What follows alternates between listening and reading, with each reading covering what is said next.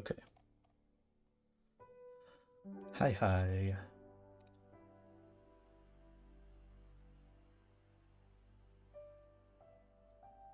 Open my freaking game.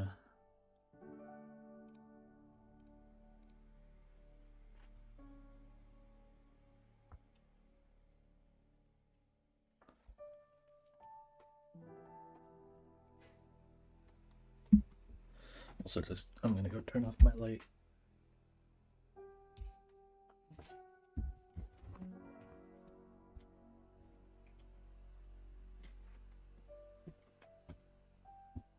Had like an awful glare on my monitor.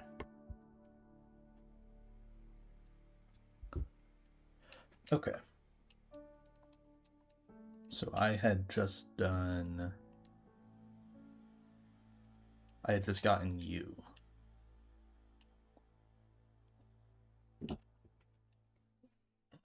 Now I have to go back,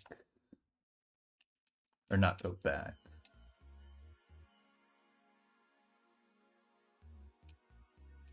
Actually, there's one thing I have to do. I forgot to get this yesterday. Oh wait, can I get it yet?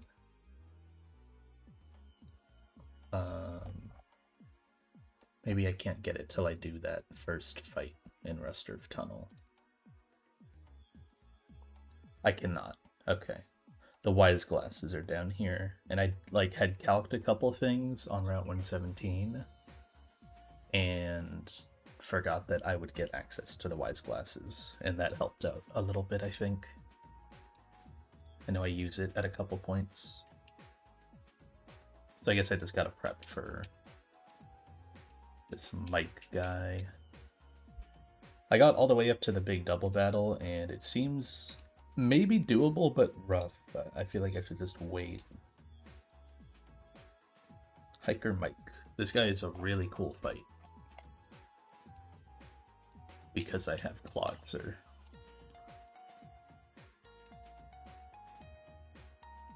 I think I started prepping for it or routing it, and then I stopped because I thought it would take too long into the night.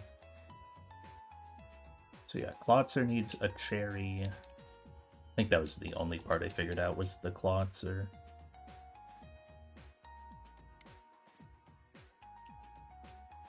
I'm pretty sure I only really need 3 Pokemon here. But I will obviously bring 6. Stoutland, yeah, Klotzer, Stoutland, Piloswine are the only ones I actually need. And then I'll bring Dreadnought, Donphan, Musharna as backup.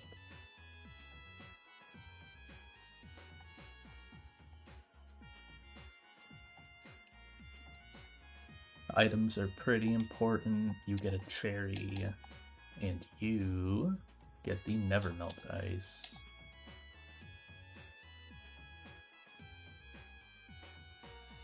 So immediately after getting Piloswine, it's already helping out in a big way.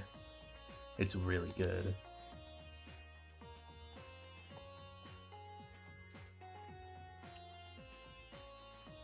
Oh, I wanted to check.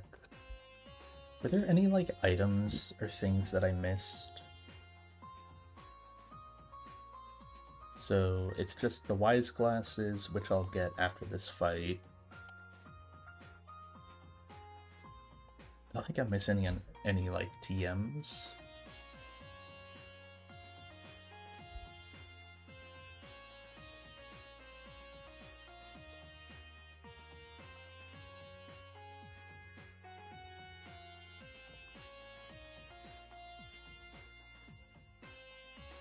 Missing that Sludge Bomb TM, but I don't know when you get that.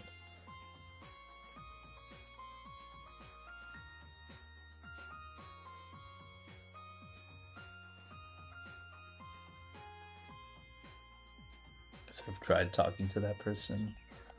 Okay. Mauville City, you get a heart or a rare candy. And you get a heart scale in Mauville. Cool. I don't think I'm missing anything though. Scroll back up.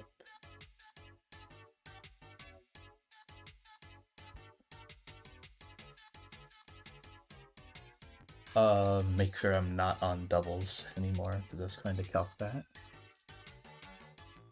Klotzer. Stoutland. I'm gonna skip this song for now. I don't mind this song, but not currently.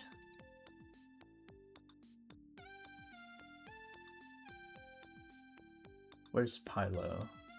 There it is. I have such an awful time tracking Mons in here. I remember I was like that when I played CK. I could never find the Pokemon I was looking for. Backup items. I probably just give everyone an Oran Berry, honestly. I think Dreadnought is the backup for...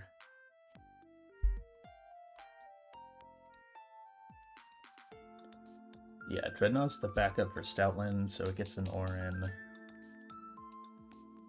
Oh wait, that's Donphan. Oops.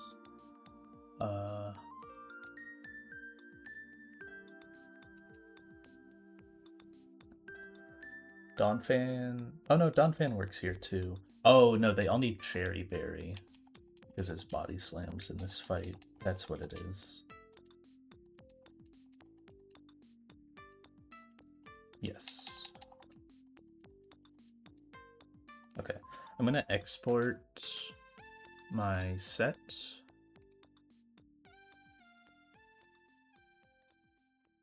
Oh, I can see hidden powers now. My Piloswine has hidden power rock. Wow. Any other fun ones? I don't think so.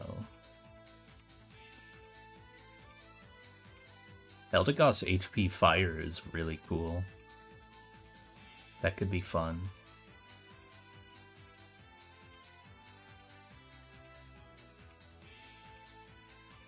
Voltund HP Ground. Donphan HP Electric. Oh, Klotzer gets HP Grass. That's cool. Huh. Okay. Export. Oh, they're gonna have the items. I don't really want that. That's fine. I didn't think about that. Can just get rid of them.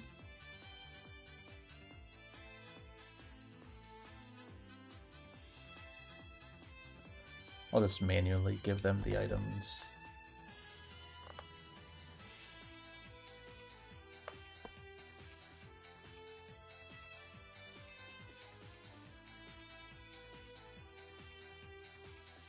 Okay.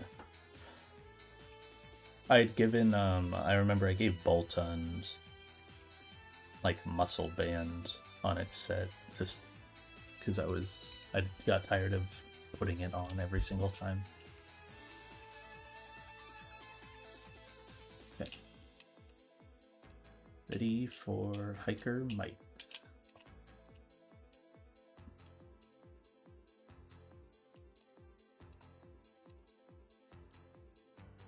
Yep.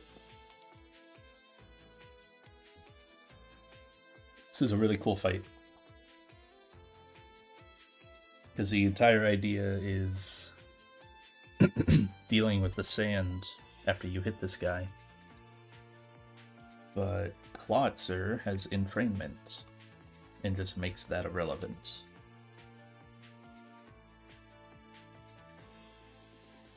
We just get rid of Sand Spit. Cherry for the glare.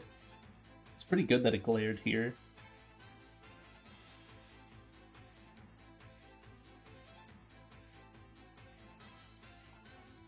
Now I can Water Pulse freely without worrying about sand. Because this also effectively makes the abilities of everyone else in the fight useless. Except for Clefable.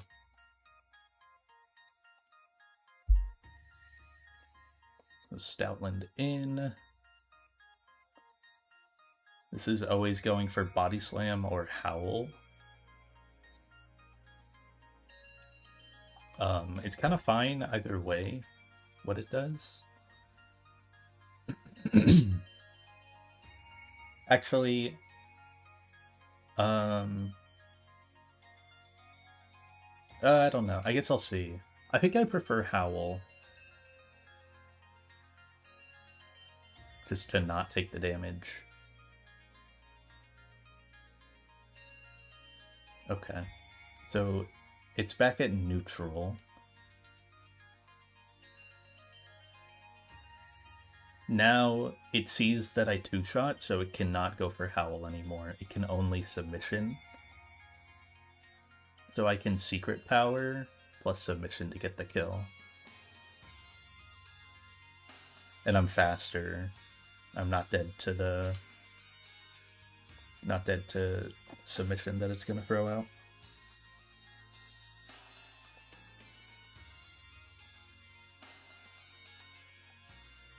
Secret power first, so that way the recoil is minimized on submission.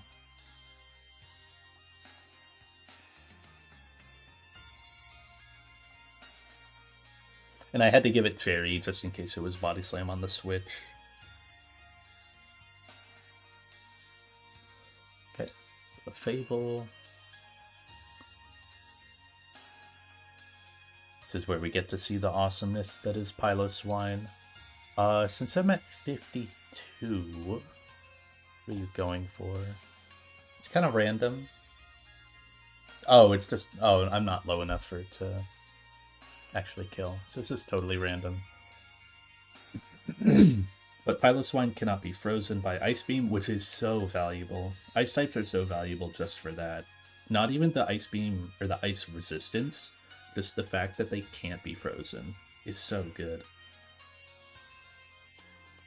And then it's obviously immune to T-Bolt.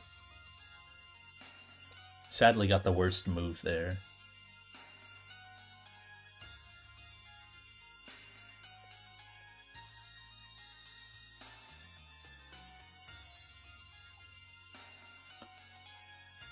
But it's okay.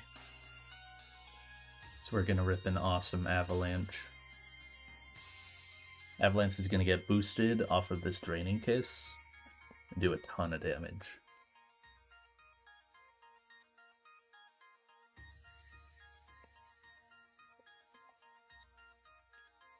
Yep. It wasn't gonna kill, but Ice Shard finishes it. Avalanche plus Ice Shard is awesome. It's so cool.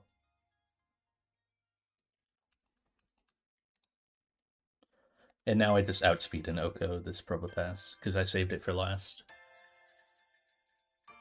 It can't do anything.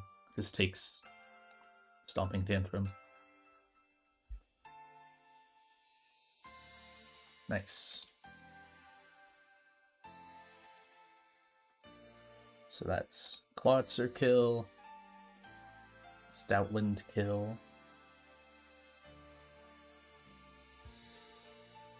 Oh wait, I'm on the next split at this point, right? Yeah, I am. Oops. Drop that back down to 1. Drop this back down to 4.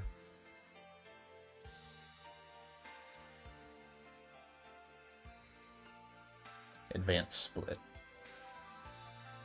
Okay. Now I can click on Stoutland, Klotzer, and then Piloswine gets its first 2. It already passed Masquerain.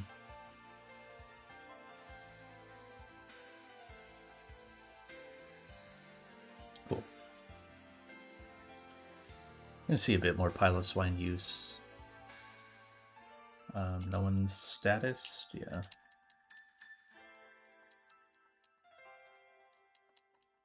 There should be no more trainers until Route 117, so I can get an encounter.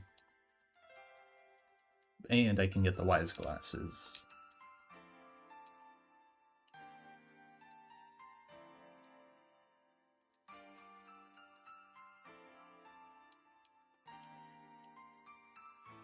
Where's the item? This is technically Route 116. Oh, they're just on a random hidden tile. Cool.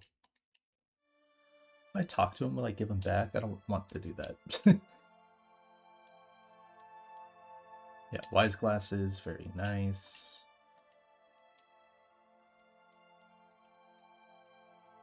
I think there was something I can get in the battle tent.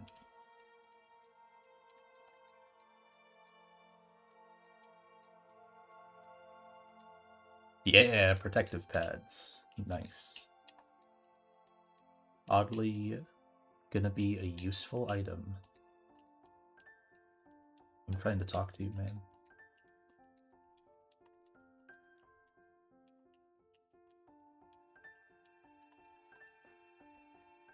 I knew there was some other item that I get here.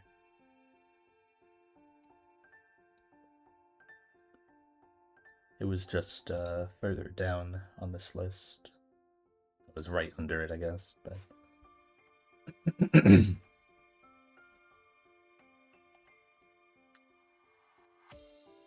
Cool.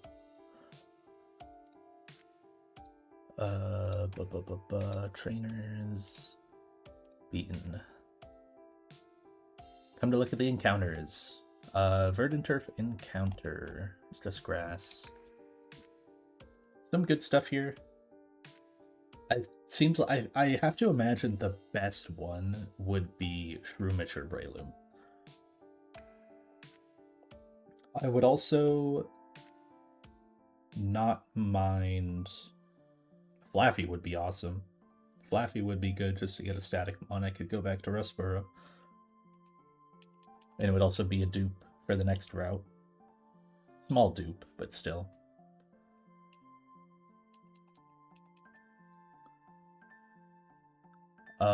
Petalil seems solid, but I feel like it serves kind of a similar role to the grass types I have. Like, it's just mono grass. Nidorino and Nidorina are kind of the ones I would really want because they are a poison type. And poison seems really nice to have, and I just don't have that yet.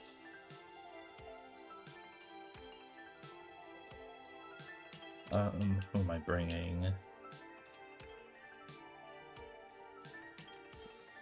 This one's are level 20. I'll bring you because I can actually nuzzle.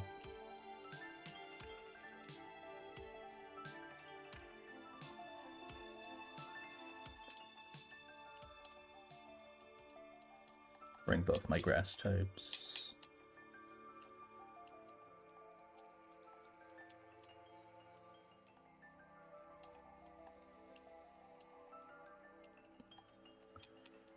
Saw 2 over Donphan.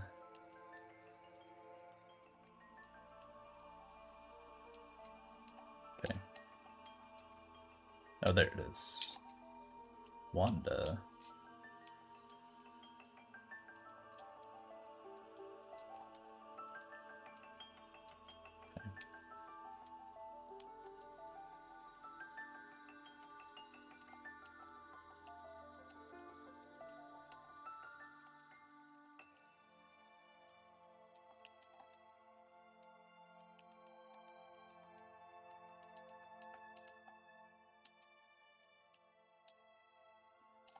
Make sure I actually have Pokeballs. I could probably use to get a couple more.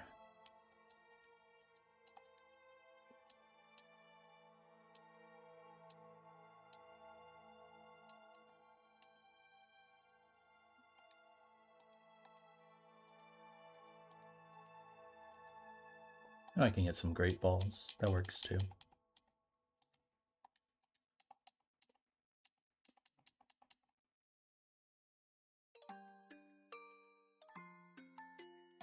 This seems nice to have. Just in case I, like, encounter a Shadow Tag Mon and, like, have to bail on it. Not very likely, but... Alright. Repellent off. Not much grass here. Oh. Okay.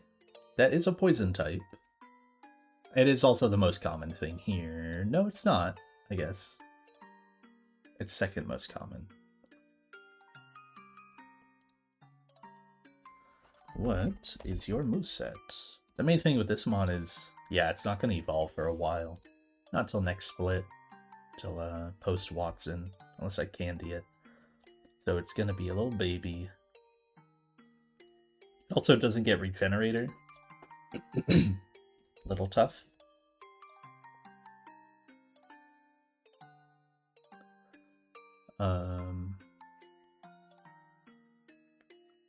You start with Sludge, Ingrain, Mega Drain, and Sweet Scent.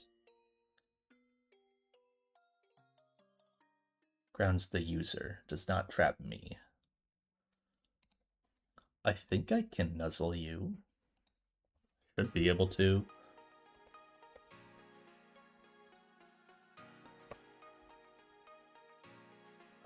Boltund. Yeah, even at like a min bulk, you're nuzzleable. Yeah. I could honestly probably spark it, but not gonna do that. Sweet Scent. Like nuzzle it one more time.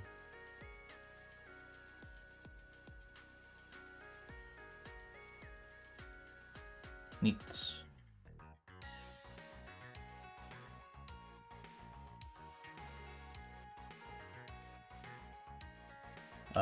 What's like a mushroom city?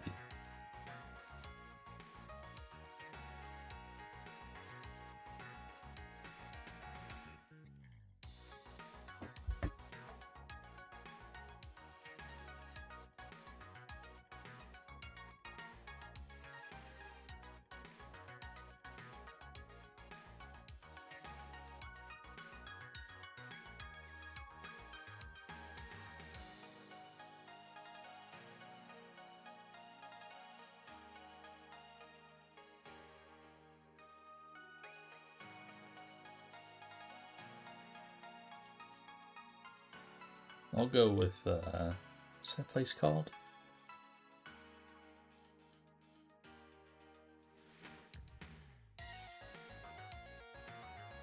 I'll go with Lagos. Because it's like, I'm pretty sure it's like a term. Like Mushroom City. For a city that like rapidly expands. When I think of that, I think of Lagos. Also could have been like Dubai.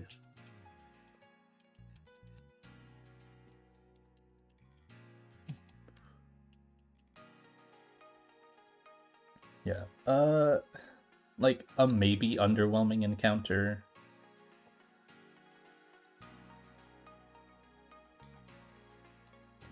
Got a tiny mushroom. That's free money.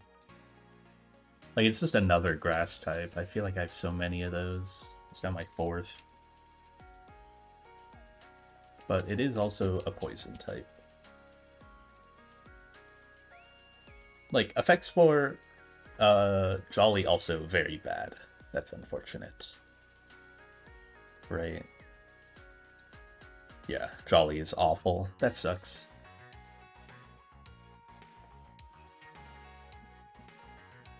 I mean, it's plus 31, so it makes up for it, but its bulk is horrid, the speed and the nature is bad.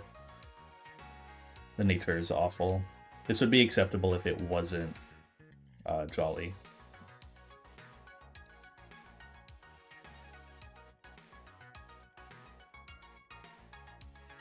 I mean, Amoonguss will probably still be usable on its own, but just looking at it, that was my computer, not yours. Looking at it in general, kind of blows.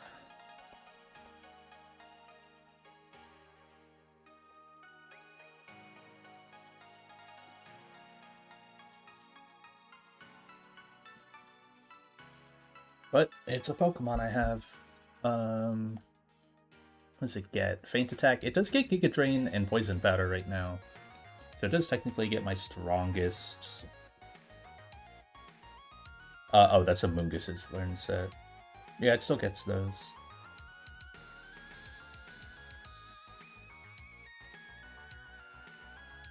I almost just used the normal rare candy.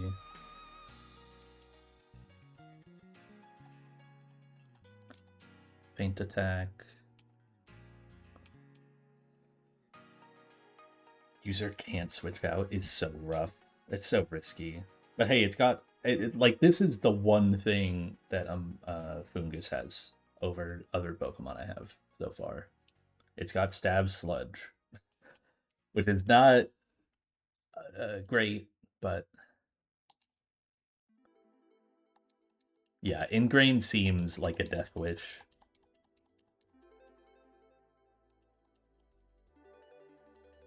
Giga Drain. It's just like its moveset is okay for now. Kill Ingrain later.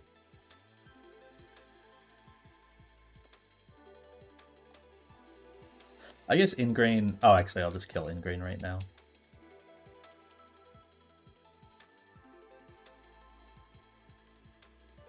Okay. Hello, Jax. Export that guy. You missed the entrainment fight.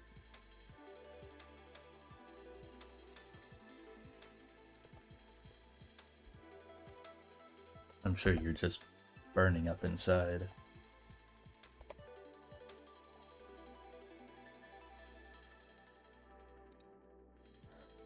Was I on the Gothitelle fight? Yeah. Have to get orders then.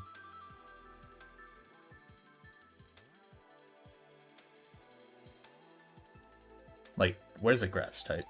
Where's... Give me a grass type. There's one. Yo, it gets out damaged because its stats are awful. It's just not good. Once it becomes a Mungus, it'll be usable, but it's just not usable yet.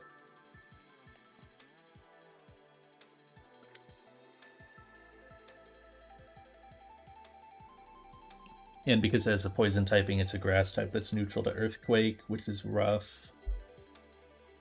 But it's also a grass type that's neutral to poison, which is really good. It's like, it's give and take, but...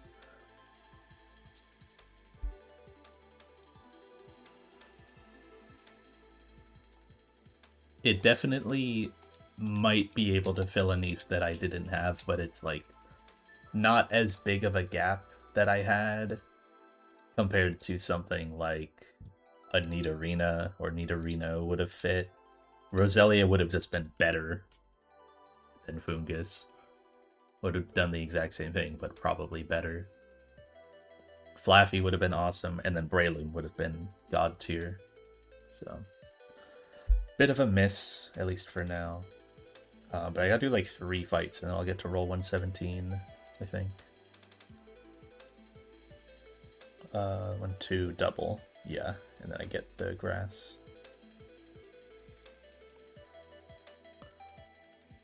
Speaking of, I need Centiskorch. This fight, I only need 3 Pokemon.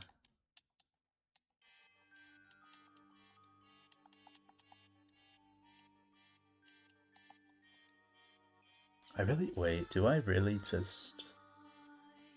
Oh, banger?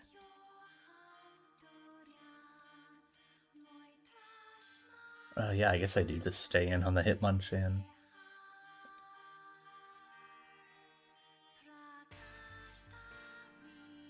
Turn this up a bit.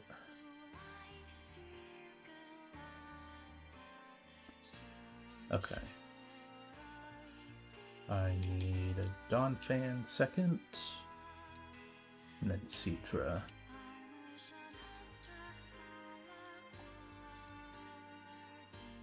Get this guy out of the party. Who invited Blood?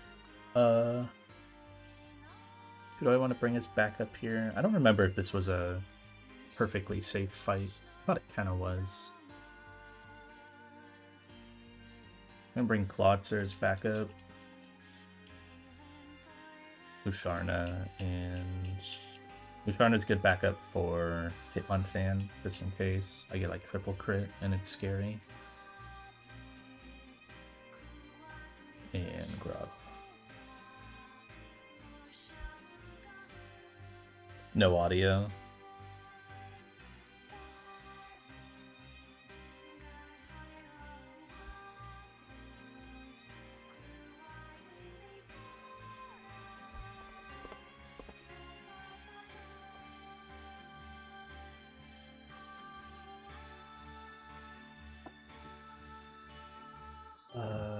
I need the silver powder.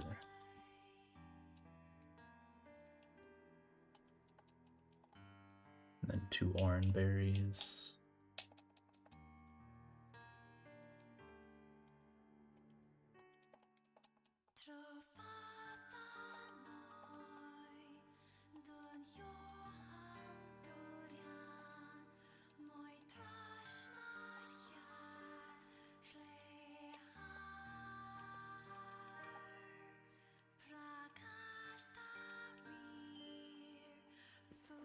Okay.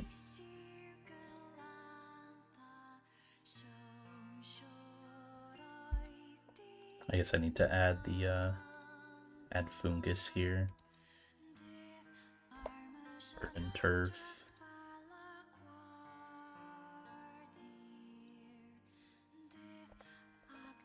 Fungus.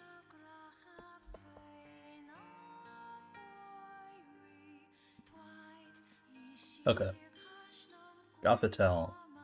Pretty easy mon when you have the silver powder.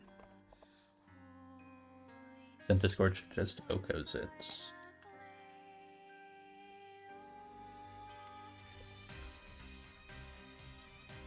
Don't have to worry about Shadow Tag, obviously.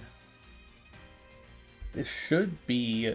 So I was looking at this calc, and I was a little worried about who comes in here. I'm hoping it's Hitmonchan, even though it does nothing. Okay, good. That was one I was a little worried of my understanding on. From here, I just Flame Wheel it a lot. There's nothing else to it. I'm outsped, but I take no damage. And also, I could Flame Body it, like that. It's got a lum, but...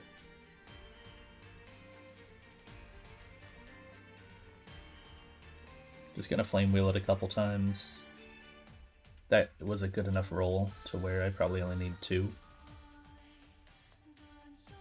But yeah, this is just the Centiscorch fight. He's Flame Body. It's definitely dead now. And it should be Toxtricity in.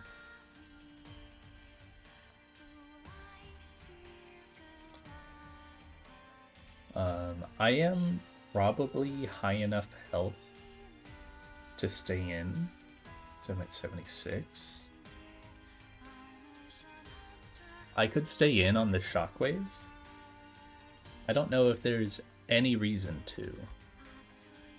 There isn't. Okay, good talk. It's always Shockwave, I just go Donphan.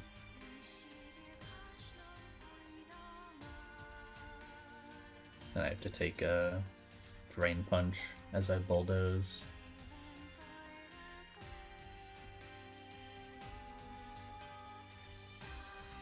I honestly didn't even really need an Oran Berry here.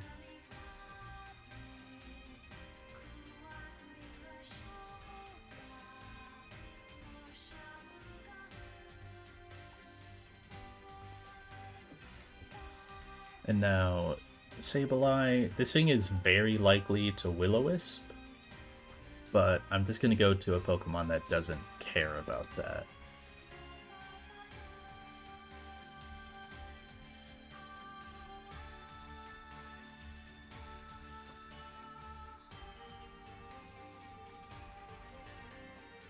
It's the main thing with not having access to Rost berries yet, is I kind of just have to, whenever I see like a Will-O-Wisp or a Flare Blitz or something that can burn me, I just have to go, okay, what special attacker can I use?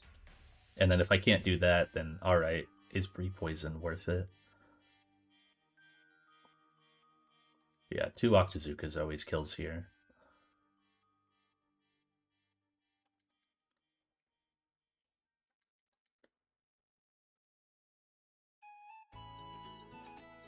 Nice. So that was 2 Centiscorch kills, a Donphan kill,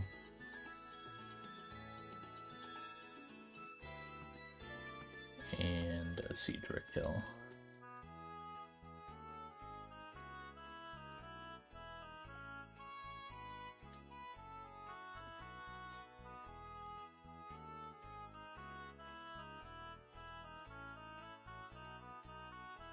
Didn't even need those orange berries or all these other Pokemon. I didn't remember if that fight was completely riskless, and it was. I think even if I get like triple crit by the Hitmonchan, then maybe it's like random moves switching in to Donphan, and it takes a little more damage, but it's still totally fine. This guy is a hard fight. Solving this was really cool, but really, really hard. I do need Centiskorch still. This took like a full 6 Mons.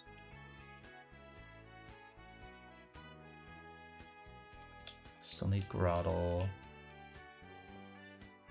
I just need to grab Stoutland and Dreadnought.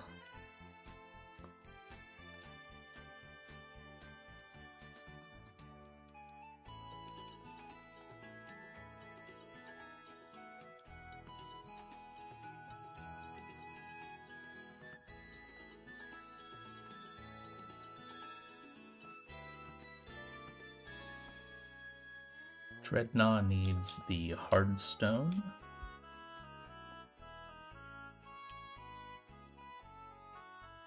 Centiskorch gets an Oran Berry. Stoutland gets an Oran. Grotle gets the Miracle Seed.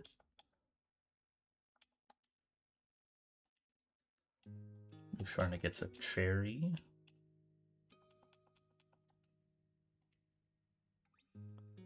And Donphan gets an Oran. And then the last thing is Dreadnought needs to be poisoned.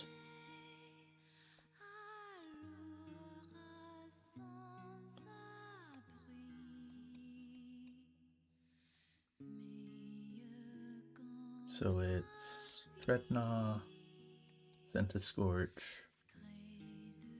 Stoutland, Grotle, Musharna, Donphan.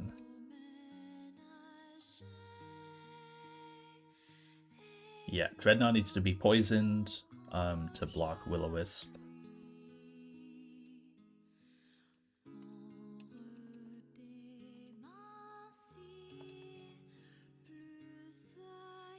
And that's the only one I need here. Oh, oops.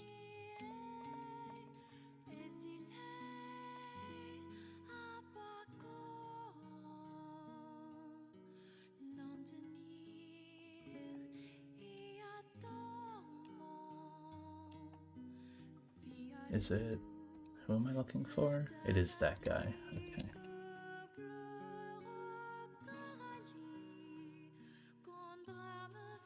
Use a potion.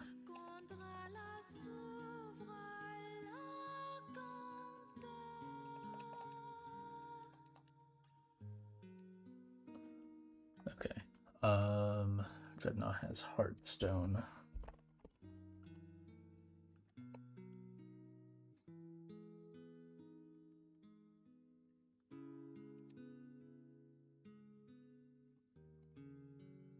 Why did I put this as Rock Tomb plus Rock Slide? Oh, because I get intimed. That's right. I was like, Rock Slide just kills. Okay. Hard as hell dogfight. Oddly for my team. It was a tough one to figure out. And it's probably it's just like I have to play around a bit. It's a little bit of a loose fight in the middle, I would say. So Rock Tomb, take a Wild Charge, which kind of sucks to take, but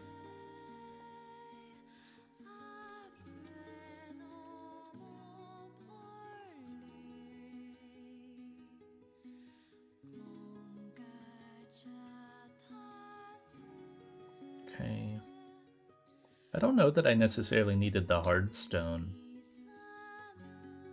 I feel like I could have had an Oran Berry. So now after the Rock Tomb, I'm faster. Yeah, I feel like I definitely could have had an Oran Berry. I don't think I'm using Dreadnought. Oh no, I am. I'm Intim cycling it with Furfur later. So yeah, it would have been nice to have the HP. I should be able to get it in once still.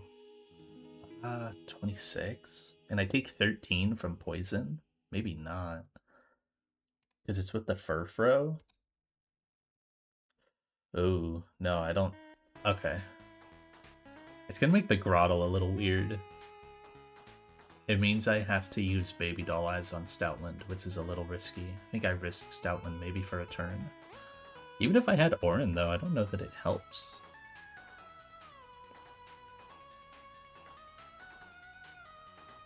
Maybe it does. That Furfro's gonna be super annoying, just because it has Attract. It's nothing to do about it. It's a really annoying Pokemon. But this is always Lucario next, because it's got Outspeed Oko. With my current HP, it can also be Flash Cannon, which I think is still fine. Yeah, that's fine.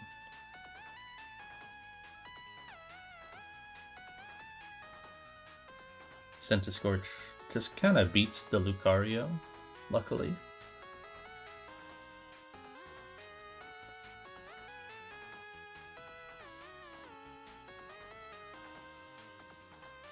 Just Flame Wheel twice. I do have to take a lot of damage, but... Ow. That kind of sucks.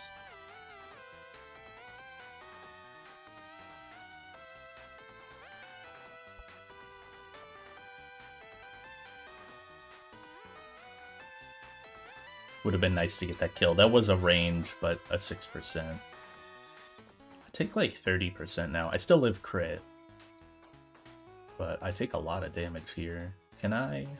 No, I cannot Bug Bite. Or it does nothing.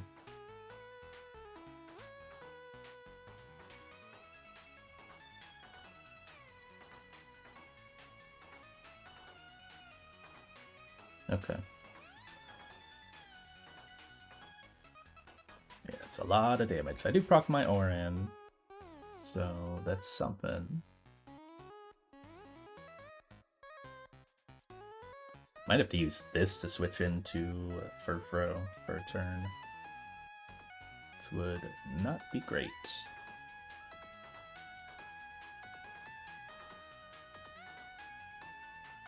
I am dead to return crit because yeah, it would have been nice to like hit this once.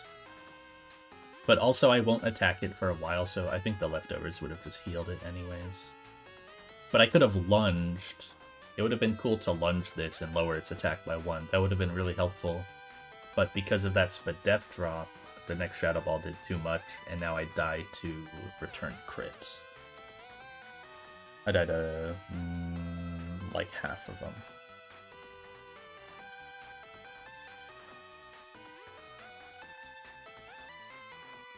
It also could just attract, and then I get owned by that. I don't know how you play around attract, other than have an Oblivious Pokemon, and I mean, I have Piloswine, but it's thick fat, so GG. Okay, the way we're gonna get around this is we're gonna go Stoutland, which is a little rough, but we're gonna Intimate. Stoutland is quite bulky on the physical side.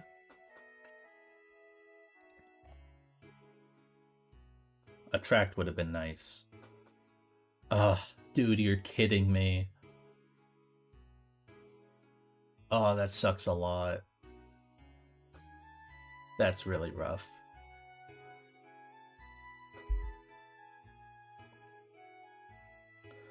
Okay. What did that roll? I rolled 48. That was a pretty high crit.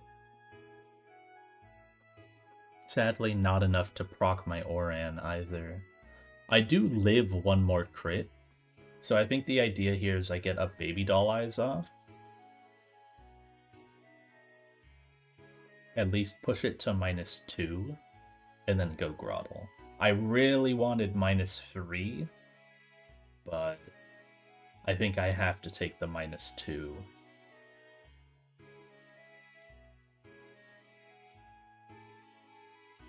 And then maybe you finish with, like, Centiscorch. This mod is so tough.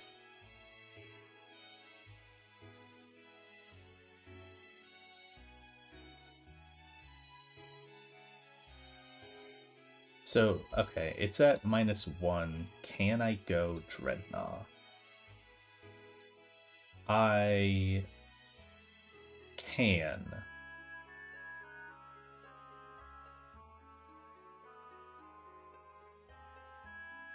I can technically go Dreadnought, because I'm baiting...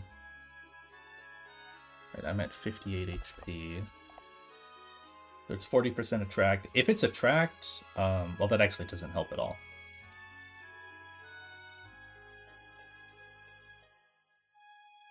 And if it's attract, then the poison chip will bait always an attack. Anyways. Return does 12, poison... I gotta make sure poison does 13, right? I have 108 divided by 8. Yeah, it does 13. So I do technically live return at 1 HP on Dreadnought, and then it's just going to be triple random move. I can... The thing is, Stoutland takes an Iron Tail crit better. But there isn't really any point to that, because I can just Baby Doll Eyes right here. Ahead of its attack. So, there's almost no point to going Dreadnought. Because when I switch Stoutland back in, it would then just always be dead to crit. And I wouldn't even be able to Baby Doll Eyes, or I'd be risking crit. Push it -2.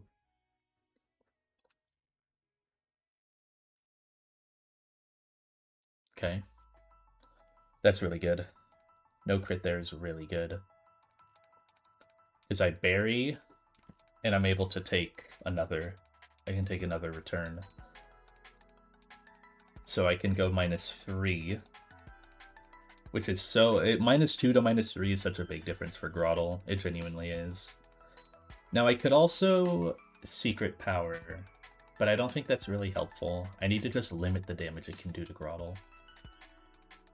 So -3 now.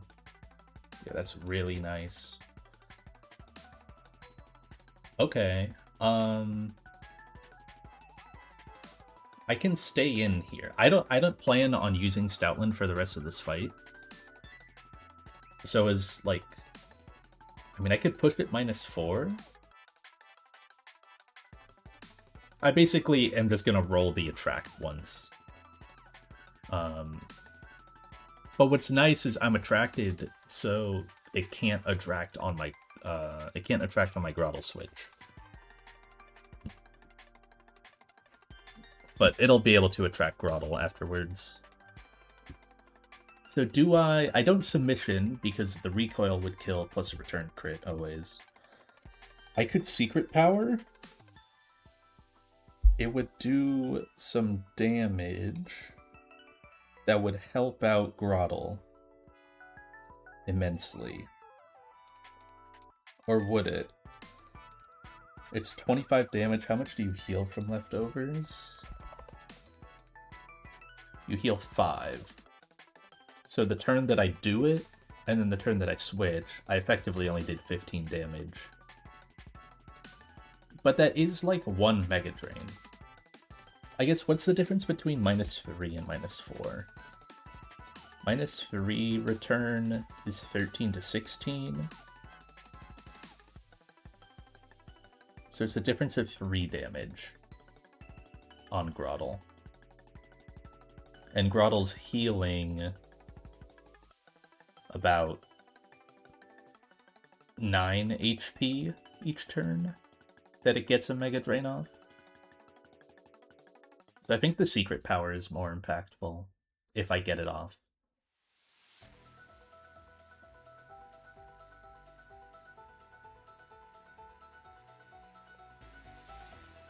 Damn, okay. Now I have to switch out. It was worth going for. Oh, oops. -3. Yeah, it was worth going for. Now, return crit kills me. So I gotta switch. I almost wonder if it's worth... Centiscorch is barely dead to return crit. If it's worth, like, trying to go to Centiscorch to bait Flame Body, that would be neat. I would be able to do it if I didn't get owned by the Shadow Ball proc. But I cannot. I also would have just stayed in earlier and clicked the lunge. So then this thing would be at -4 or would be -3, and Stoutland would have had an opportunity pre-attract to click Secret Power, but I got unlucky. Yeah, I just go here and just have to kind of hope Grottle starts winning this war of attrition. 13. I need to look at like every, like that was a good roll. Because it's basically going to be a 13 or a 15. So we always want to see a 13.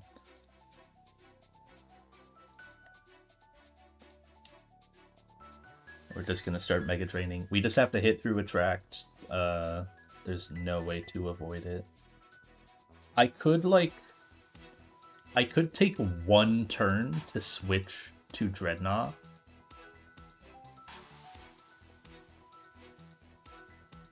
And try to dodge the 40%. Because at this point, Dreadnought only takes 7. Yeah, that's worth trying. It's going to take 7 from the return. The problem is, though, I bait Iron Tail, and if I get defense dropped, that's just as bad. Because I'm going to take 6 damage plus the 13. So I'm going to be at 7 HP. So coin flip, and if I get Iron Tail defense dropped.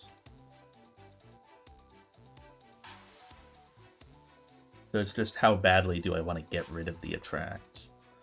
Stay in for another turn, see how it goes.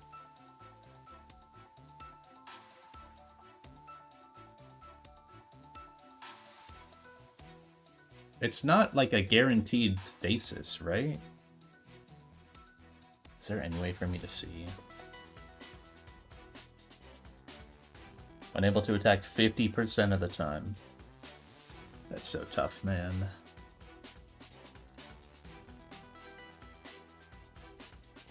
Hey, can I win a coin flip? I have to switch.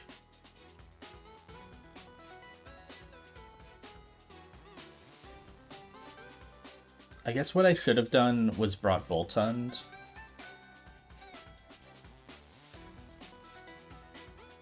Because Boltund can nuzzle it and then Dread...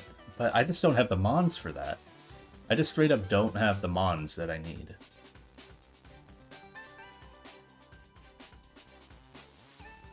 So yeah, now I'm baiting Iron Tail and I can get defense dropped. I guess I can go... Stoutland here. Or... So it's Iron Tail or Play Rough. I can go Centiscorch. And if I Flame Body, that would be awesome. That's the dream. If I Flame Body right here, that'd be so good.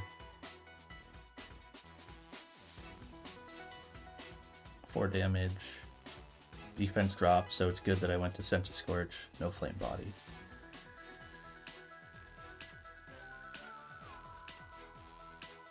Dead to crit.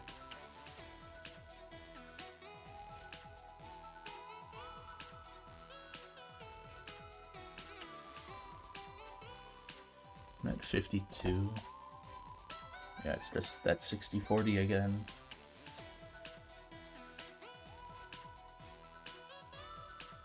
But it's not worth risking Scent to Scorch.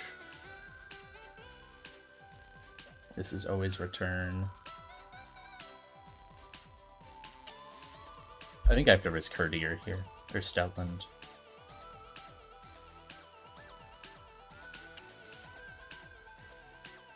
I think I need the one more Intim. If I get crit here, I die.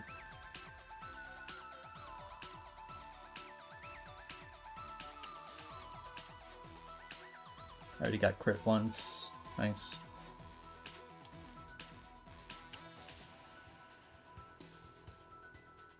This one sucks. Like, I have a berry on... Oh, no, I have, forgot, I have Miracle Seed. So I do a little more damage, but it's not much more. It would be nice if I could just get an attack off. I'm down this far and I just haven't gotten damage in. And at this point, I basically out-heal the returns. But through leftovers and through attract spam, yeah. I don't know if I'm gonna make it. I can't switch out anymore to get rid of the attract. And I haven't won a single coin flip yet. That's 4 in a row that I've lost.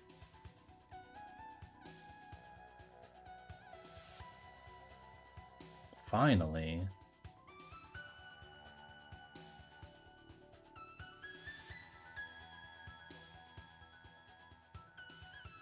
Okay, there we go. It's a much better position.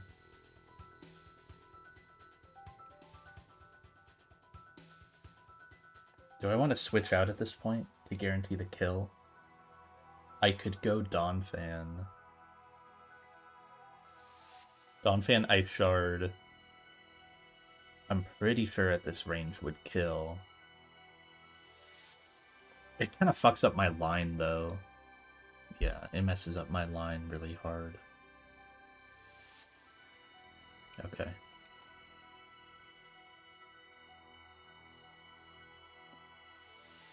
God, attract is awful. Yeah, because I think I need this to be Flamethrower, Manectric. We got there eventually, but absurdly risky.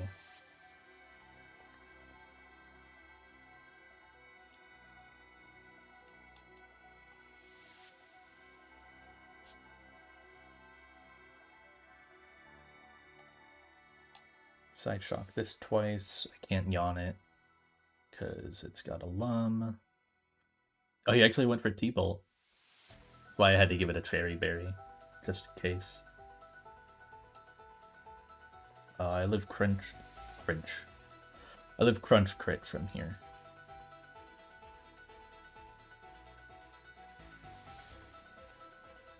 I think if I got like double crit to switch into Musharna, I just switch to Donphan. And it can finish off after one side shot. And then finish off the Bolt Hunt. Because this is Crunch. It's guaranteed Crunch, it can't be Howl.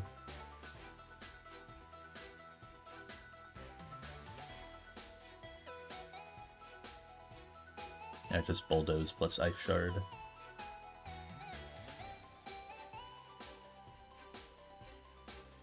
Defense drop doesn't matter. Yeah, that's fine. Go ahead, buff up, man. Even if this doesn't kill, I have Ice Guard. Oh, it's Focus Sash. What am I saying? Yeah.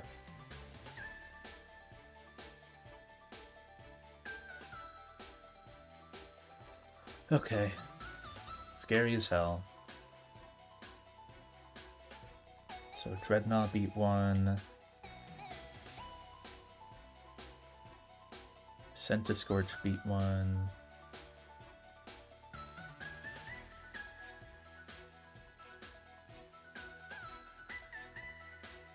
Eventually Grottle beat see Furfro, then Musharna and Donphan.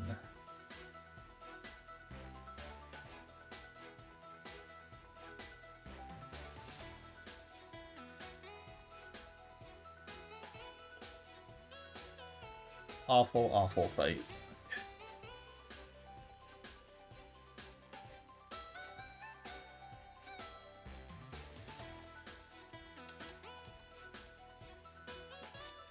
Honestly, like, the rest of it is totally fine. It's just the Furfro that's so bad. It's so random. You just need an Oblivious Mon, which there are not many. Or you need something that can, like, I don't know, kill it fast, but those don't really exist. It's got Fur Coat. Maybe Girder could do it, but I kind of doubt it, and it's slower. It's a rough one. Okay, this is a double battle. Yes, this fight is cool. This fight is really cool. I'm pretty sure this one's... Assuming I did it right, I think this one is riskless. I need Yanma. I only need 4 Pokemon here. Need Yanma, Musharna, Centiskorch, and Xatu.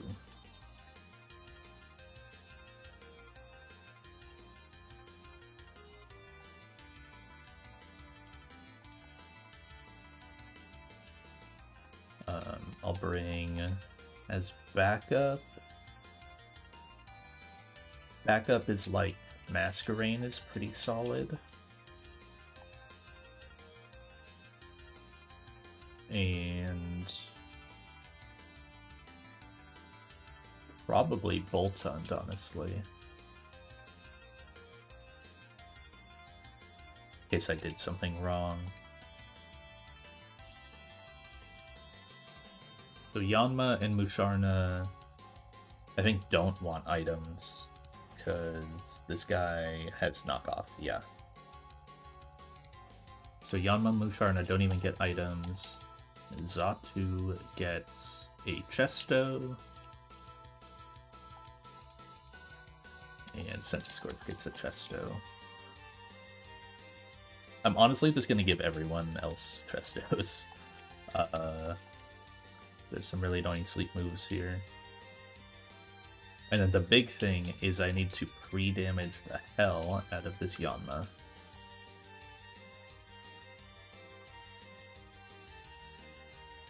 So it's got 88 HP. I need it to have 13.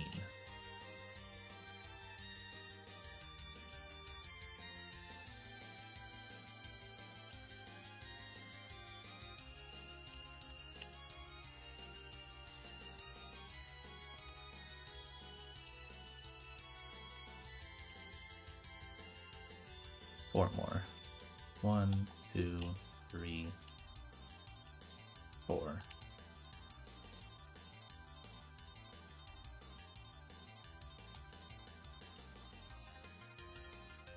Cool. Okay. Yeah, this is the fight.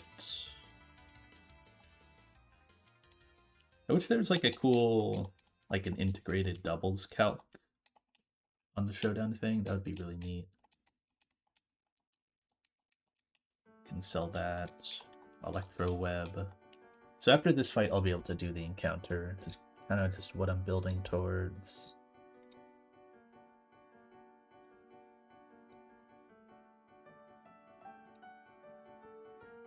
Oh, you can just buy Electro Web later, huh? Okay. Let me move this around a little bit. Xatu. Yeah. Okay, 13 HP.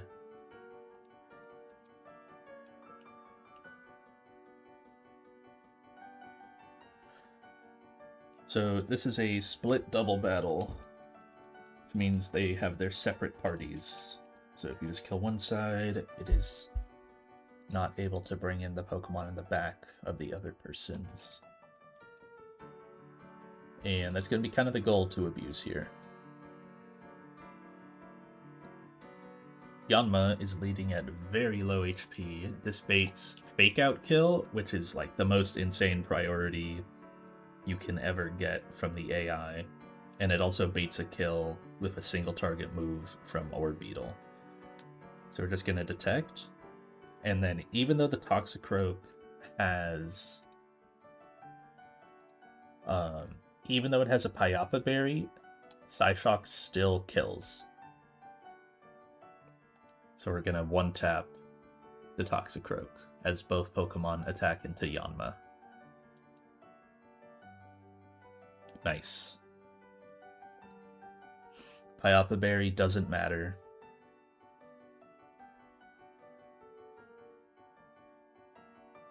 That's crazy. Musharna's awesome.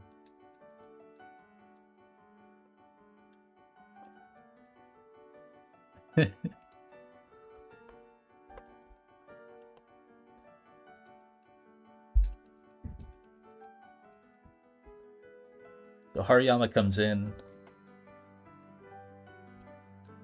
This turn, obviously I can't keep Yanma in. It's still going to be baiting Orbeetle, and now it's going to be baiting...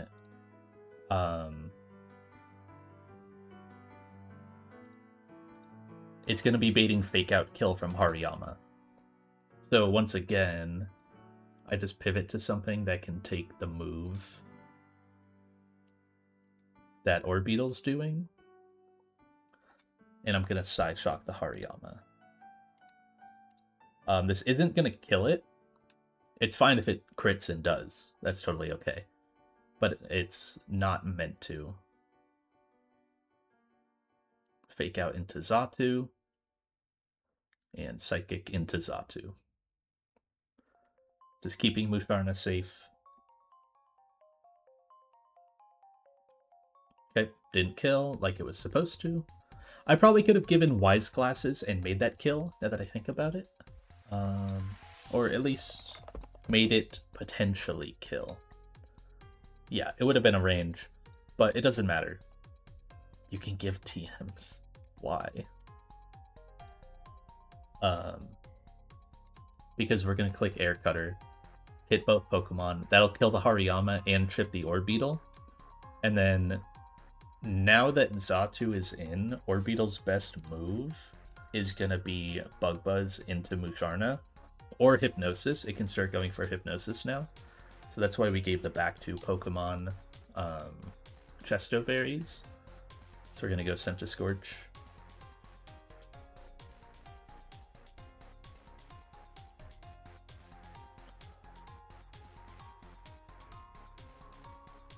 So Hariyama goes down, and we massively chip the Orbeetle. Bug Buzz, totally fine. Now, Xatu does outspeed by 1 point, and I just click Drill Peck. And click Lunge. And then the last mon in is going to be Hypno, so that's 2 Xatu kills? Yeah, 2 Xatu kills. Last mon in is Hypno, who both Pokemon outspeed, and with Drill Peck plus Lunge, I get the kill.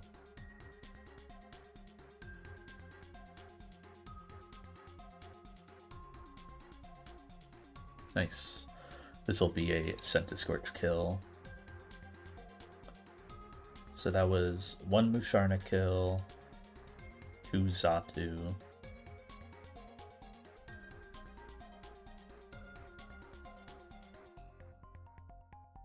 And then a Centiskorch. Keeping Centiskorch in the top 3. Keeping that gap wide. Groudle and Centiskorch are gaining on Yanma. But yeah, super cool double fight. I love the double battles. They're so neat.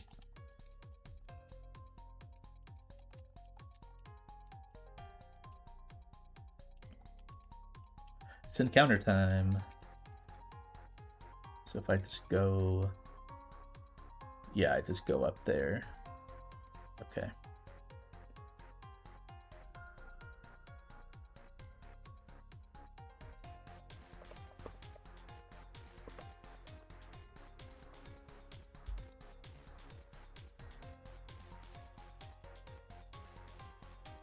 Nuzzle doesn't matter. There's no point to really leading Voltund. I should be leading, actually. I should lead Yanma because of Compound Eyes. And then just switch to, like, Isle of Swine or Donphan or something. Or a Grass type, that works. Eldegoss is a good bring here.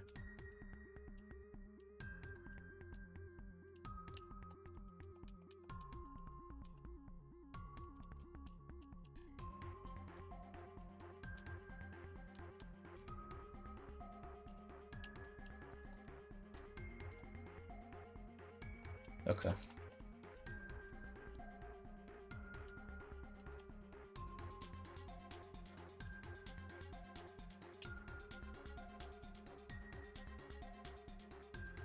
Really want a Pikachu, an Electrike, straight up just a Togedemaru right now, or a Flaffy.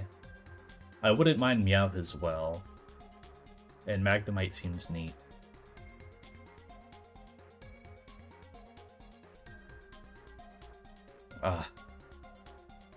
Man. I don't know much about this Mon, but at face value, I don't see this Mon as very good.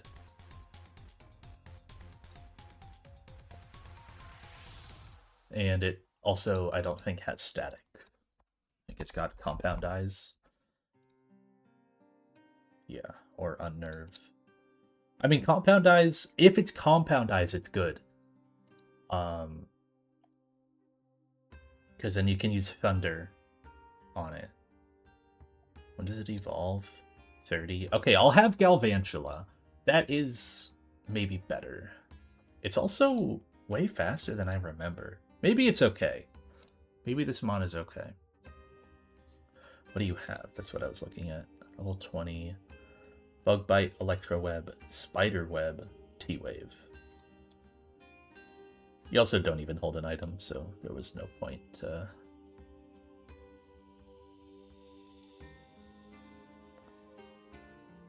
you have Bug Bite, so I don't really want to go my grass types. I'll go Centiskorch. Oh, but if I burn it... Oh, shit. I didn't think about that. Bug Bite can burn it. Okay. I don't know if I stay in because I can burn it. Joltik. You never fight a Joltik in this game. How about that? Oh god, it's a good thing I didn't actually do anything. All my moves would kill it. I thought Bug resisted Bug. No? I guess not. Oh, what about Donphan? Donphan can maybe... Ice Shard? No.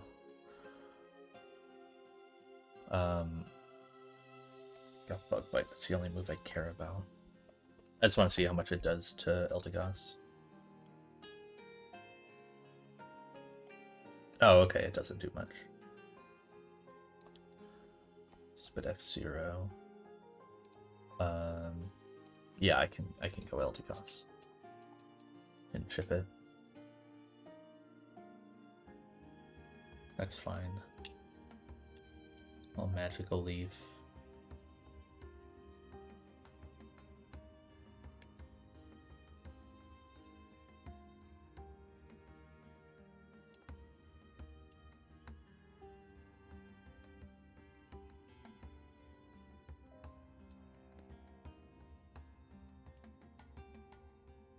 Come on, man. Yeah, that's what I was worried about, the spider web. I think I have Great Balls.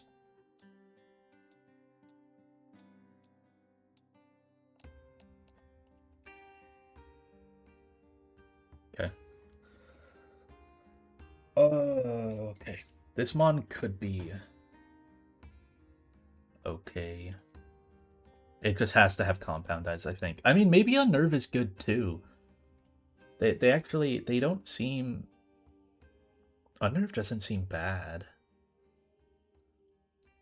Like it could paralyze something with a T-wave, and it could have a Lumberry and just not eat it. Acts before hazards and other abilities take effect. Damn. I think Compound Eyes would theoretically be better, though.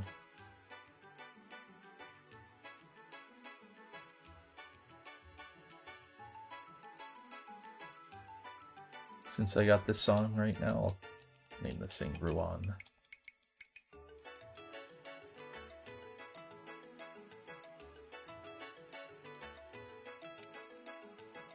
Oh boy, a revive.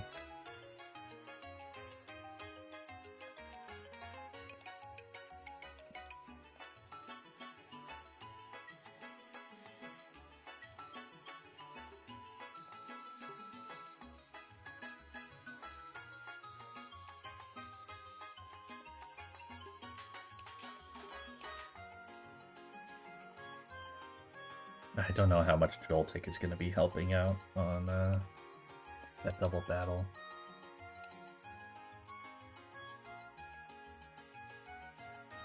But we'll see. Maybe it's good. I mean, I just watched someone do an E4 run with Galvantula, so maybe it's a good mon. It does have Compound Eyes, and it's quiet. Now, the minus speed is rough, but it's... Wow, that's really good.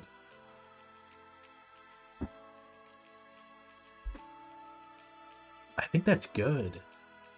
Oh, shit, this mon's gonna be good. The minus speed is like a little rough, but hitting the 31 makes up for it, I feel. Plus 17 special is crazy. This thing is gonna hit so hard. It gets discharge in this split. I'm gonna be dropping Bug Bite probably. And with Compound Eyes, I can just freely do stuff like T-Wave. I wonder if I hold on to Spider Wave or Spider Web. There's like tech with that, right? I think there's Spider Web tech. Okay. Oh, that's the Galvantula learn set. Oh, it's the exact same. Actually, it's not. Oh, do I delay this? This thing gets Signal Beam at 34 as Joltik. Whereas... Oh, no, it gets it at 35. Okay, that's still in the cap. That's fine. That's all I was worried about. Yeah, this thing's definitely going to want the Thunder Tutor. It'll be able to fire off Thunders on a plus 17 special attack. That could be really good. Maybe this thing is good. I'm just sad that it wasn't... Suppresses the foe's ability. That is not the worst thing right now. Gastroacid has tech.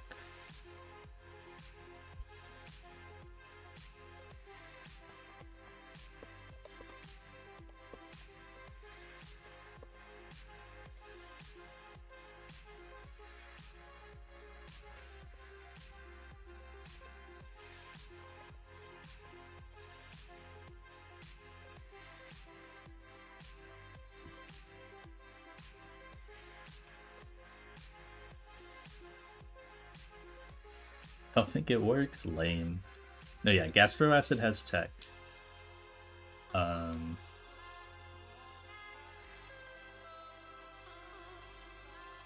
need Struggle Bug, that's the problem. Over Bug Bite.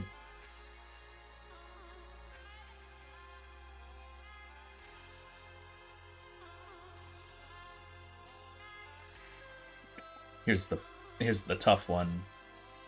I really like Electro Web.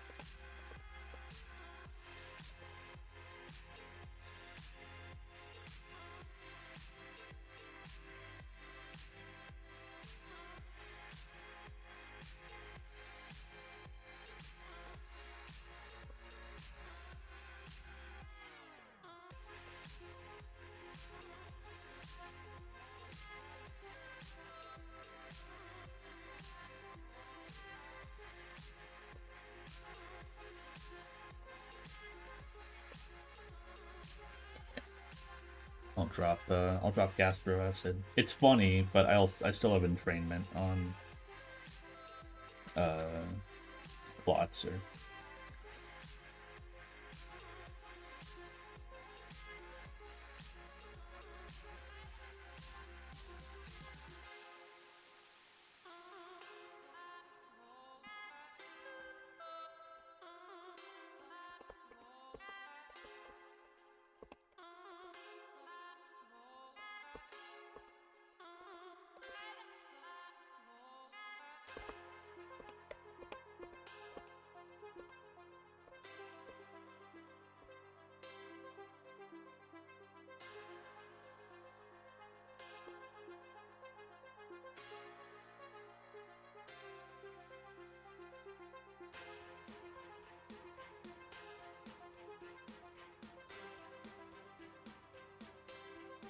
Joltik.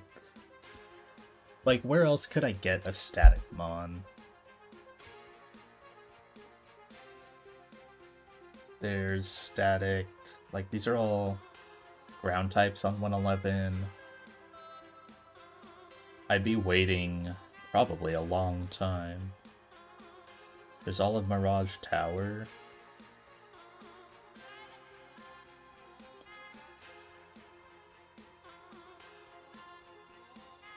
Desert Underpass.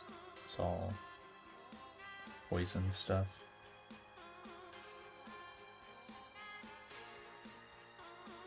Yeah, I don't know if it's... I don't think it's happening. I think I give up on the Togedemaru dream. It's just sad. That Mon seems so good. Genuinely like a top 5 Mon throughout the game. I mean, I could still get it, but I'm giving up like great chances to get it. Yeah, you just never get a good chance at static Mons anymore.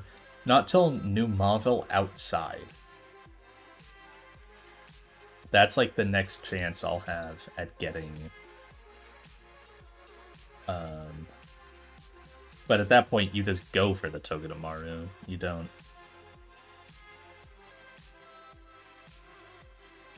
But also at that point, Togedemaru might be past its welcome.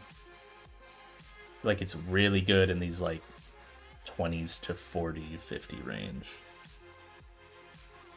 Delay for Fossil.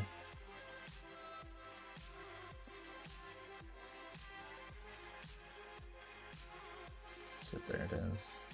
Yeah, I guess these aren't great. Pull for a rock ground.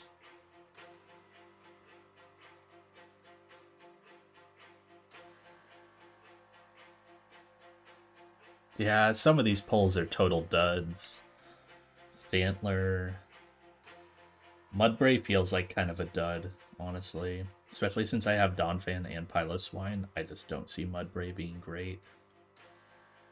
Meowth seems good. That would almost be like a Togedemaru replacement in Berserker. Then obviously Togedemaru itself, 13%.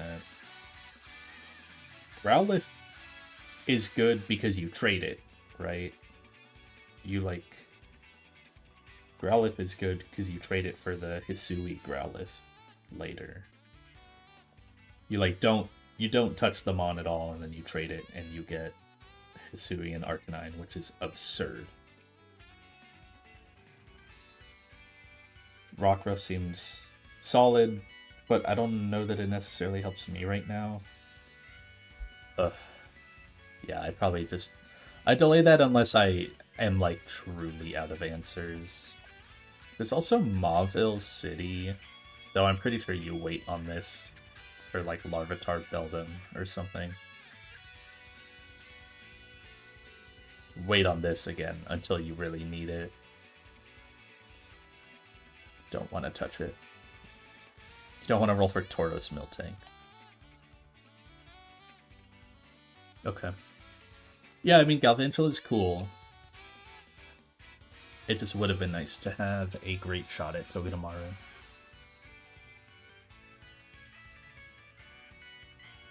I hope Galvantula is good. And it does seem like it can be.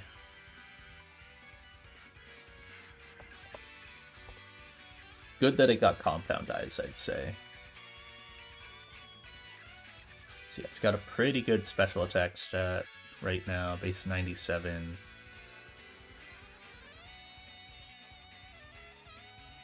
Like, it's only a little bit under Klotzer, whose base is way higher, because it's got the plus 17.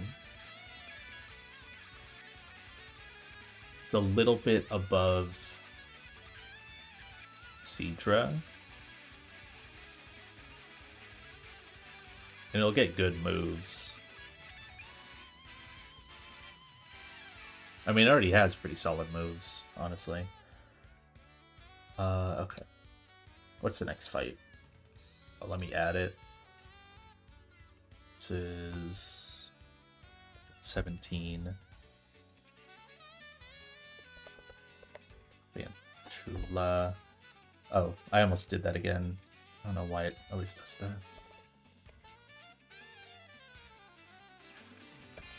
One.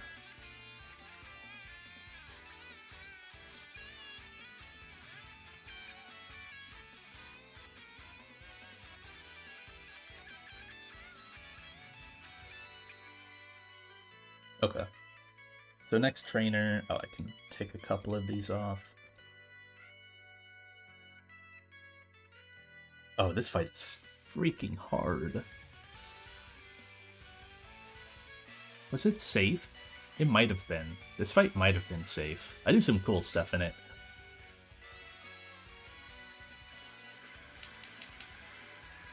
This fight is pretty neat.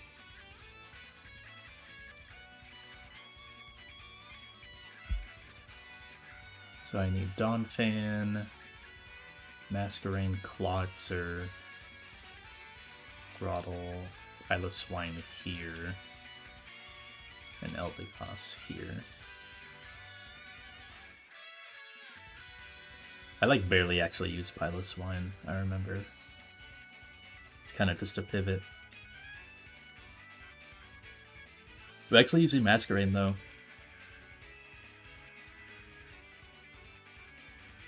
Get ready for history. Masquerain is about to do something.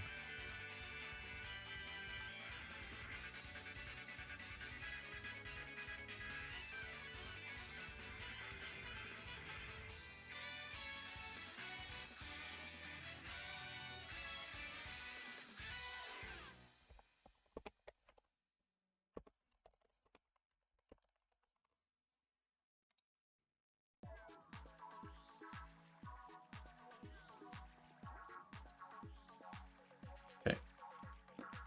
So, Donphan. I need a rock. Lycanroc is pretty good.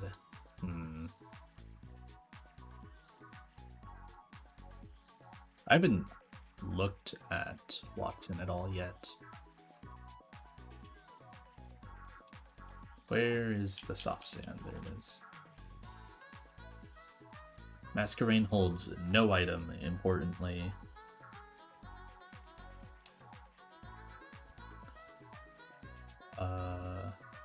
Klotzer holds an Orin.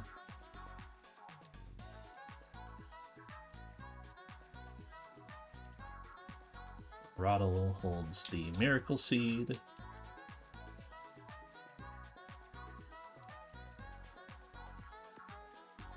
And that's it, item-wise.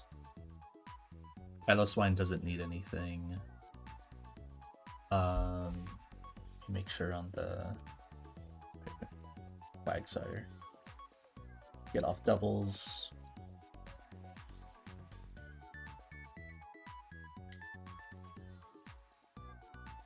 Donphan, Masquerain, Klotzer, Grottle, Piloswine, Eldegoss. Yeah, I'm just baiting Earthquake or Curse, and then I switch in.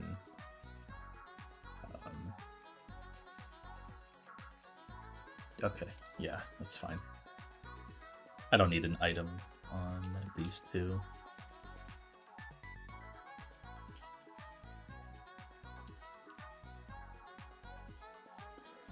End up getting Magnet Pull Magneton. Oh, I didn't think about Magnet Pull. That also, yeah. I kind of forgot Magnet Pull also draws. I was just so honed in on getting static. Okay. Yep.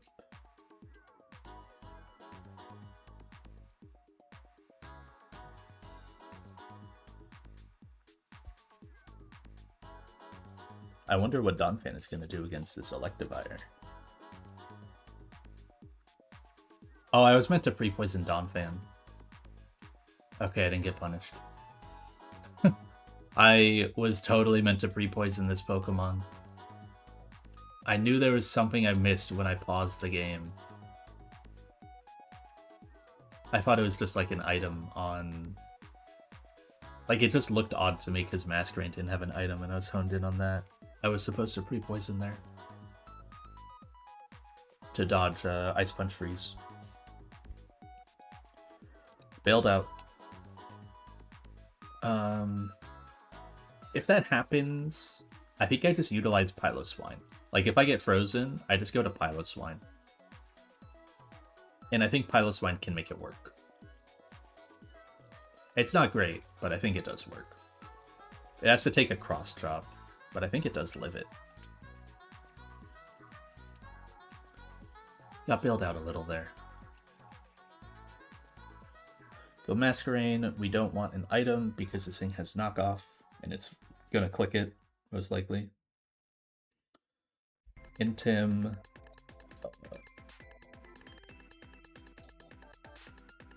Nice. Oh, my attack. Dude, what the heck?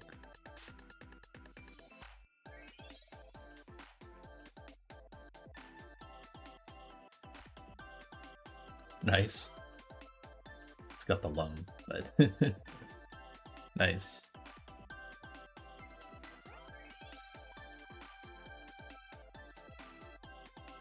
Is that Masquerain's first kill? It is.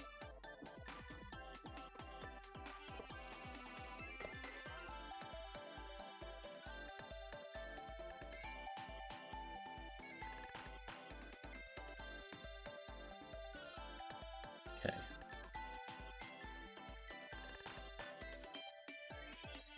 I am loving Clawitzer so far. This mon is so cool. I'm like, this is one of my favorite mons I've gotten. It's so damn awesome.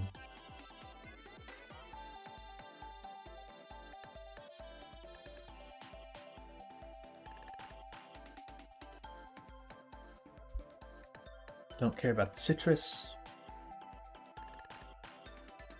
Will-O-Wisp is fine. Even if I got hit by it, it's okay.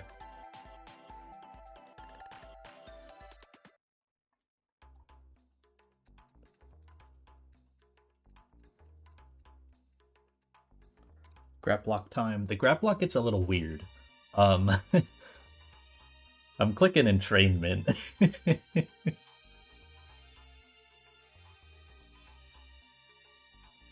Get rid of technician.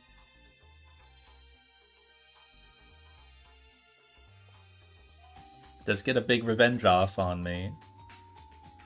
But because it's not technician boosted, doesn't do that much damage. Can I stay in here? Probably not. No. Also, the payback will be... Or is that boosted payback? That is boosted payback. Okay. Still a crit kills. Let me put myself at 51.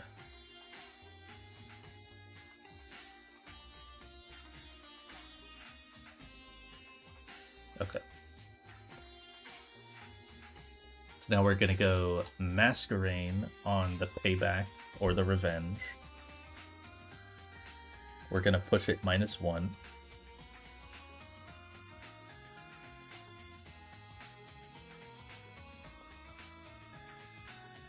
This is probably the most impact Masquerain has had in this one fight.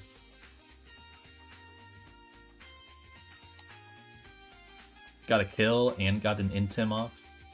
That's pretty big for that Mon.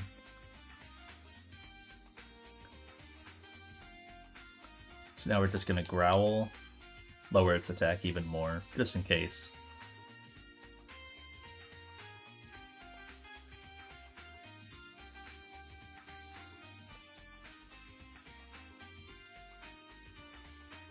And now we just Mega Drain it twice. And then Seed Bomb. I do more damage than the calc shows because I have a Miracle Seed. But I know I calced it out, so that way 2 Mega Drains and a Seed Bomb kills.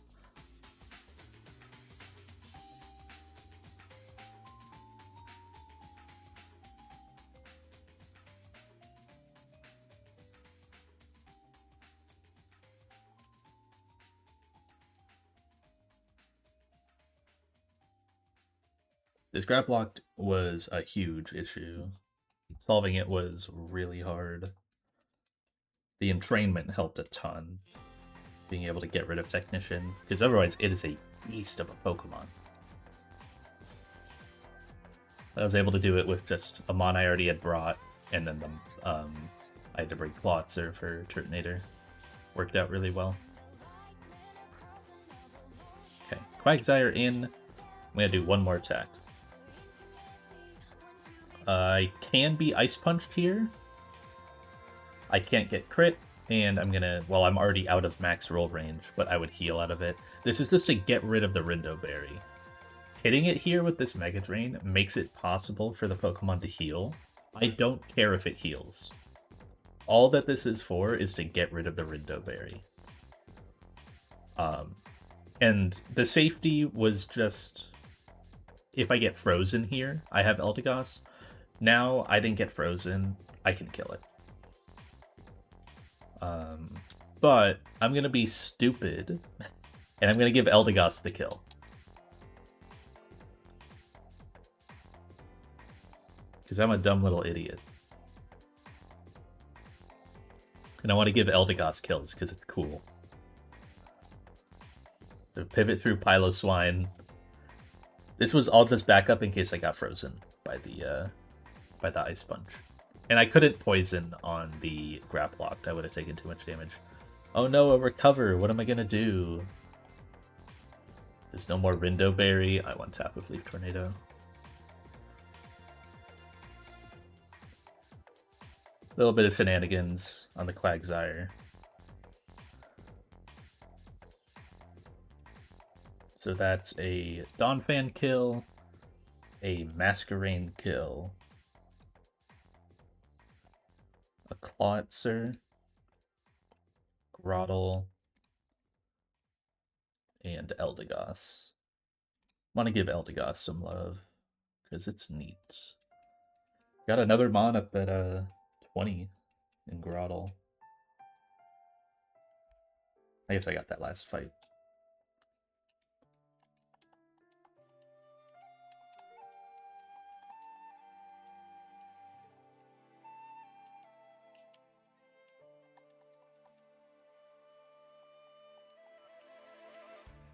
Okay.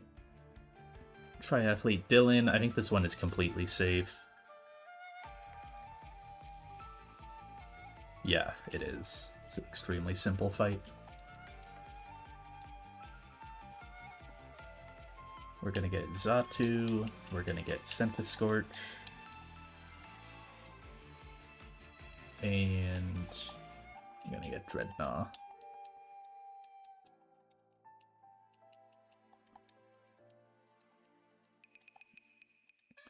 This did require a little bit of Wait, what? Why can I use Fly? What?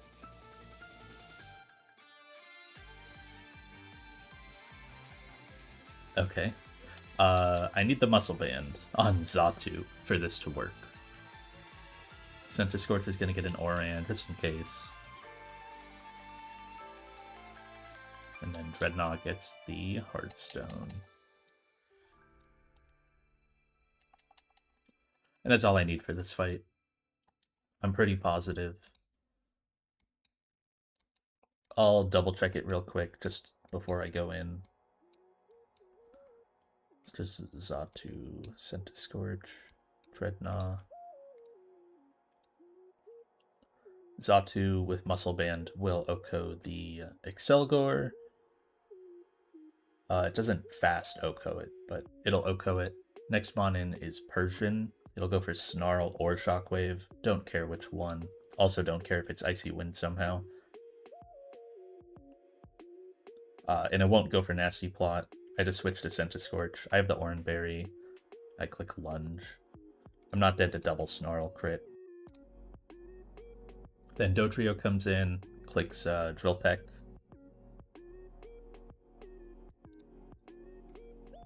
And I go Dreadnought, and with Hardstone, I one-shot with Rock Slide. I guess if Centiscorch gets crit, I do have you, which is good. I'll grab, actually, the mon I'll grab is Galvantula, just in case. And Boltund. Grass types aren't really helpful. Just in case the Centiscorch, something happens that I didn't account for, but it shouldn't.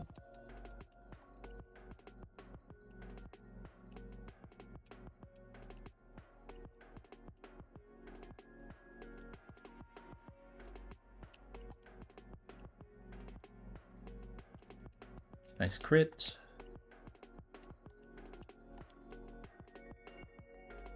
Snarl. Yeah, no crit. I should be safe.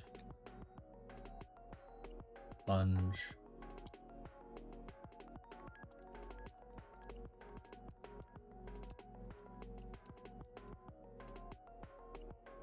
There's the Drill Peck. There's the Rock Slide. Yep.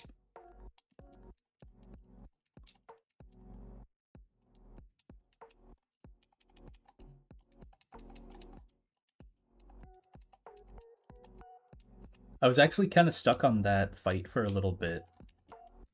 Because I originally was going to lead Centiscorch because I was like, damn, it destroys the Excelgor. And I didn't think anything else I had really beat it. And because I was using Centiscorch on the Excelgor, I couldn't use it on the Persian. And I had nothing else that could beat that Persian. Now that I have Galvantula, it probably can beat that Persian. Maybe.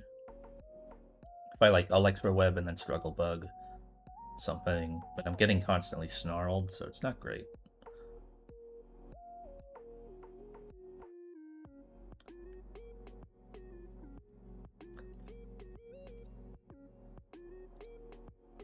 But then I saw Muscle Band Zatu kills the Excelgor. So I had my outs. I could have just committed like multiple Pokemon to the Excelgor as well. But I didn't really need them. Okay, this fight sucks. I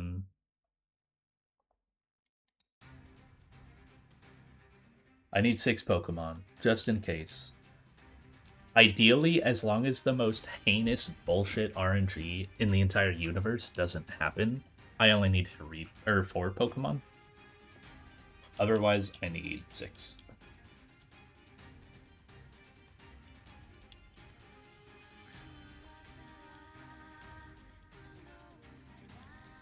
Stoutland.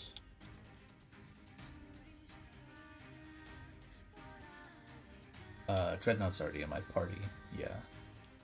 So is Boltund.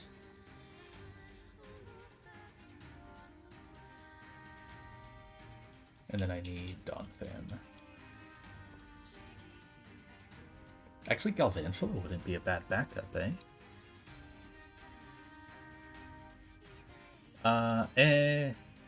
Nah, it wouldn't be great, sadly. It underspeeds. It's not good for the Chinchino. I needed, like, Swellow backups in case things go poorly. But this isn't good. It's just dead to Brave Bird crit, so... Sadly, it is still a bug type. And the Swellow is quite strong. I need multiple pre-damages here. We're going to give Flotzer an Oran, give Stoutland an Oran, Dreadnought needs the Hardstone again. Bolton needs an Oran. Then I'm just going to give you... I'm going to give you Never Melt Ice. And then I'm going to give you an Oran. Never Melt Ice in case I need the Ice Shard to be buffed. Then I need...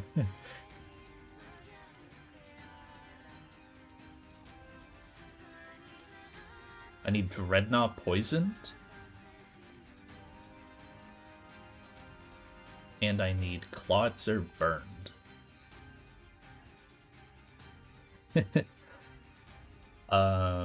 Okay, where's this trainer? It is Maria? Yeah. Okay, just one tile right of Dylan. Got it. I'll walk there and then just Oran Berry my... Everything else is good. Yeah.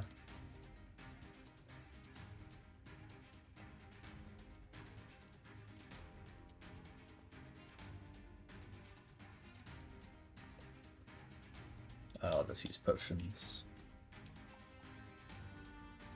Okay.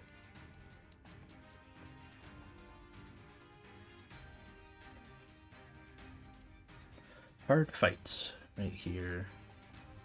But I think I figured it out. This Trinfino is just so brutal.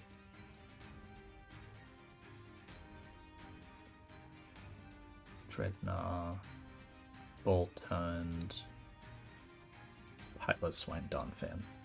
Okay.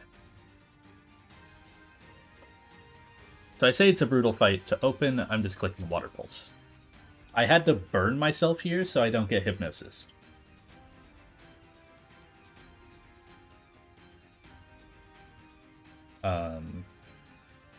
Yeah.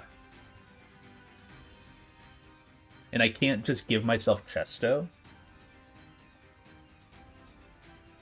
Because the Trinfino also has Sing, and I don't want to bait it on my switch.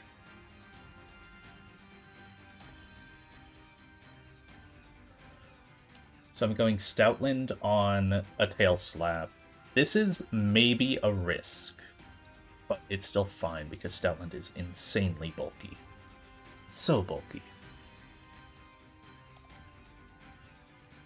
So physically bulky. It's actually insane. So here's the first Tail Slap. Just need to pray for not crits, really. There's obviously always 5 hits, so there's 1. That's fine. Okay. Even if I got a quintuple crit there, I still live. So that's okay. I also have an Oran. I'm not doing anything with this Pokemon. I was just switching it in for the Intim. That way Dreadnought could come in and take less damage. I basically committed 3 Pokemon to this Chinchino. Really good that it sung there. That's awesome. Why I had to pre-poison. Obviously, I couldn't pre-burn because I'm all physical moves. So I'm just going to click Rock Slide. I really don't take much damage from this Rock Blast. And I can't be crit.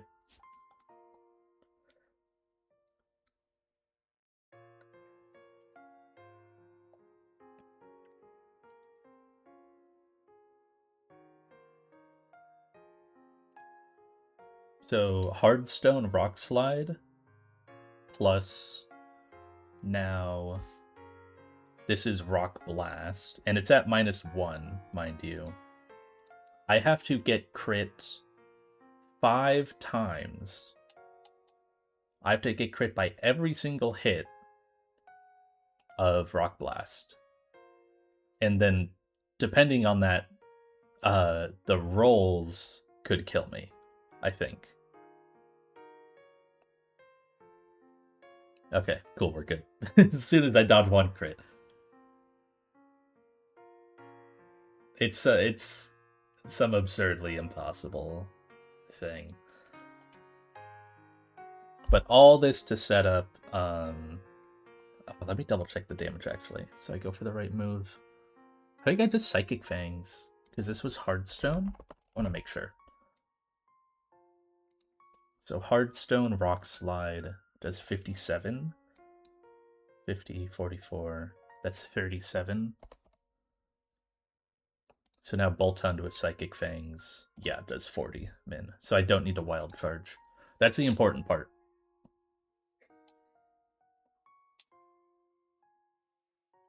So I can Psychic Fangs. Because this, at least before the, or no, still, it's the only Pokemon I have that outspeeds Chinchino.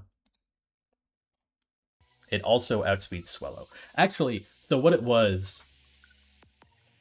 the problem was, Boltund can never die to that Rock Blast, even if there's 5 crits, because it has an Oran Berry. But if there's 5 crits, then I have to switch out to beat the Swellow with other stuff. Because the only way I'm one-tapping this is with Wild Charge. And the recoil would have killed me if I was under a certain HP. And I only get to that HP if there's like, if there's like 5 crits. So, worked out. So that's just 1 for Klotzer, 2 for Boltund. Klotzer's climbing.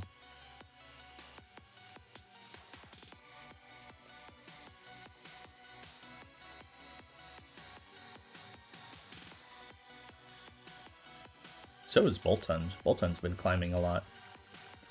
Okay, one more fight before the awful double that I don't have planned yet. Yeah.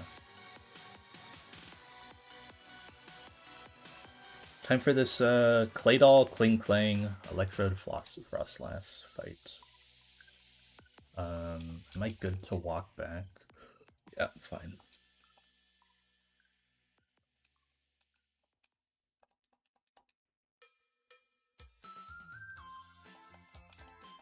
Cool fight. Effectively riskless. Even if I get like the 5 crits there on the Boltund, I have these 2 Pokemon and I still have Dreadnought in the back to help deal with the Swellow. I have like Evermelt Ice Shard on this guy, Ice Shard on this guy, Rock Tomb on this. I have Intimidate. So it probably would have been okay. I may be overplanned, but you never know. I had the ability to overplan, so I will take it.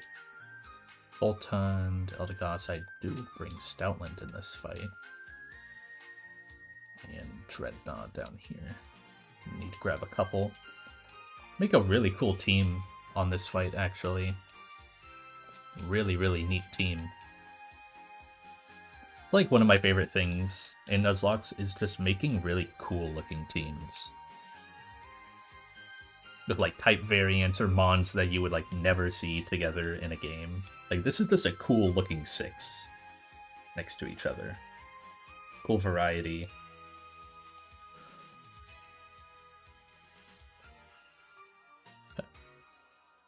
Piloswine needs an Oran Berry. Oh, right, I simplified my notes here. It's like, why are there no items? Centiskorch gets the Wise Glasses. And then everyone else gets Oran Berry.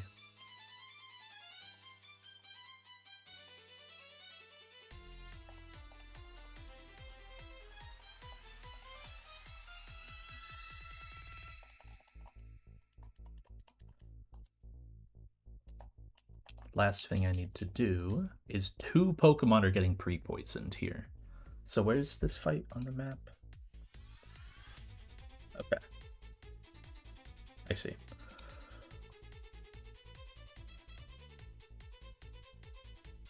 Piloswine to the front. Centiskorch. Boltund, Eldegoss. Dreadnought.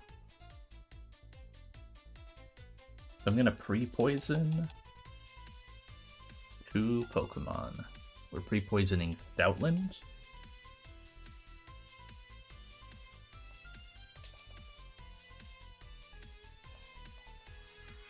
And Dreadnought.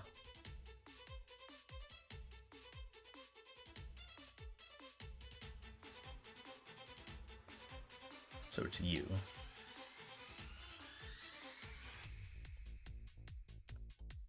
I need them to be healthy, I just need them to be poisoned.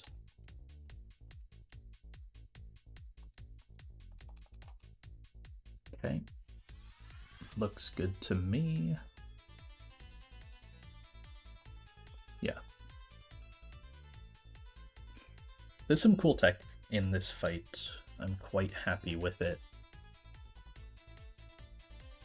Like, this Claydol is a beast. But I have Avalanche. Avalanche is not a guaranteed kill, but I have Ice Shard afterwards, so it's fine. That Earth Power hurt a lot, but I did not get the Spit Up drop. Okay, nice kill. Didn't need to be a kill, but got it anyways. So always brings out Klinklang next, because Klinklang is absurdly strong.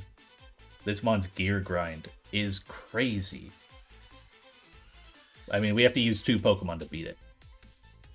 I think I just prepared for the worst on the Klinklang, so I used Centiskorch and Boltund. This is why I gave a Wise Glasses to Centiskorch. So there's a gear grind. A Flame Body would be cool. A Flame Body proc would be really cool. Didn't get one, but that's okay. So Flame Burst does 56 min with Wise Glasses. Take away 50, that's 32, so that's 26 HP left.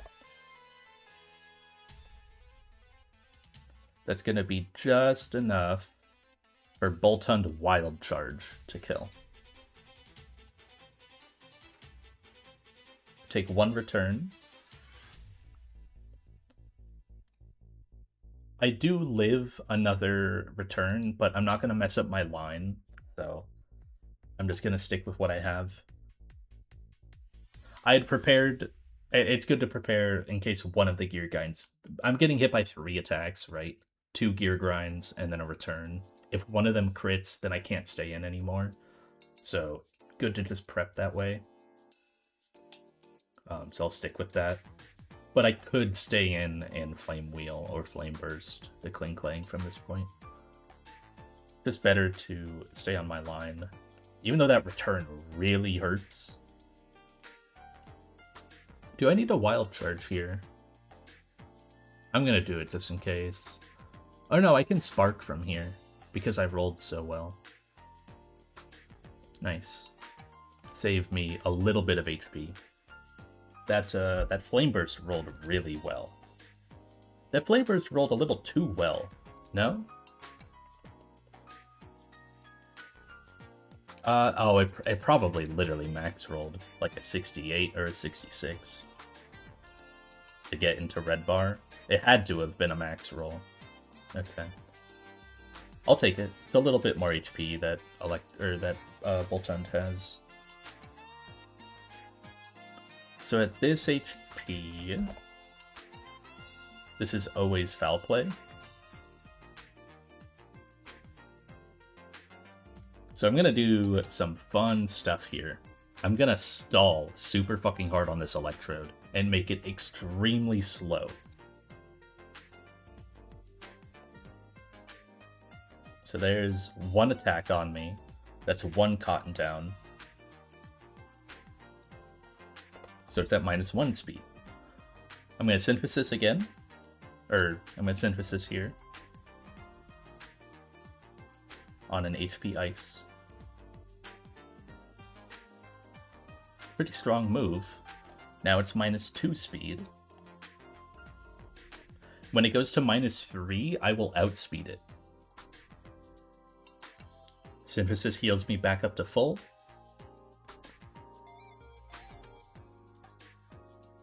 I'm going to do another Synthesis just to be high health.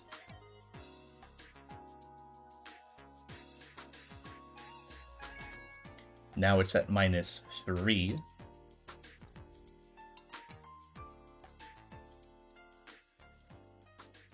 And I'm back up to full.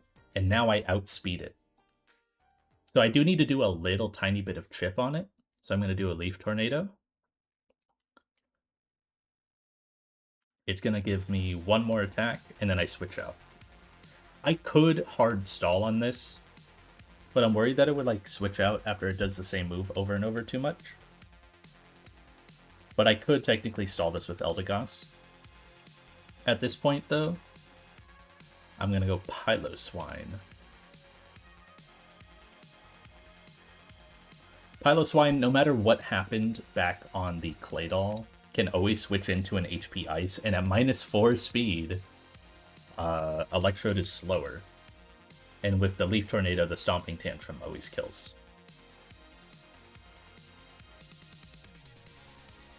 Nice crit. I still have my Oranberry.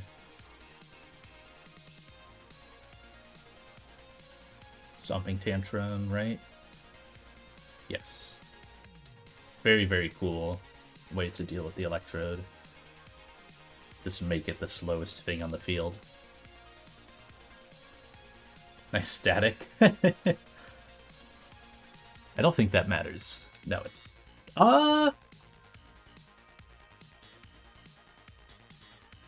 It guarantees, Actually, no, it doesn't matter. It doesn't matter at all. Right, I forgot who I'm switching to. This is why I brought Stoutland. Being a normal type is freaking awesome, dude. This Stoutland basically walls the Frostlass. Intimidate doesn't matter. But being a pre-poisoned normal type, it can only click one move against me. It can only click Ice Beam. I have the time to go ahead and click Covet because I'm not going to be dead to Ice Beam crit. I just need to chip it a little tiny bit.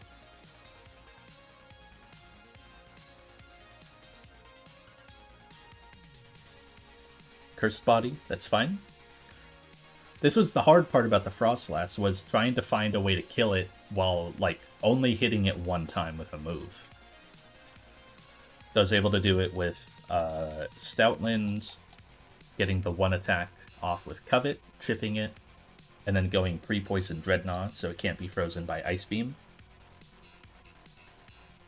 Dreadnought takes a Ice Beam and a boosted Hex, just fine.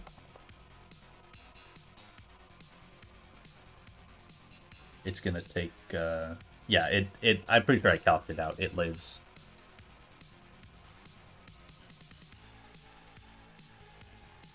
Yep. And I have the Oranberry. Very, very cool fight. Lots of neat stuff. Kind of the first time I've really been able to utilize the potential of Eldegoss. I feel like I haven't really used that Mon that much yet. Finally got to use it the way it was meant to be used, almost. I'm going to heal the poison on one of you, just because I'm not sure about the walk back.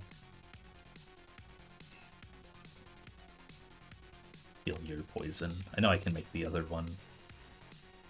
I probably could have made it.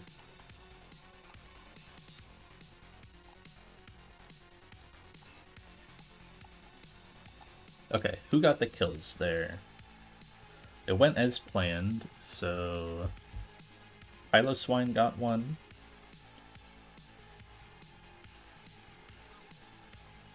Then Bolton got one.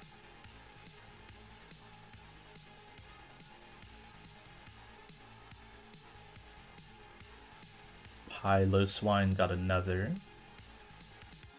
Love to see it. And then Dreadnought got the last.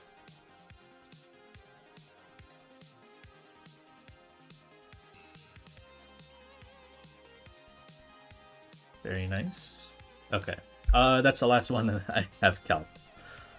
Next is the awful, horrendous double battle.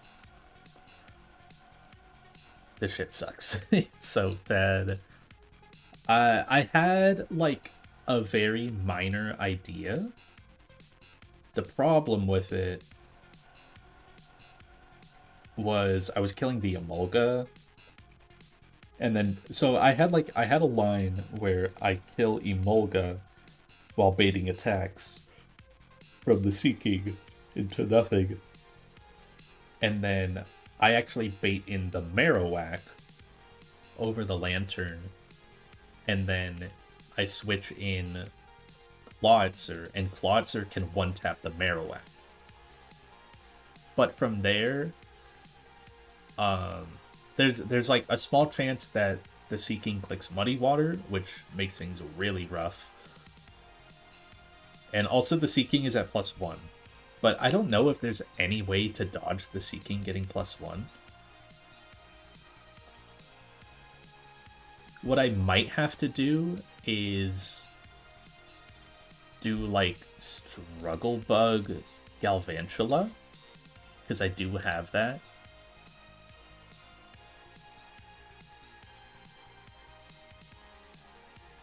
Galvantula always outspeeds the Seeking. It does not outspeed the Emolga, but it doesn't take a ton of damage from Discharge, especially in doubles. Obviously, Galvantula can't do anything else in the fight. It can only click Struggle Bug. That's the only problem. But if it keeps the Seeking in check the entire time, maybe it's worth it. The problem is it baits Hydro Pump from the Seeking. Like, you're just kind of baiting like a bad move in general from that mon. Like, yeah, it's staying at neutral, but it's still just a really strong attack that is pretty scary. So this only works if you are, like, baiting with something on the side, like a low HP mon, like my Yanma.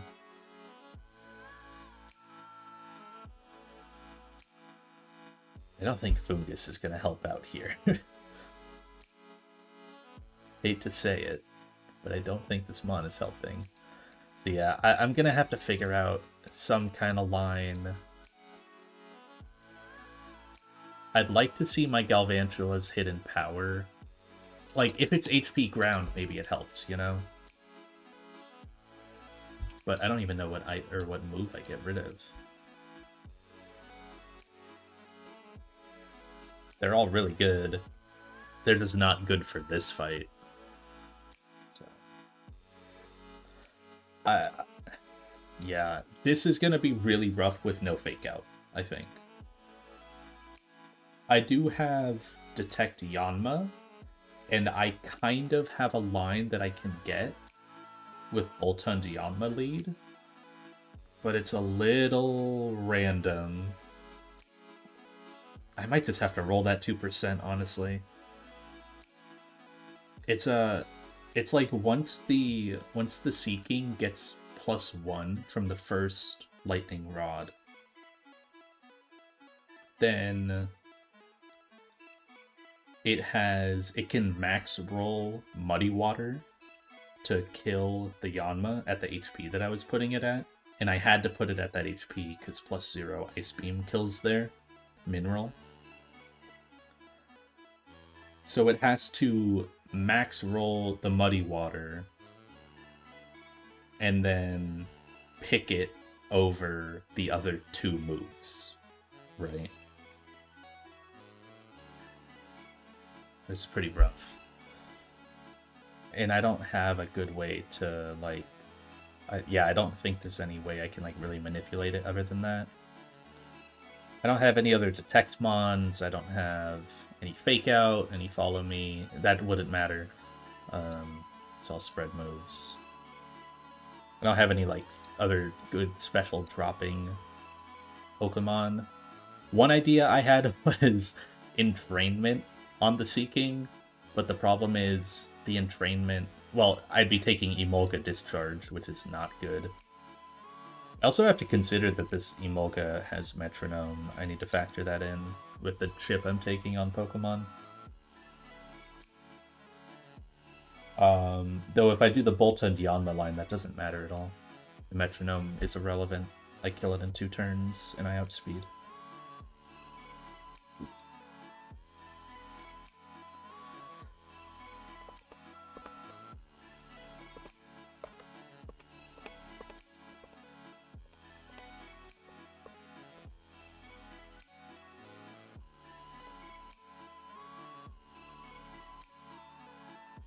Switch over to this. It's a little easier to see. I guess I can pull out the... So the main idea that I had... I can pull out the team and then show it in the calc. Mon order matters. Bolton needs to be slot 1. But the idea was Yanma, Boltund, and then I kind of don't have the rest. Looking at it, maybe I'd want... Probably not you, honestly. I didn't really look at the Lantern yet, because I was baiting it in the last. It's got Discharge Brine, Signal Beam, Icy Wind.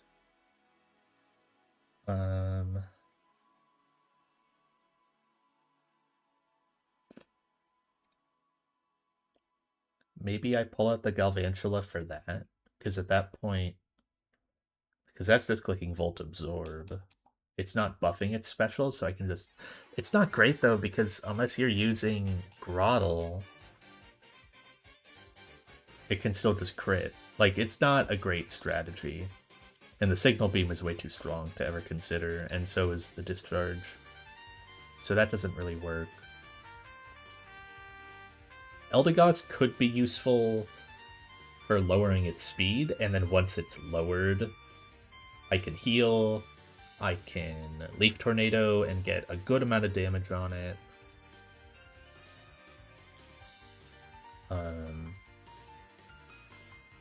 If I lower its speed, it is slower than Piloswine, so that's something to consider. Musharna is also a decent shout, just because it's so naturally bulky. It would probably be better than Stoutland, just in the idea book. Centiscorch is not great. Seadra is fast, I guess. So is Stoutland, if I just need like a big secret power hit. That can work. Ice Shard isn't great. The main thing's it's gonna be Boltund. That's gonna be the main mon here. I wonder maybe if I can entrainment the Lantern? Not really. Okay. So the main idea here is lead Boltund and Yanma. Boltund has to be in slot 1 because that's the slot diagonally opposite from Emolga. Then Klotz are in the next slot. I don't know the rest. The idea here is Boltund has Muscle Band. I'm gonna just do this and just give it at Muscle Band, because I'm going to be switching around a lot, and I don't want to reset it every time. So with Muscle Band, Boltund outspeeds and 2-hit KOs the Emolga. It cannot be paralyzed by Discharge, because it's an electric type. And then, obviously, opposite the Emolga is going to be the Seeking. The Seeking, we're going to manipulate with Yanma. So Yanma at... I'll go ahead and drop its HP now. I really don't see a better strat in this one, so I think I just need to like start with this opener and then figure it out after.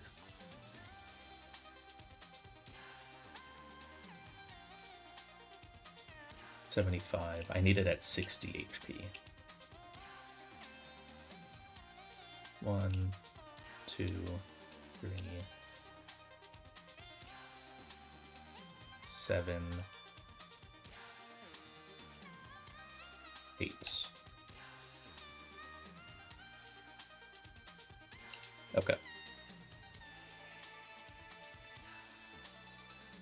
So yeah, the idea here is at 60 HP in a double battle.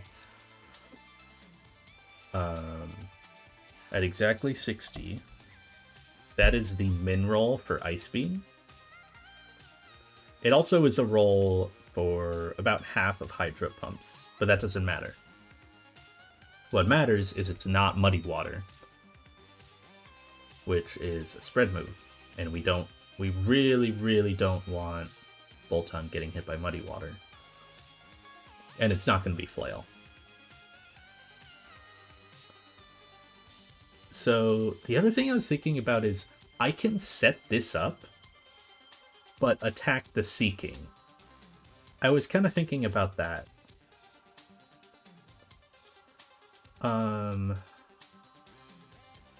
Like I could just leave the Emolga there. The problem with that is whatever I lead next to the Yanma, right, it has to be a grass type. So that way it can kill the Seeking fast enough. It just has to be. Nothing else two shots other than Wise Glass's Musharna. And Musharna is too slow. And also would be getting pretty hit by the discharge. It might not be the worst thing, actually. I give it Wise Glasses. Where's...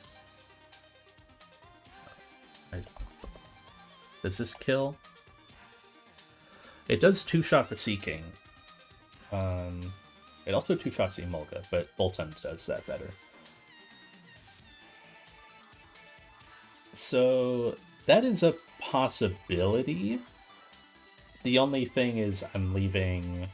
Okay, I'll write that down at the very least. I'll write down Musharna, Wise Glasses, plus Yanma lead. So it's Seeking first. That works. It would have to be pre-poisoned as well, because it's taking... or pre-burned, I guess. Burn is better for it.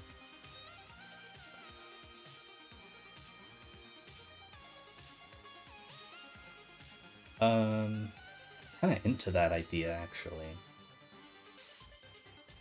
It's like the only other one that really works.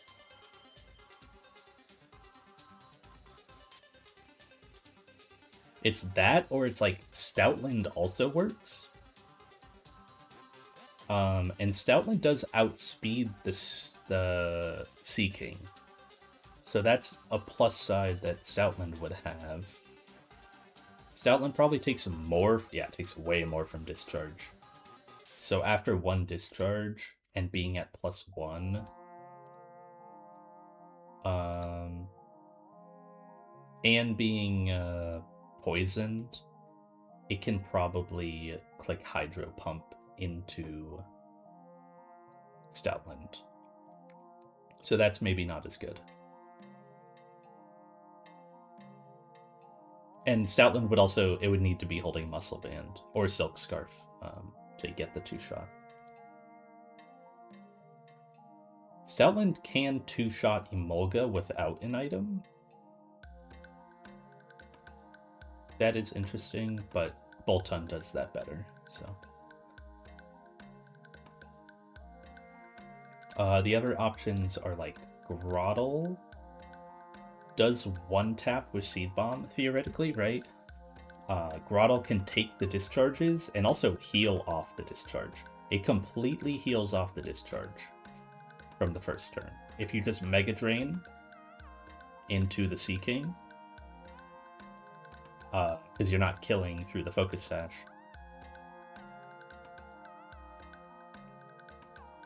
Discharge always does 15% max, and then you heal it back with 18%. So the only thing with that, so you'd be at full HP.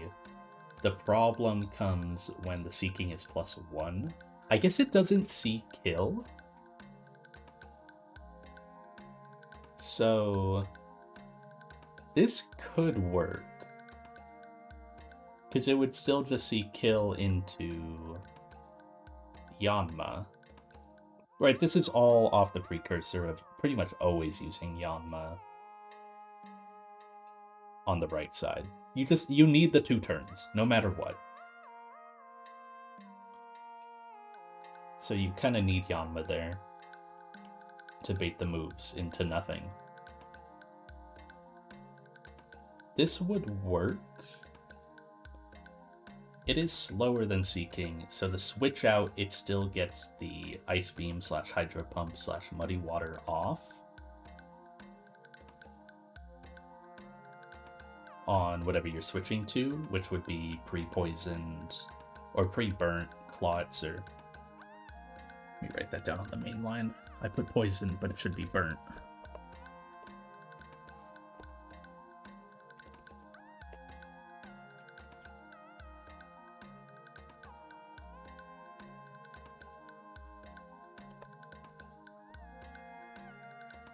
The other one to look at that I'm kind of more interested in is Eldegoss. So, the only problem with Eldegoss is it doesn't heal. It doesn't heal the discharges. I think that's its downfall compared to Grottle. So it only takes, 10% from the first discharge. It takes 9 damage. That's great. It doesn't bait Ice Beam yet. But after taking the 9 damage, it'll be at 72. Then at +1, I guess this still doesn't bait. But the problem is Eldegoss doesn't 2-shot. Eldegoss would need to be pre-burned as well, so it would take some amount of damage. 81 divided by 16. 5, right? 50. Yeah, it's 5. So it would take 5 more damage from that, so it would actually be at 67 HP, and then this still doesn't see a kill, but the next... It just doesn't kill. That's the problem. I think even with Miracle Seed, it might not... Oh, not Miracle Berry. With Miracle Seed, it does get a kill. Magical Leaf isn't spread? I thought it was. Huh. I thought one of these would be spread.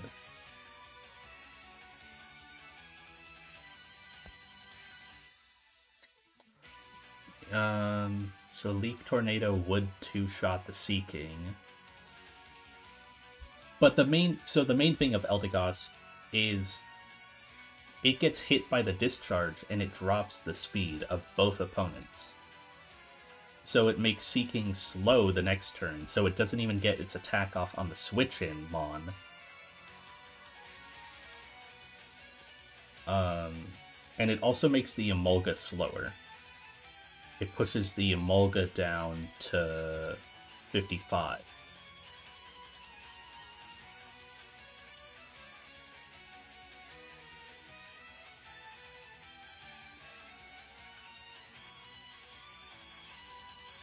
And then after the second one, after the second discharge, it pushes Emolga down to -2.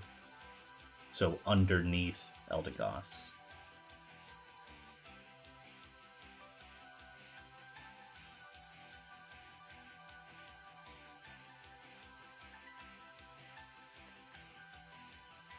Who would Eldegoss... Okay, so this does work. Who would Eldegoss bait in? Eldegoss would probably bait in... So Lantern is faster, but doesn't out-damage.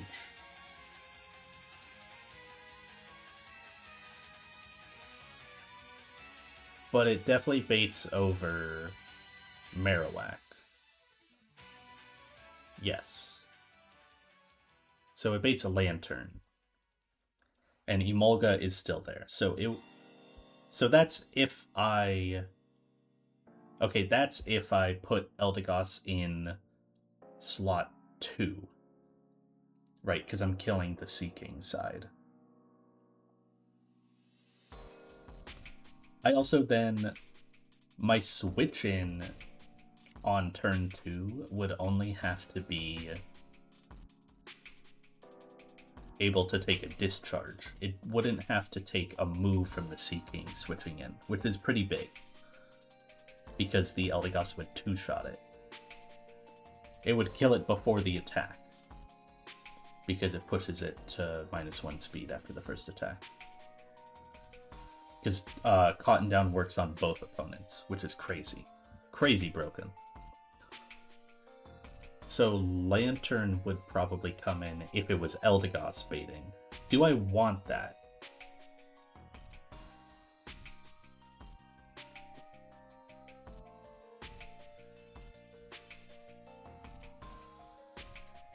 Am I switching?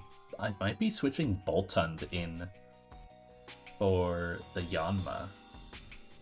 Because Boltund can take the Emolga, and then I'd almost be back at like a square one, where Boltund then focuses on killing Emolga to stop the discharges, and Eldegoss deals with the Lantern. Because I don't think Boltund... Oh, it might bait Brine. Could bait Brine or Icy Wind, which would be a little rough. I don't have a great move into it.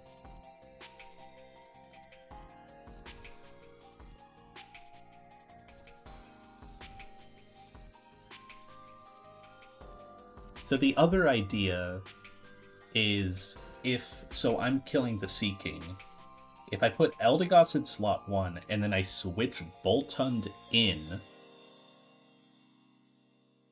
on slot 2, that means I would bait in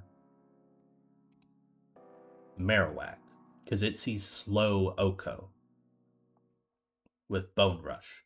That means it would always go for Bone Rush. That's not spread, right? I don't think it's spread. It just hits multiple times. Yeah. So it would go for Bone Rush into Boltund, and I can basically waste a turn of Marowak while still sitting there clicking Leaf Tornado or something. The only thing is, I need to like quick double kill the Marowak, because the problem is the Emolga healing it with Lightning Rod. I could just heal Eldegoss that turn as well. That also works. So I'd be switching Boltund in to bait Marowak to come out, and then to bait Bone Rush, and then I would pivot Boltund out for probably... I mean, it kind of has to be a flyer. You don't have Levitate. No, you have Synchronize.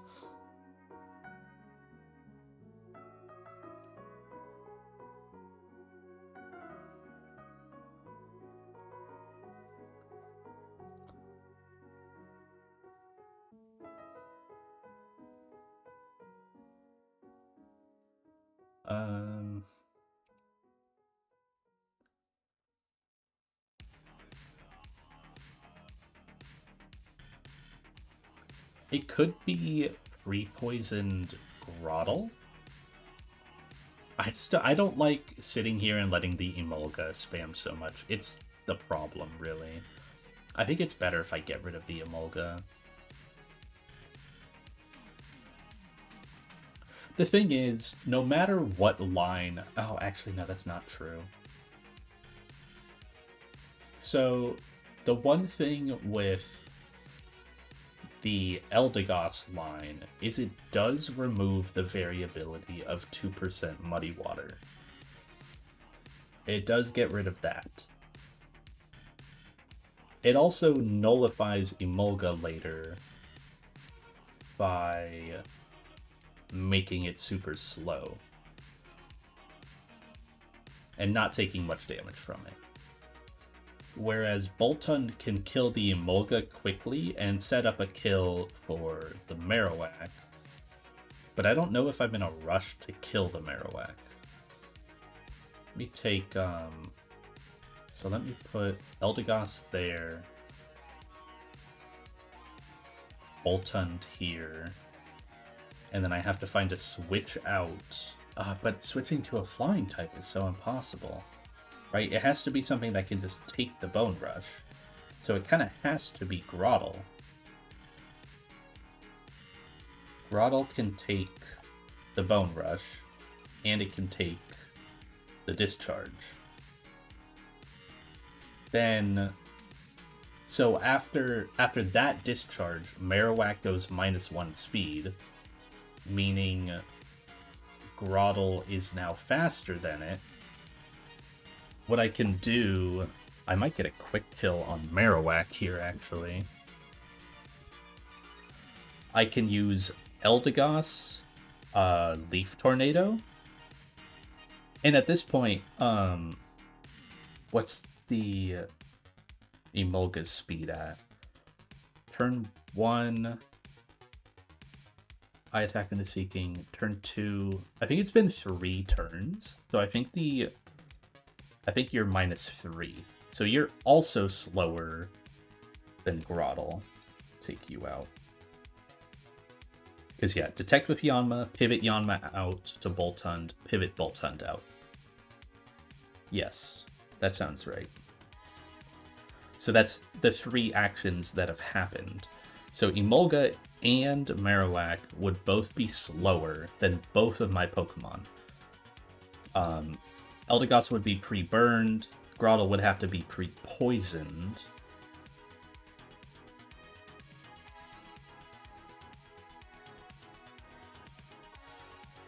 Yeah. I'll think about the discharge damage that I'm taking later, I think, plus the burn and the poison. I think it's okay for now. Because, like, this doesn't buff up crazy. Metronome doesn't. Not till it happens a lot. But we are roughly...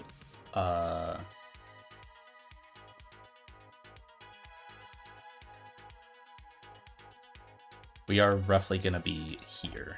So, damage-wise. I do worry about the health of Eldegoss a little bit.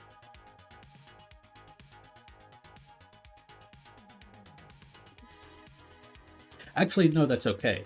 So, the turn where I pivot from Boltund to Grotle, I can take the time to heal with Eldegoss.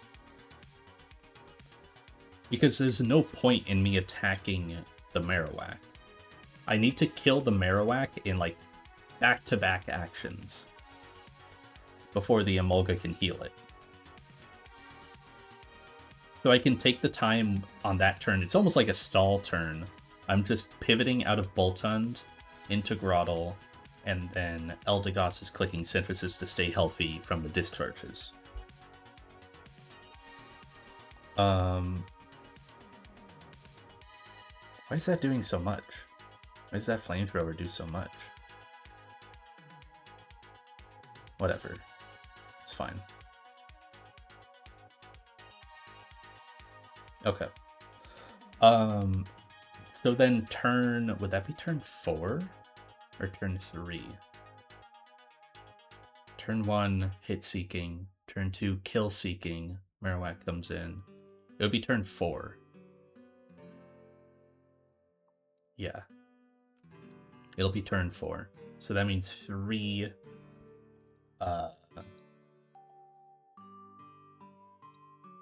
3 discharges have happened so far. Yeah. Alright. So it would be Eldegoss... or, it would be Eldegoss, Grotle in. They're both going to attack into the Marowak. Eldegoss does Leaf Tornado, which is not a spread move, apparently. Does 38 damage. Oh, it's got a Citrus Berry. Oh, shit. I just have to bank on not max rolling. I think. Honestly, it might still be fine.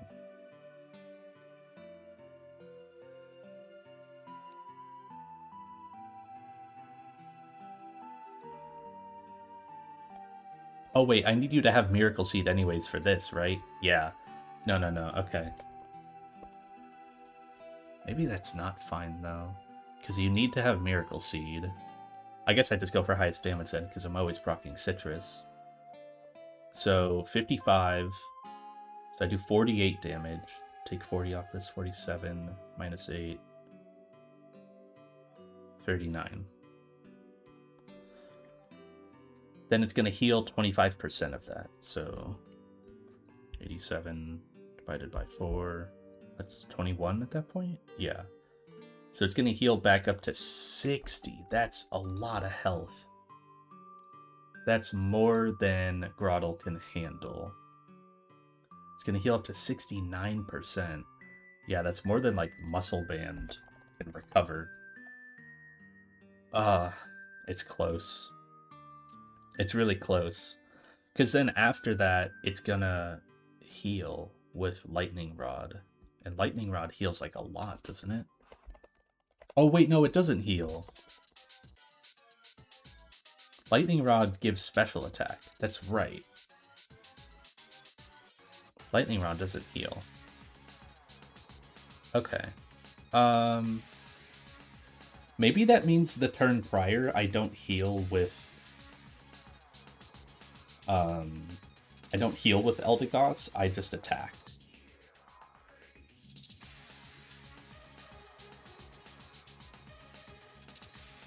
Yeah, I think I have to attack with Eldegoss instead of healing. That means Eldegoss's HP is going to get really low. But I think I have to do it. I'm going to export you to just have Miracle Seed, because you need it, sadly. Oops, that's not how you spell it.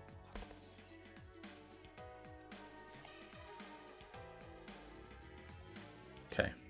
Yeah. Sadly, it needs the Miracle Seed in order to two-shot the Seeking, so...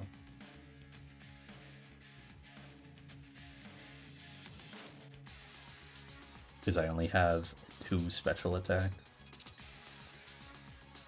That's rough. I mean, I have max attack on this guy, so I can't, like, can't work around it too much.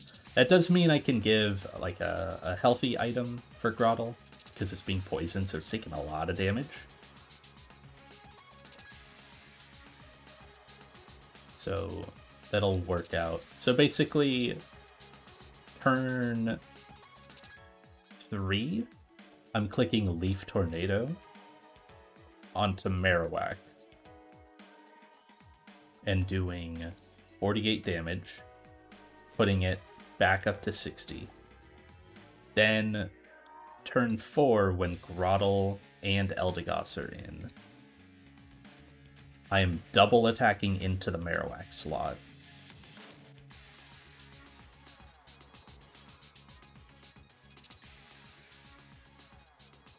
Yes. They will both kill the Marowak before it gets an action off.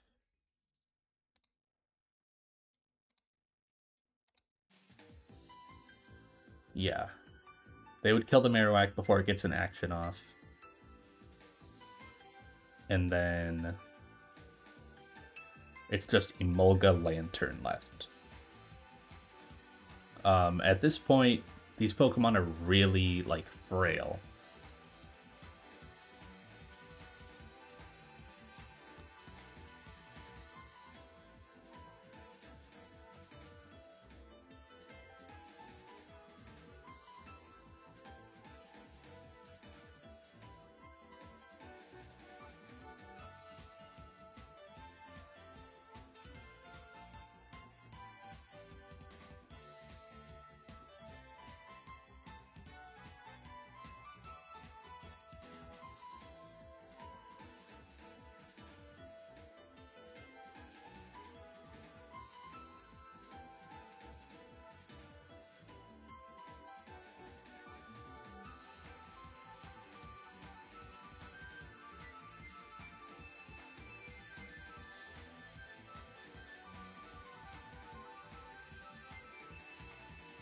28. I'm trying to just count up the damage I'll be taking.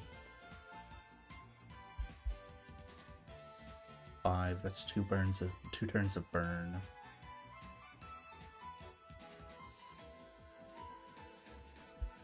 -81 minus 28 minus 10 puts me at 43 HP. So I'm above Marowak range.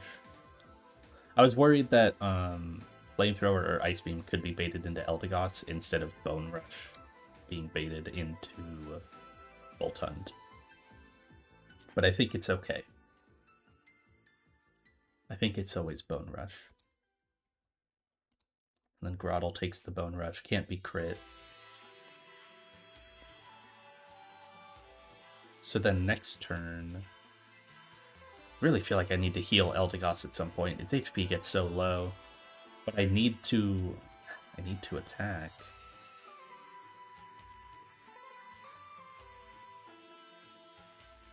I might be doing all this just to go back and take the Emolga route, because the Emolga is a big limiter in this.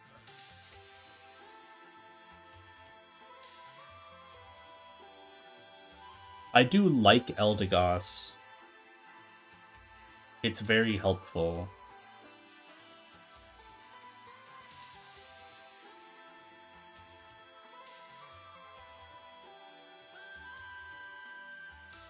Killing the Seeking is so nice, though. This thing is so strong.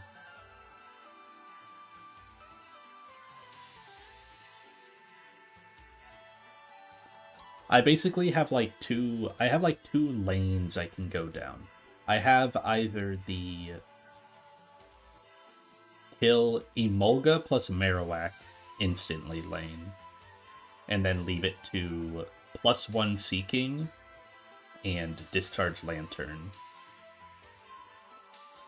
Or I have the kill Seeking and get Marowak in line. And then kill the Marowak. What about Lantern? What if I do like Seeking Lantern? So I would be baiting Lantern with who? Because I'm just pivoting to Voltund just to kill the... or just to bait the Marowak. So if I took that out, what would that look like? Who would I use to bait Lantern? That can also switch into Emolga's Discharge.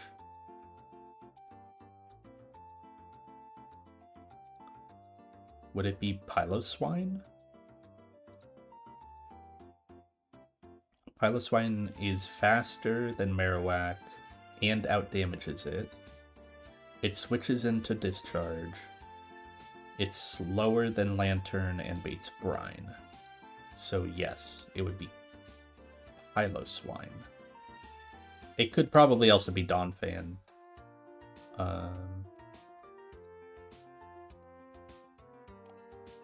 Yeah, it would also... Donphan would also work if I wanted to do that.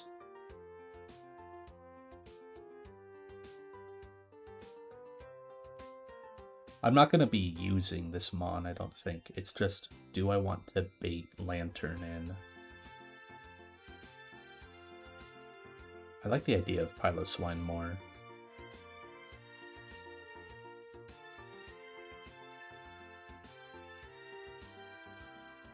Oh, actually, I'm going to be pretty fast at this point, aren't I? So... at -1, Lantern is undersped by Piloswine. Can I quick kill the Lantern? Okay, I need to write out the turns for this. So the team would be Eldegoss, Yanma, Piloswine, and then I don't know from there. Items... Eldegoss needs Miracle Seed. Yanma doesn't need anything. Swine, I don't know yet what it would need. Extra stuff.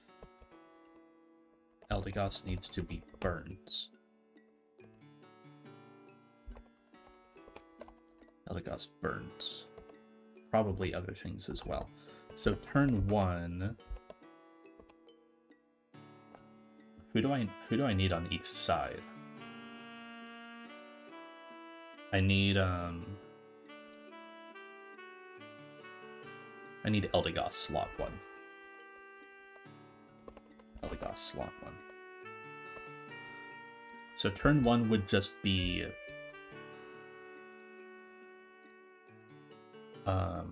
Leaf Tornado Seeking.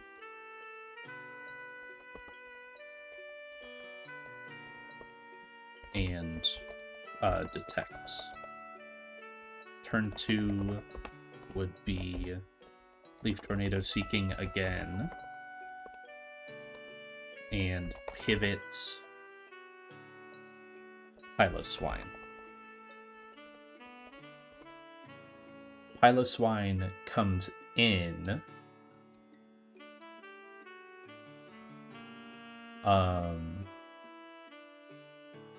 But Eldegoss, so because the Emolga hit the Eldegoss with Discharge, the Seeking is then -1 because of Cotton Down. So Eldegoss goes before it and will kill it with Leaf Tornado before it gets an action off, before it can do a Hydro Pump or an Ice Beam into Piloswine's slot, where Yanma was. Emolga will just click Discharge again, and it'll it'll make the, because of Dynamic Speed, it'll push the Seeking to -2 before Eldegoss's turn. So it's really making sure. So Emolga discharges again, goes -2. So now Eldegoss outspeeds Emolga. Also, Piloswine outspeeds Emolga, which is neat. So turn 3, because Piloswine is on the right side, it baits into slot 2 where I killed Seeking. So it's gonna bait, because it's at full HP, it's gonna bait fast out damage. Or, oh, it's not even fast out damage. It's gonna be... I guess that's the one thing, is it's not... The Lantern isn't speed dropped yet. Huh.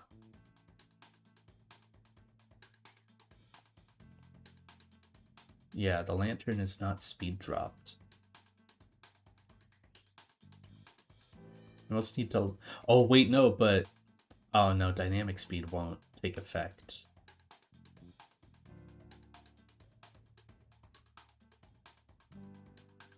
No, yeah, Dynamic Speed won't take effect, actually.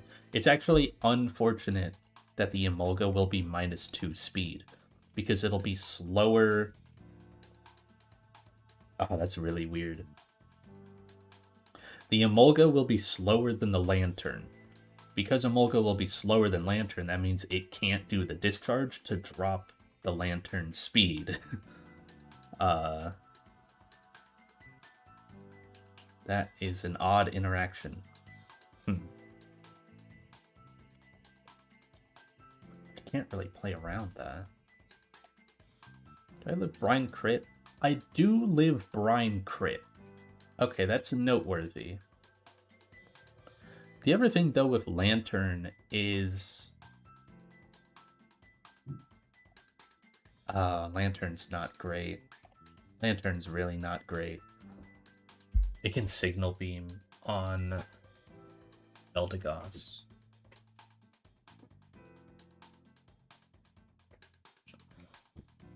Yeah, I can Signal Beam.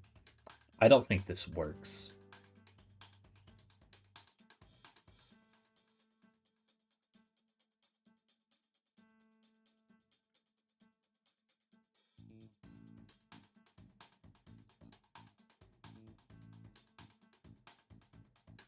Yeah, this doesn't quite work.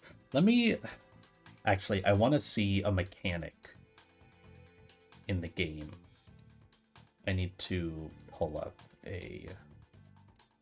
What is this fight called? Route 17 double. Bun and Bun. Route 117 double. There's a video literally just about this fight. Okay. This person just does the battle. Cool. Oh, they have a Carnivine Eldegoss lead.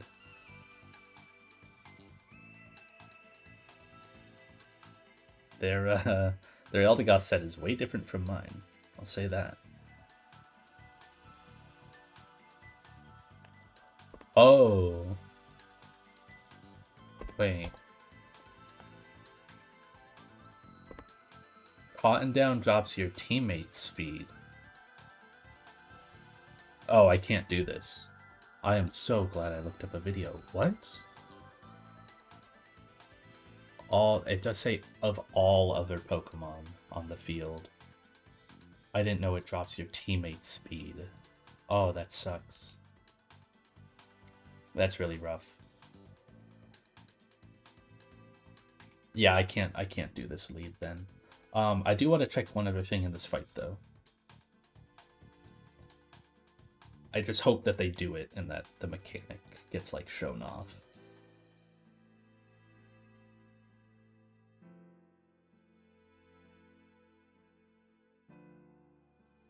Damn, this guy just got lucky. He just accuracy dropped the Seeking and then it missed.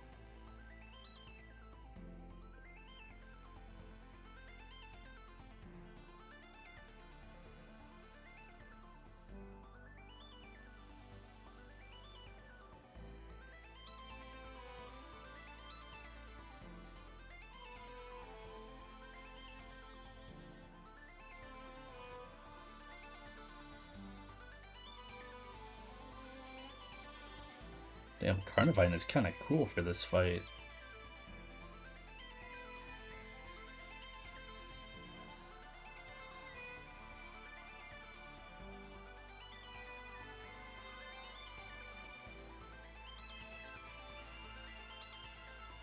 So they use Stoutland. I don't see exactly why.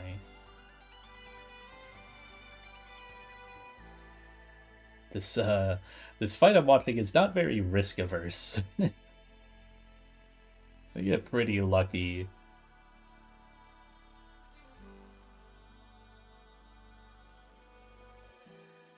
Unless I'm missing something about Carnivine. No, yeah, they get very lucky. They just let it take like 6 attacks, and it lives on 1 HP. Oh my god, this fight is so just not caring about risk at all.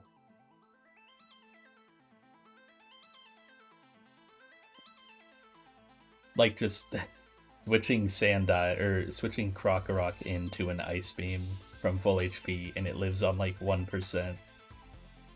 And it would have died to a crit or maybe a roll. Oh, they have a Lycanroc.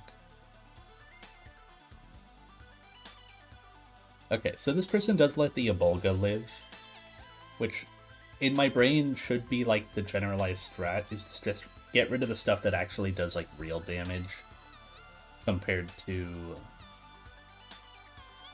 the Emolga. Because Emolga's stats aren't great, and it's a spread move.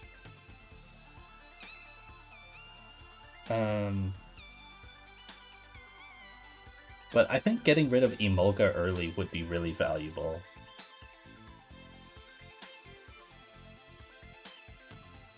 Okay, I'm gonna try to roll with the original line that I had.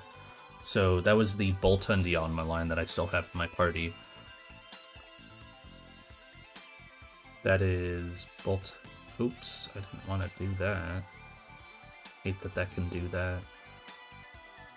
Just trying to put the image there. Okay, Boltund would have to be slot 1.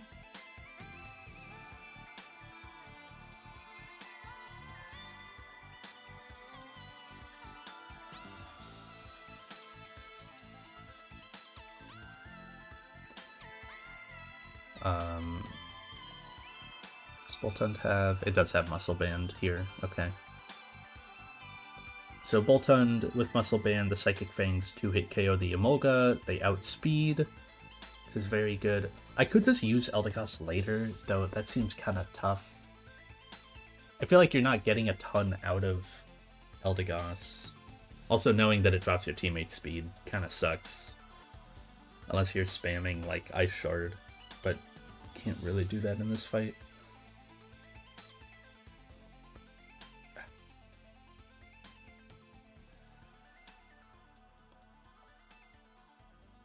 Boltund does have to take 1 discharge, which is kind of strong. Can't do a whole lot about it, but it can't be paralyzed by it. Takes about 24 damage, so that leaves it at 63. Yeah. So turn 1, Boltund, Psychic Fangs, the Emolga, and Yanma detects.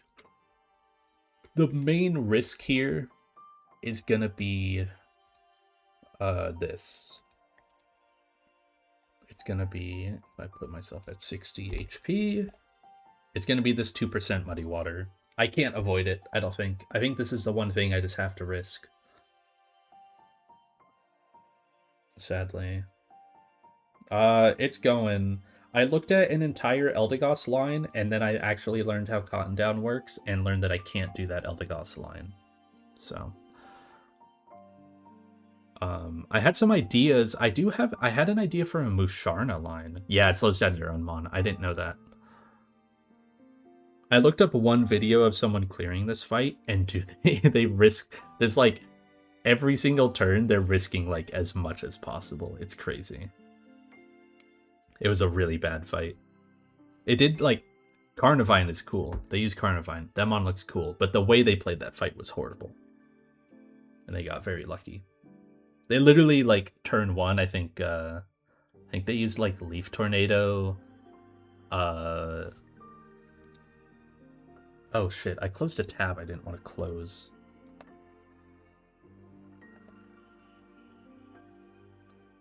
Oh, I hate that this happens. If you try to reopen the decks through, like, Control-Shift-T, it just doesn't work. I have to, like, reopen it from scratch. It's so silly. Yeah, there we go. I didn't remember closing that, but I guess I did. Use Carnivine. What was I gonna say? I was looking at something.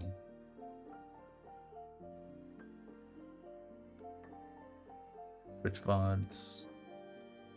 Oh, let me put this over here. Check out this LM Drax guy.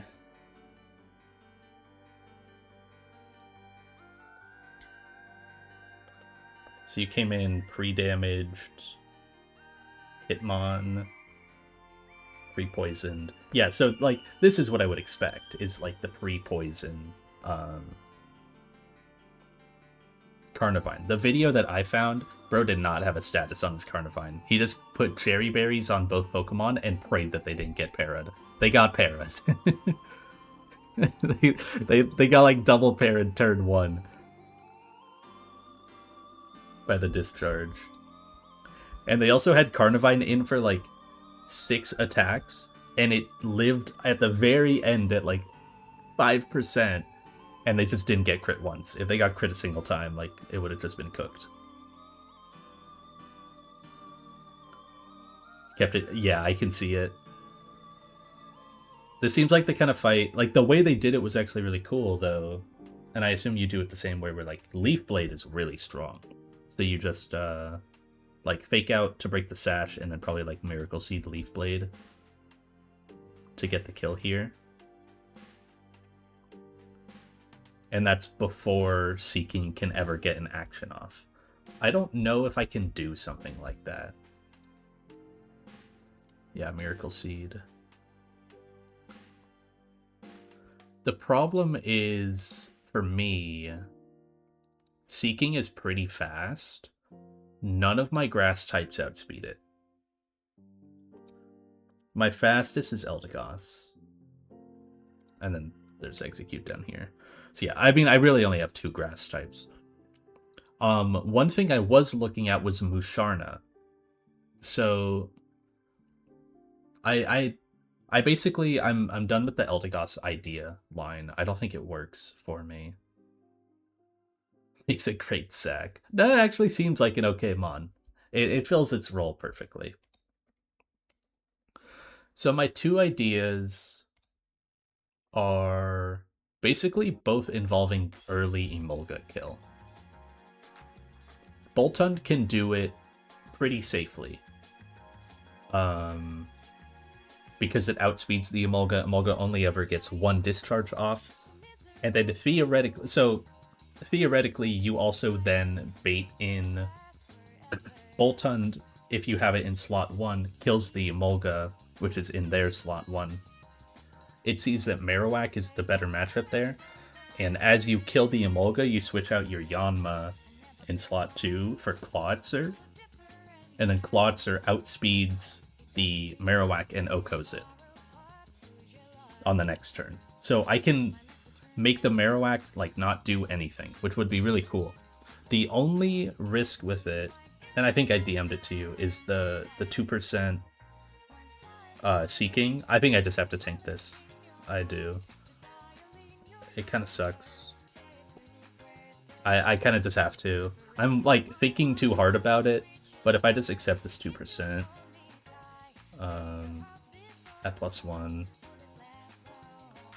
I just have to take it. Yeah, it has to find the roll. It has to max roll, and then it has to pick the 1 and 3 between these 2 moves. And even then, Muddy Water can miss, right? Or do they make it accurate? Yeah, it still can miss, technically.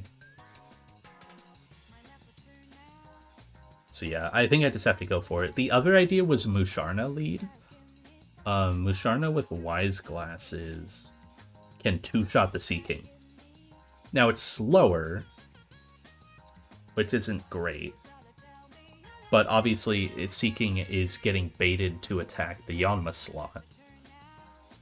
The only thing is, Musharna takes a lot from discharge, and it has to take 2 discharges, and then Emolga's, still attacking. One idea I had was to yawn the Emolga, but that's a lot of turns. At that, like, it's already got 2 discharges off at that point. That puts the Seeking up to +2. It's not very good. So I think the best strat for me is Boltund. Yeah, Boltund with Muscle Band. Turn 1, I Psychic Fang the Emolga. I Detect with Yanma. Turn 2, I Psychic Fang kill Emolga before it gets an attack off. And I pivot Yanma to Clawitzer.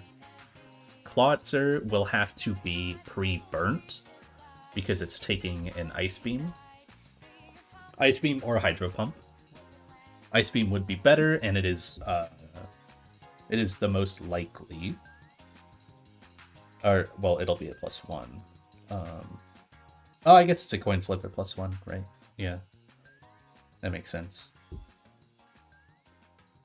So the only bad thing here is Seeking is +1 and still has its Focus Sash, which is pretty rough.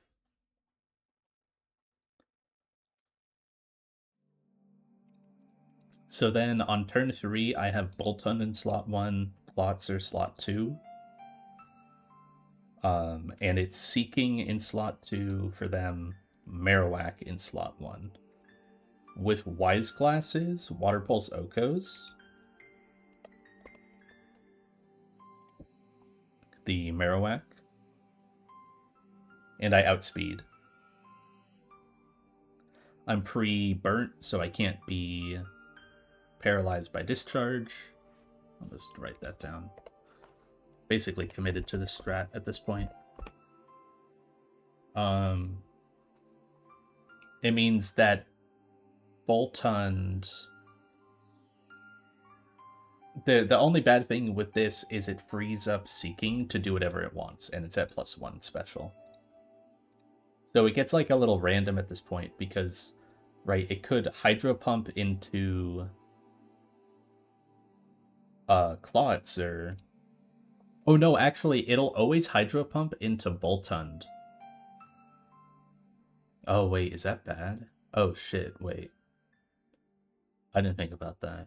Because I'm taking the chip from... Oh, fuck. No, the strat doesn't work. It's not guaranteed. Yeah, I didn't think about that.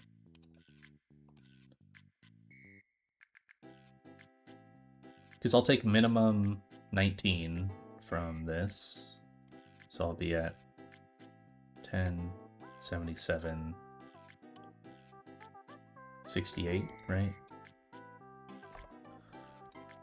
I'll be at 68, which is 78%. Seeking at +1 can always kill. So it would be a literal coin flip whether it Hydro Pumps the Boltund or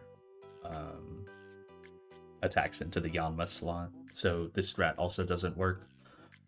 Okay.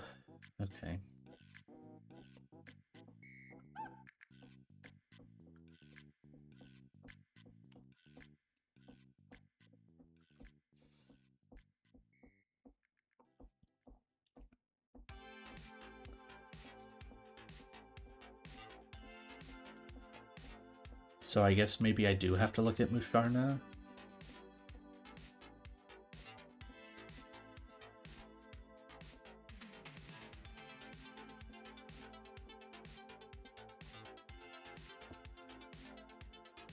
I think I do have to look at Musharna. Or go back to Eldegoss. I probably can make Eldegoss work. I'll just have to rework it, I think.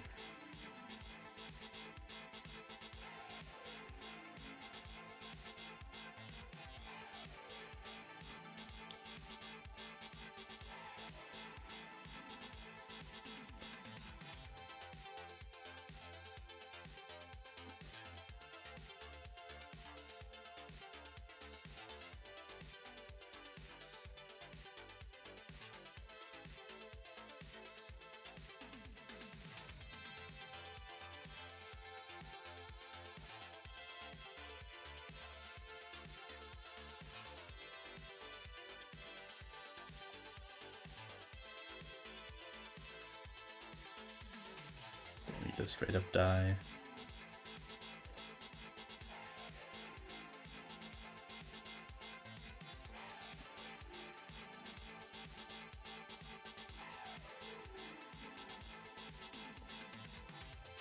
Okay.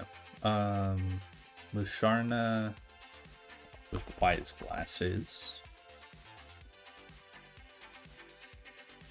Psyshock into... It two-shots Emolga without Wise Glasses. It would have to be pre-burnt here. But it two-shots the Seeking with Wise Glasses. That's pretty good. Yeah, I need to kill this, I need to kill the Boltund strat. This doesn't work. Sadly. Would have been nice.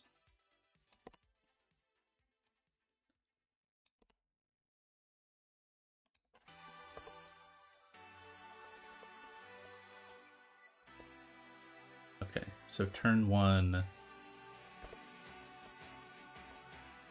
is going to be Psyshock, Seeking,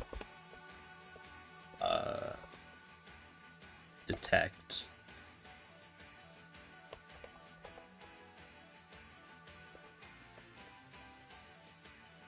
Musharna needs to be holding Wise Glasses. Yanma doesn't need an item.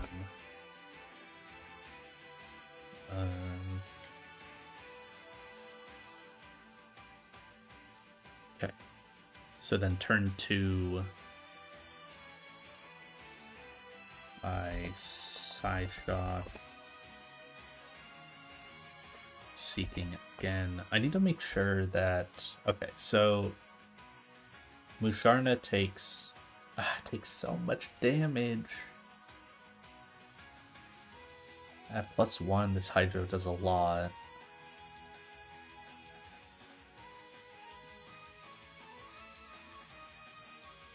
Oh, this discharge is buffed higher than it should be. Oops. They're still on the metronome. Okay. So it takes 19. That leaves me at 97.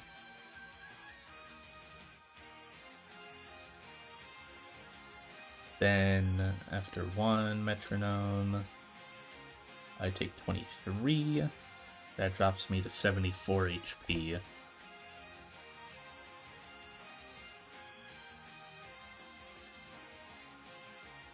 So, if I don't get crit... Actually, I think I can afford 1 crit.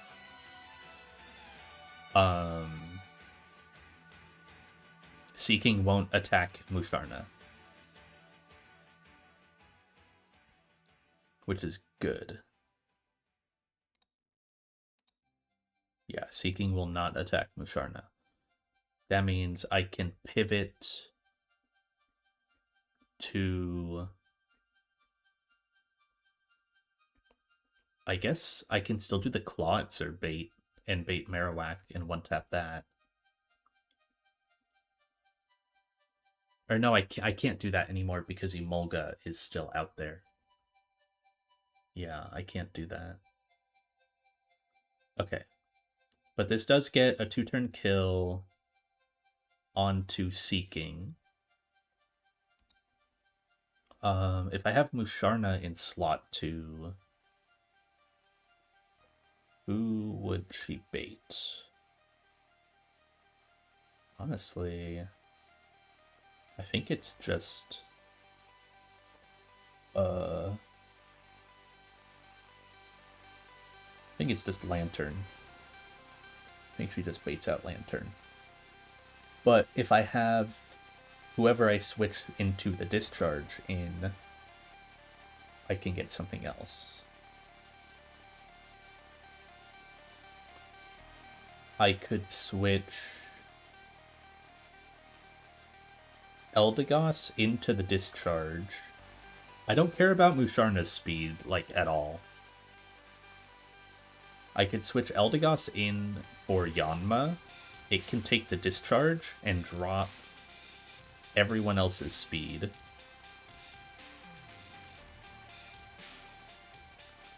Though that doesn't really make a huge difference on that turn because it's not dropping Lantern's speed. Yeah, that doesn't really make a difference.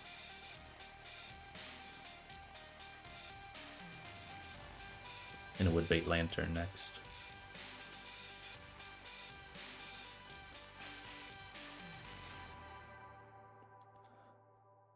It does only bait Signal Beam.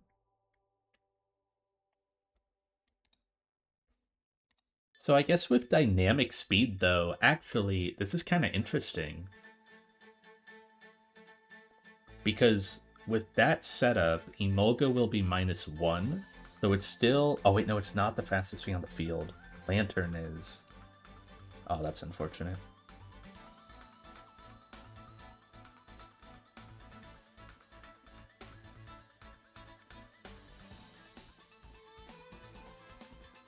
I think this can work, though, to set up a 2-hit KO on Lantern with Eldegoss. Because if I give it Miracle Seed... Oh my god, it has Miracle Seed in here? You fucking suck! Holy shit! You don't even 2-shot with Miracle Seed. Wow. I thought it didn't have it.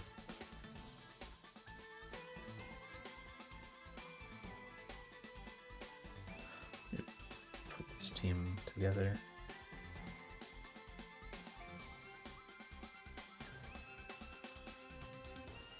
I don't think I can ever bait out Marowak, sadly. It's the other thing to think about.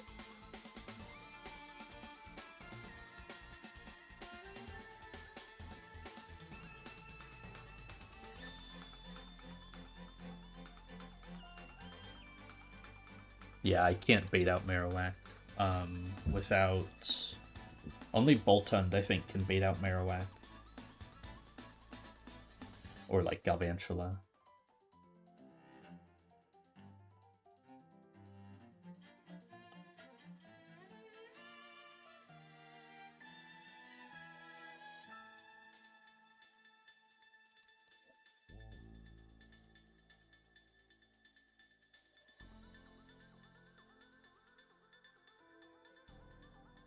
I obviously can't really do that. And I don't know how I win this fight. Oh, fuck.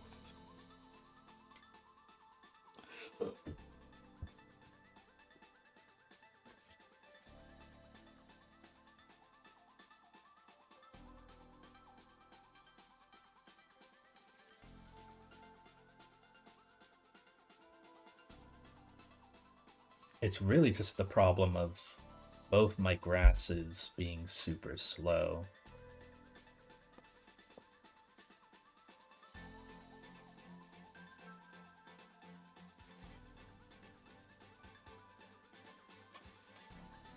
Maybe I can work out like some kind of quick kill onto the Sea King, abusing Cotton Down. Because with Cotton Down, I make the Sea King go second.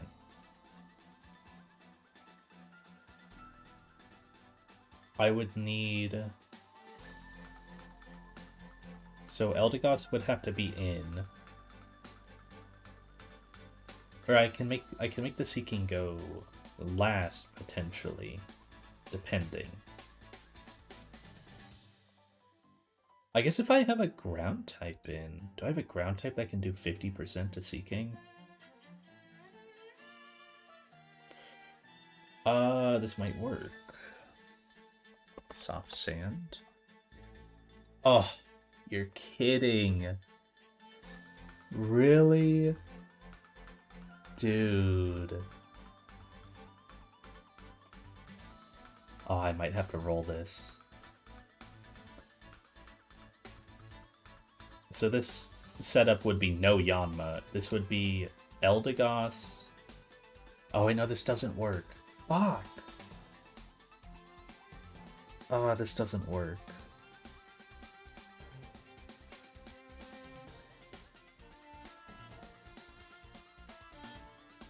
It would need to be someone that's, like, fast.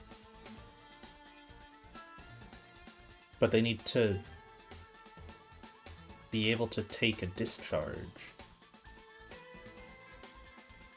Maybe it's Boltund. Maybe it's Eldegoss. That's so, like...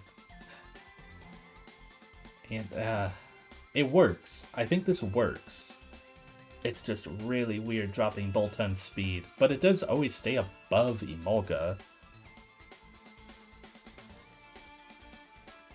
So, if I do this... You have Muscle Band here. Dude, that's so disappointing. Holy shit, dude. Could my Eldegoss not be 2 IV? Oh, fuck. They should make something where Cotton Down doesn't work on grass types. That would be so cool.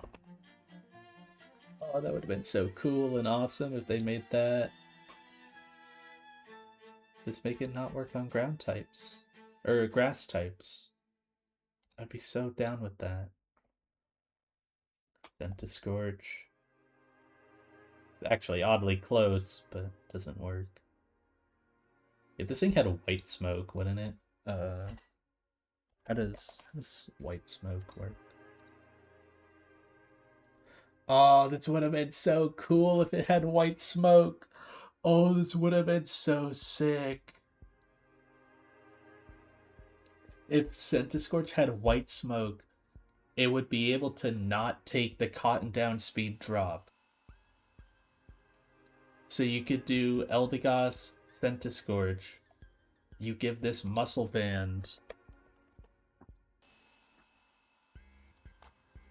the Emolga clicks Discharge, drops its speed, and drops Seeking Speed and doesn't drop Scorches because it would have white smoke. And then you two-shot it. Because both your Pokemon are faster than Seeking. That would have been so cool. Man.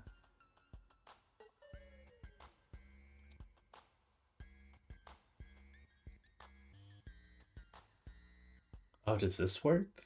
This might work. Stoutland might work. Stoutland is going to take out fuck ton from this discharge, but it works. I also have to poison instead of burn, but I think it works. I could give Silk Scarf and save Muscle Band for later. Yeah. Okay, this lead works.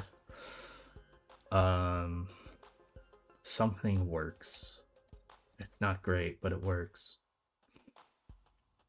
It requires Miracle Seed and Silk Scarf. Okay. Kill the Musharna Yanma lead. So let's keep altering my notes.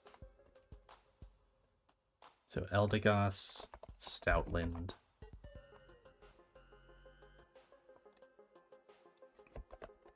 Eldegoss needs Miracle Seed. I haven't even looked at the other turns. I'm just kind of hoping that this works out. Stoutland needs Silk Scarf. Eldegoss needs to be burnt. And Stoutland needs to be poisoned. So turn 1, they just double attack into Seeking.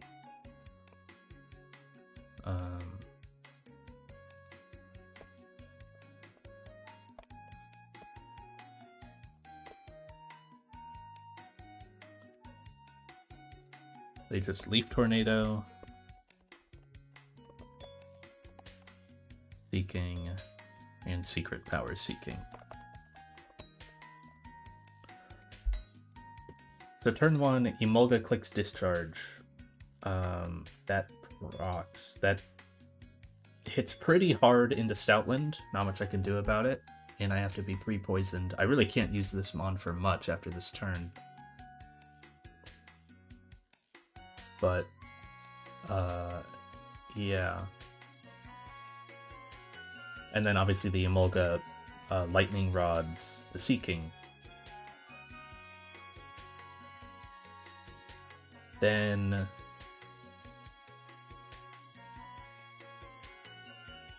what if I did Eldegoss Yanma lead? That would work, wouldn't it?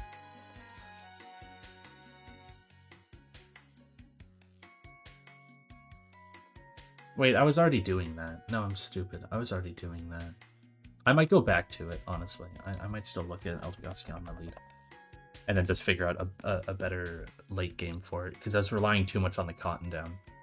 But it might work. If this doesn't work, I kind of have to go back to that. So Eldegoss plus Stoutland. The Cotton Down procs on Seeking, dropping it to 37, and it procs on the Stoutland as well, but it drops it to 43. So then the next person to go is Eldegoss, clicking Leaf Tornado into Seeking, doing 50%. And then the person after that to go is going to be Stoutland, who, with Silk Scarf, Secret Power, will do 50%. Kill the Seeking, and it never gets to act. And the only damage I've taken is like 15% on Eldegoss, plus burn, and 30% on Stoutland, plus poison.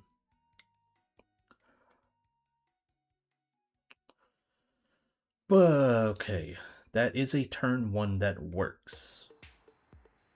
Stoutland is going to be -1, so if I'm killing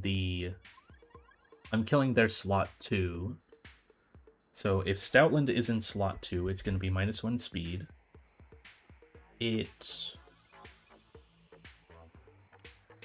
shows +1, I guess, to Lantern.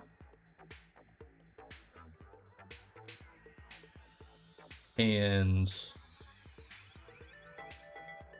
it would depend on the roll, I think. Because this could be out damages, right? How much am I taking from discharge? Minimum 26. That puts me at 80. This is 36 out of 80. That's 45%. Okay, so Marowak technically underspeeds but out damages me. Whereas Lantern is not gonna out damage me. Because I'm at 80 HP, the most it does is 28. But Lantern outspeeds. But it'll be Marowak.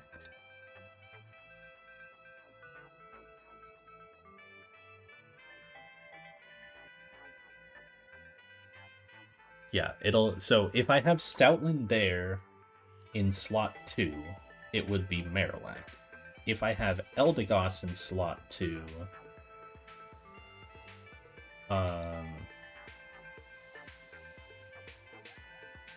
it'll be probably Lantern. I think I want Marowak. So I think Eldegoss stays in slot 1. So turn 2, what am I doing? The Marowak is probably attacking... Kind of random, right? It's random who it attacks into. It's going to be Flamethrower or Ice Beam.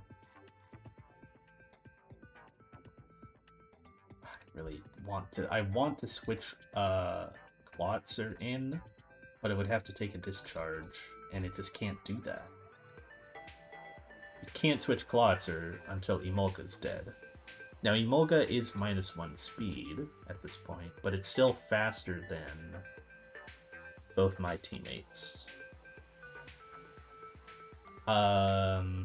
This could be the turn I switch Boltund in.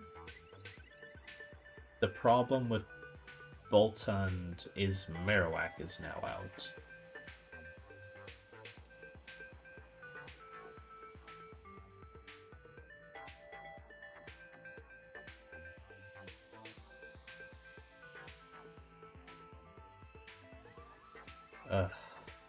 Man.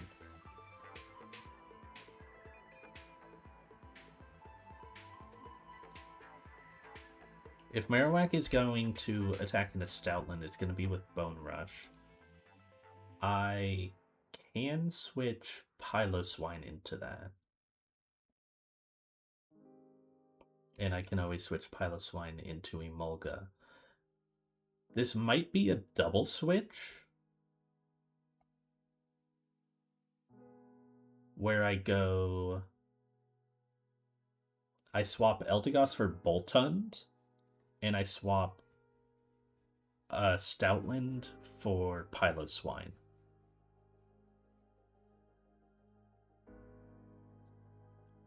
The only question is, can they take the moves after that?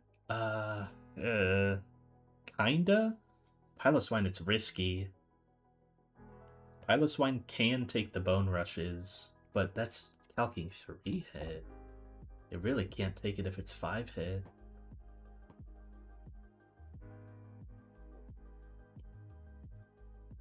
I'd probably be swapping Piloswine for the Eldegoss slot, because that's where it's likely to Flamethrower. Yeah, I'd be swapping Piloswine there to take less damage. I'll have to... Do I have to pre-poison Piloswine? Because the idea is I want to Ice Shard plus Psychic Fangs the Emolga.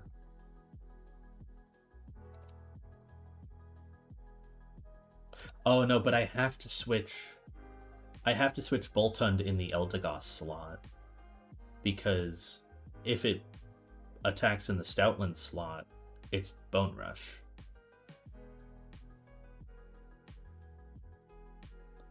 So I have to switch Boltund in the Eldegoss slot.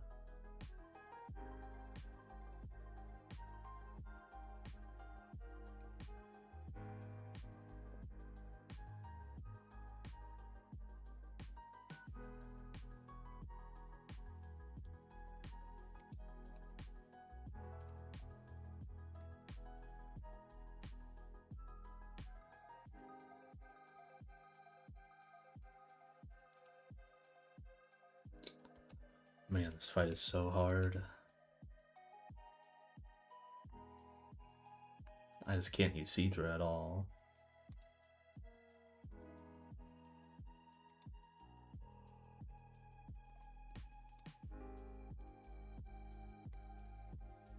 I can swap Groddle in on the Stoutland slot. And I guess just focus on killing Marowak. Oh, they're speed tied. Dude, that sucks. If they both get speed dropped, I mean, it should be the same value, right? Yeah, there wouldn't be any, like, rounding there. That being a speed tie is so rough.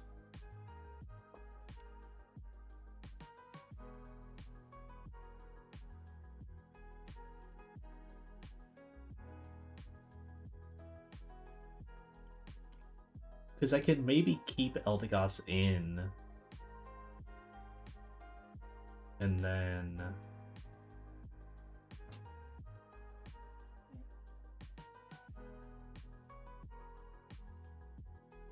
end up with the like Eldegoss Groddle setup where they like double attack into the Marowak before it gets an attack off. But they have the exact same speed, so that doesn't really work.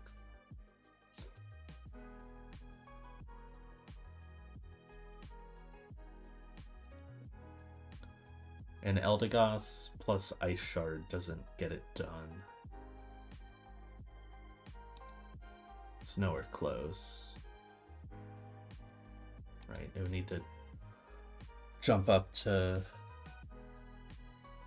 45 with a Never Melt Ice, and I don't think that's happening. No, it's actually not that far off, honestly. 32 plus 48. It gets to 80. It's pretty close, but not close enough.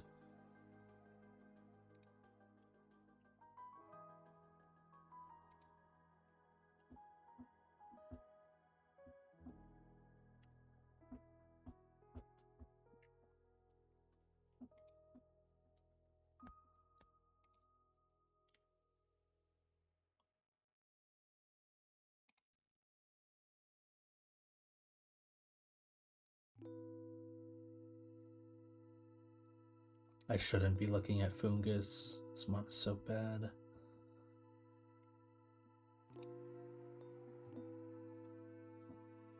Damn, Xatu does fuck all. It also would be switching into Discharge, which doesn't work. I don't think this lead works. I think I have to go back to Eldegoss Yanma and rework the back end.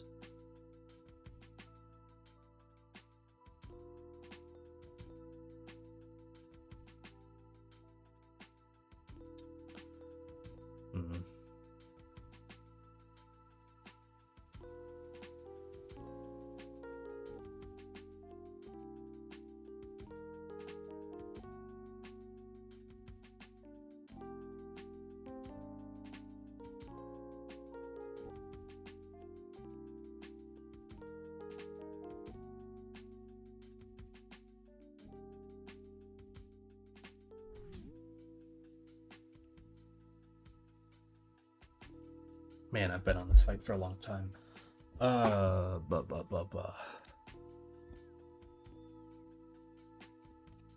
It's rough.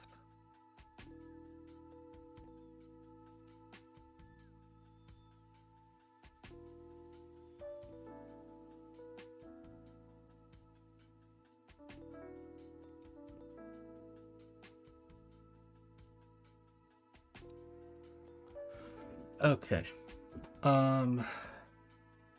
Yeah, let's try to go back to Eldegoss.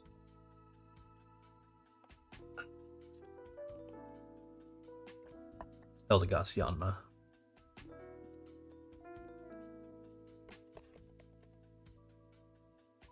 Yanma doesn't need an item. It just needs to be at 60 HP.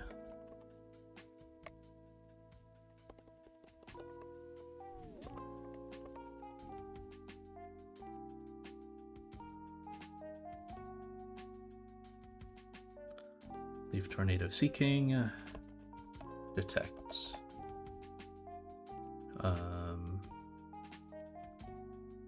Leaf Tornado Seeking again. And then I need to pivot Yanma out.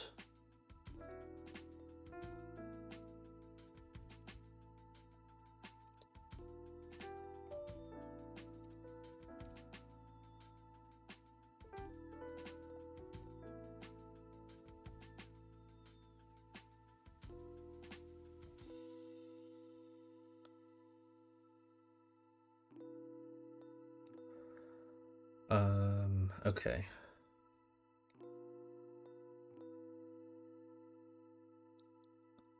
Who am I pivoting out? Because whatever I pivot to, because I'm killing Seeking, I can manip who comes in.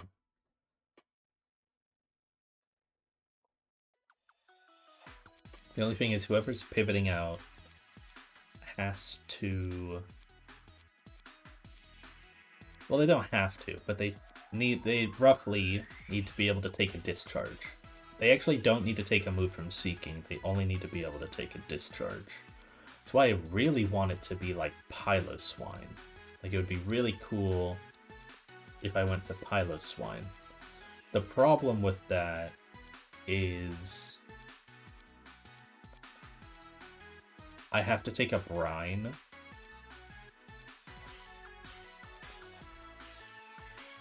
Because the Lantern... Actually, this might work. This...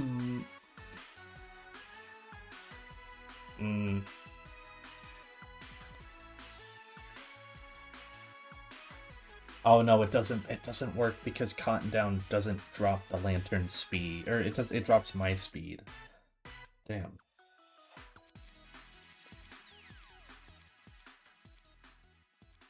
Unless I bulldoze. But bulldozing and dropping my own speed? Okay.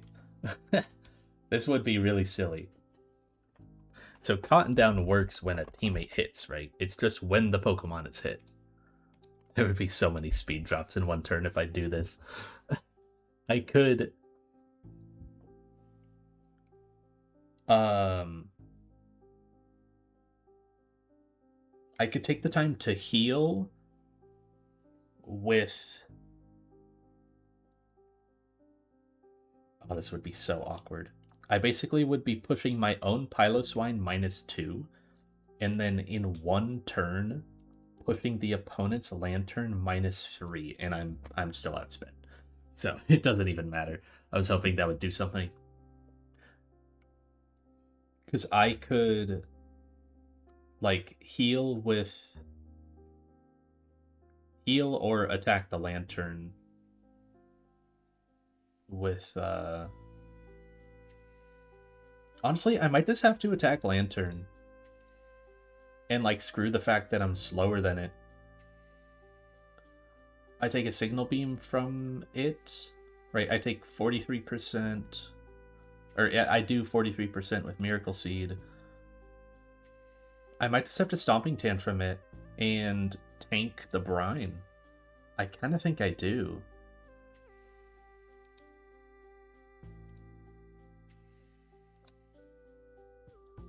Because I can't get hit by the discharge, thankfully.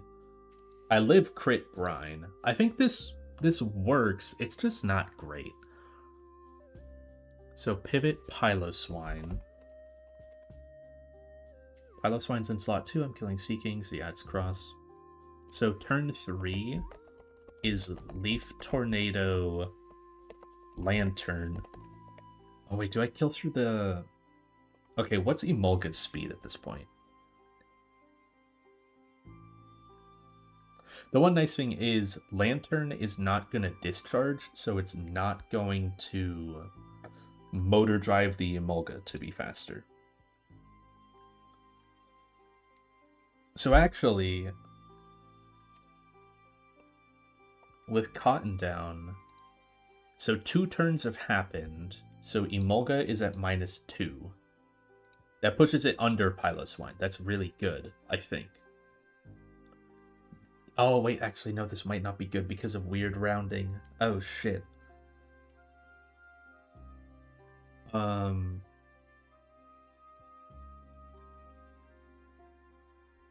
Does Avalanche work if you're not hit? No, you have to be damaged by the target. Okay. So Discharge not hitting me would not buff Avalanche. How does that work, actually? Wait, that's kind of important to know. Does Avalanche get buffed if you get hit by an immunity?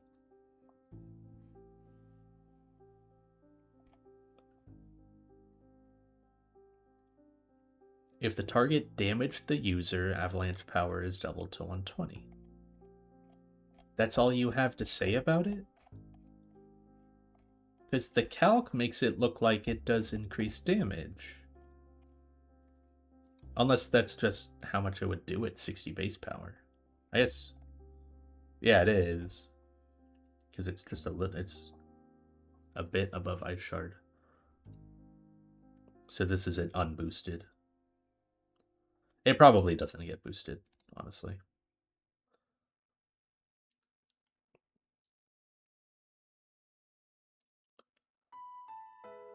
So turn 3 is the important one. The Emolga is at -2 speed. So the first Pokemon to act is going to be Lantern. Lantern can either Signal Beam me and Eldegoss, or it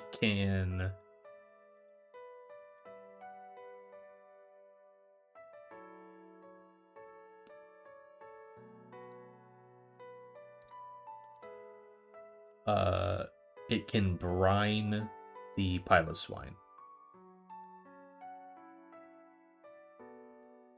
Now, if it hits the Eldegoss, I think that's bad if it hits Eldegoss. Because it's going to lower my Piloswine speed. Way more than... Yeah, it makes me go after Emolga. But that doesn't make a big difference, honestly. Because the Lantern's already doing its action. And then Emolga is just hitting the... It's only hitting the Eldegoss again, pushing me to -2 and pushing itself to -4.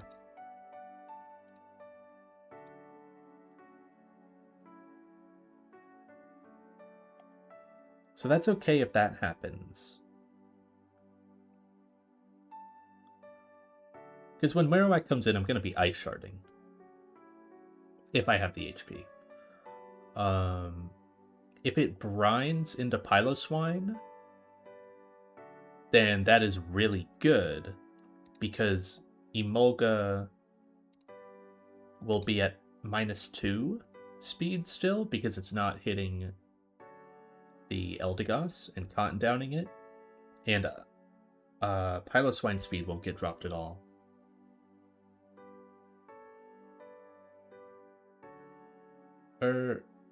Oh, wait, no. Piloswine speed is getting dropped on turn 2. Never mind. Okay. So I'm always slower than the Emolga. Yeah, because it's switching in. Uh-huh. Yeah.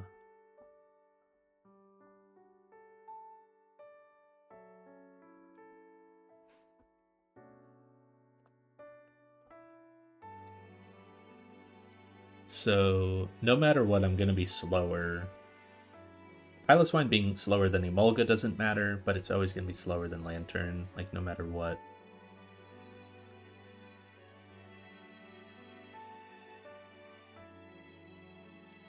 But the important thing is Leaf Tornado, Lantern plus Stomping Tantrum.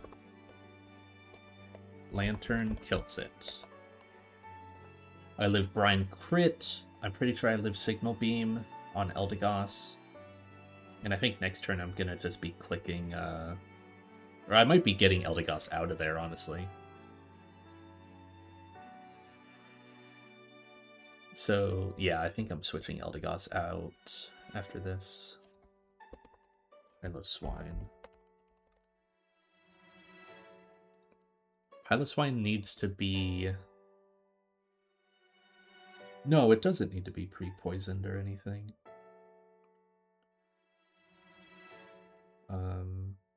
And it just needs like an HP berry, I guess.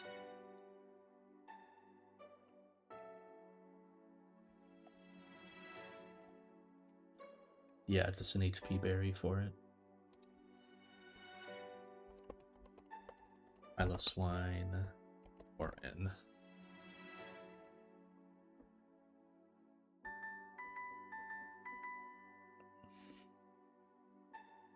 Oh, okay. So I guess what I was worried about was I need to look at the speed order, because if Emolga gets the discharge off, that it's gonna heal the Lantern, right?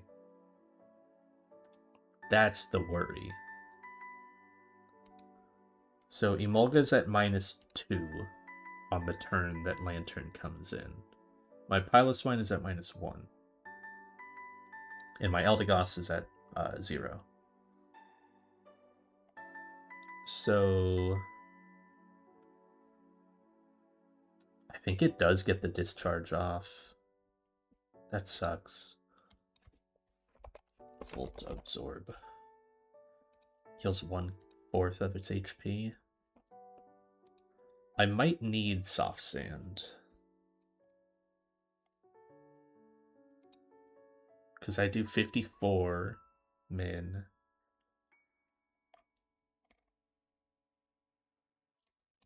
$54 drops you to 70 HP. Then you get hit by the Volt Absorb Discharge. That heals 25% of your HP, which is a lot.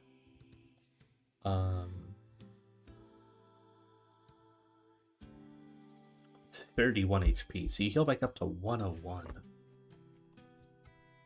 I don't think Piloswine is doing 101 with Soft Sand. It's pretty damn close. I could Ice Shard it the next turn. Yeah, that's pretty good. I can Ice Shard it if I don't get the kill. Okay. Yeah, the next turn I can Ice Shard, and actually, it honestly might be better, because I could Ice Shard and take the time to Synthesis on Eldegoss, get more health back.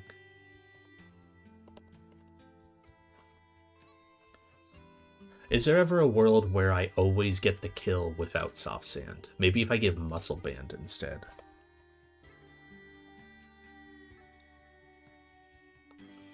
Like, is there a world where I never kill?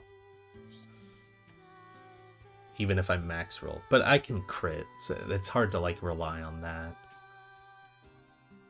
The Ice Shard doesn't do enough to cover for the variance of crits. It really doesn't.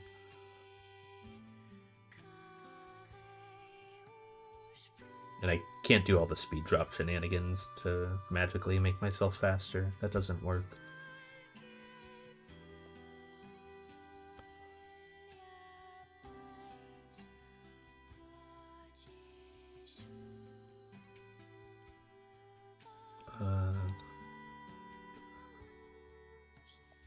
Yeah, I don't think it works.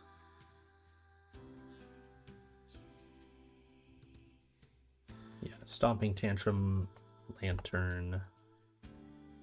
I guess there's just like a possible extra turn if Lantern is still alive, where I Synthesis and Ice Shard.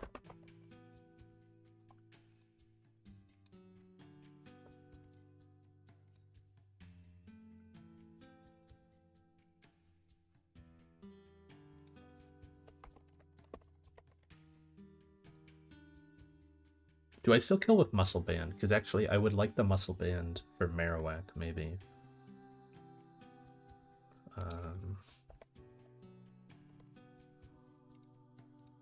Oops, that's my ability. So I left it at exactly 70, and then it Volt Absorbs 31, so it's back to 101. The Stomping Tantrum does 86. It can kill, but it does 86, so that puts it at 15. No, okay. Muscle Band does not work. It needs to be Soft Sand.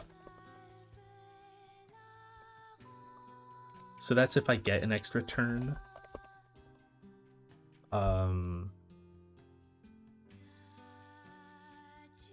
Then I go on turn 4. I probably just switch Eldegoss out. So in theory, so Lantern would die there. And then you're left with Emolga, Marowak. Marowak wants to Bone Rush into Piloswine. Or it wants to Flamethrower / Ice Beam into Eldegoss. That would be a really good opportunity to switch to Clawitzer if the Emolga was dead. But it's not. So I have to go Musharna? I think I have to go Musharna.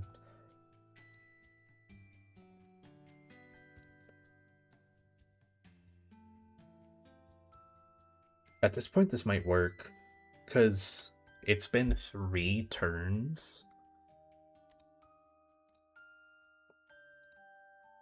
of Emolga slapping the Eldegoss, and then it's also possible there's an extra turn. And it's also possible Lantern. Oh, at -4, it's still at speed? That's crazy. Damn. Okay, it's likely just -3.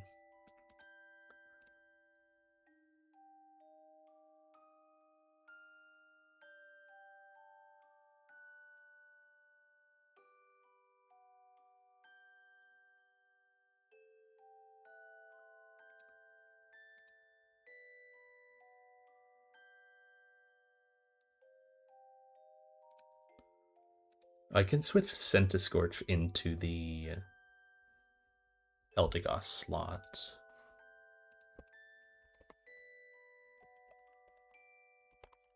Really want to get this fight done, but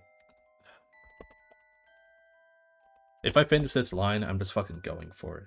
I really don't see, like, better strats to find. Centiskorch needs to be poisoned because it can't be burnt. Sadly. Or I just give it Cherry.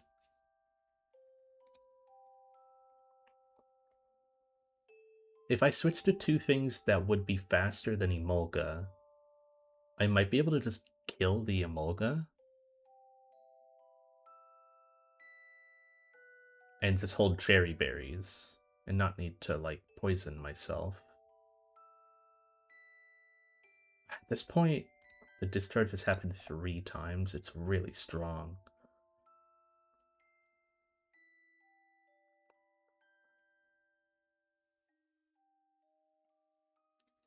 Also, if I pre-poison, I can hold Muscle Band. Which would be a little better.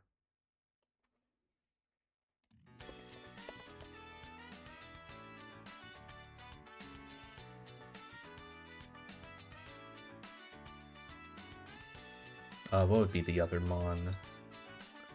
The other thing would be switching in where... So this is Pivot, Centiskorch for Eldegoss.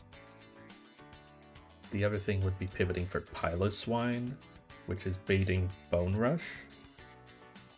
It's not a great move that to be baiting. I honestly go Groddle. Kinda have to.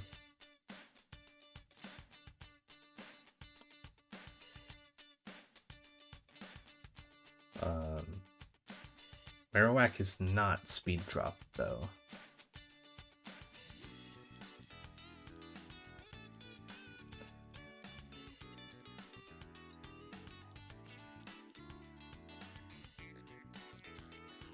I could go Donphan.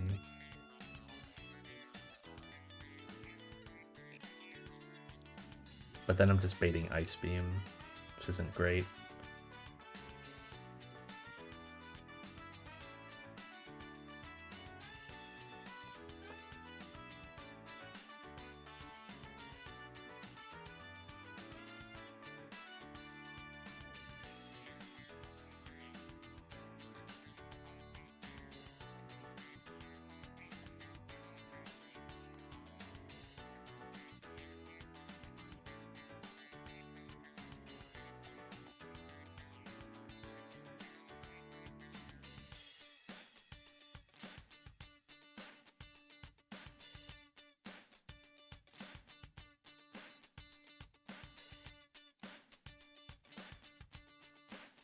Secret Power does enough on the Emolga.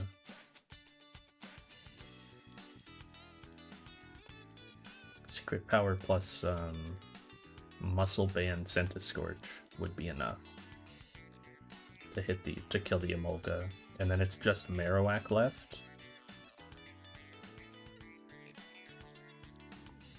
Oh my god, it has Ancient Power? Dude, I didn't even notice that. Oh my god. Okay, I have to focus the Marowak. I didn't notice it had fucking Ancient Power.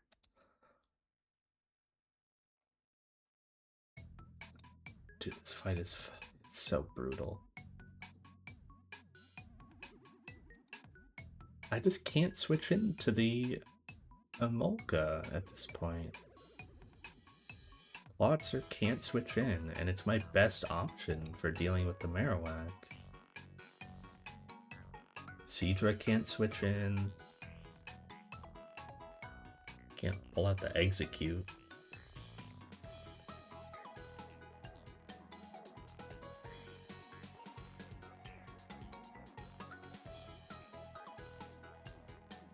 Can't pull out the Timber.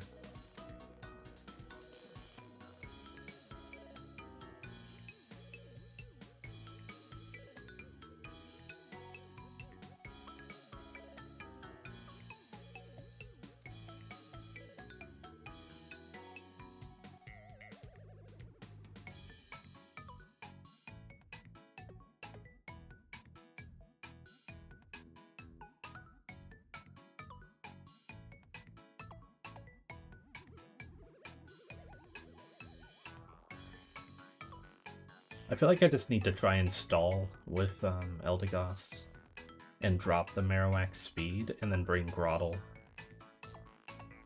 Because if Groddle outspeeds, it's fine. Dude, this fight is so bad. I have no options to win this fight. I have no fucking good options at all. My box is so shit for this fight.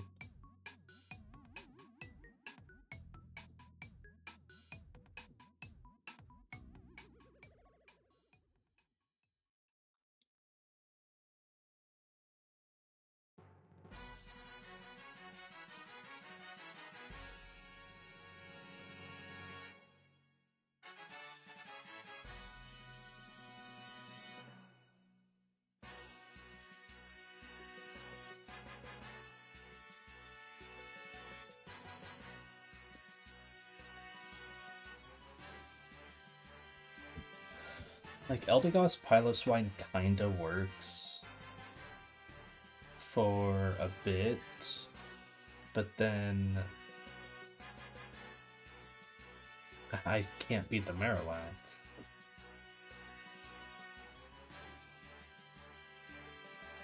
Unless I commit...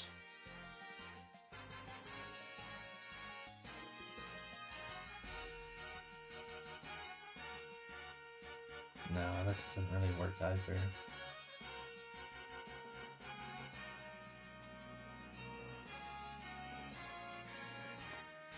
was gonna say, unless I commit to killing the Emolga instead of...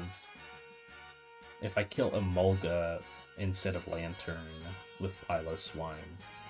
But that isn't good either, because Lantern is just sitting there with Piloswine in.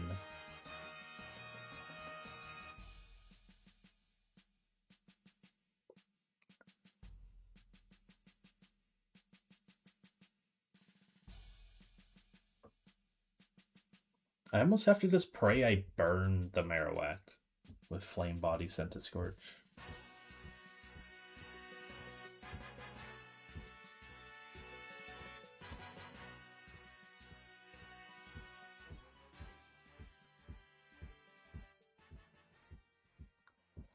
It's also the kind of thing where it's like, I'm definitely anticipating the worst scenario when I'm calcing, and like not all of that is gonna happen.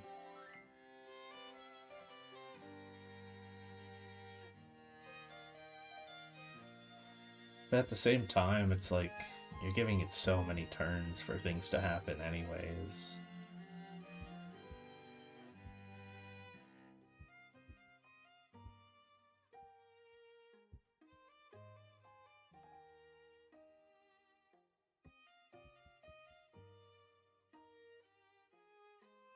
Let's see. What did Elmjax do for the rest of the fight?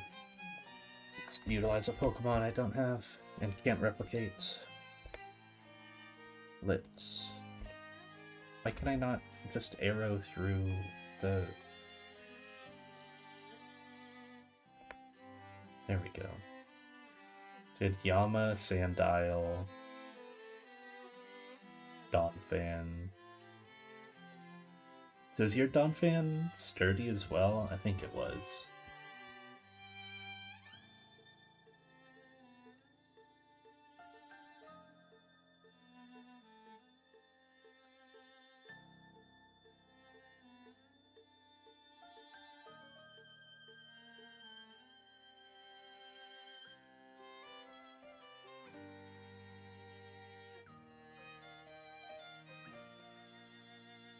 That's absurd damage. Because then he just Ice Shard the Lantern.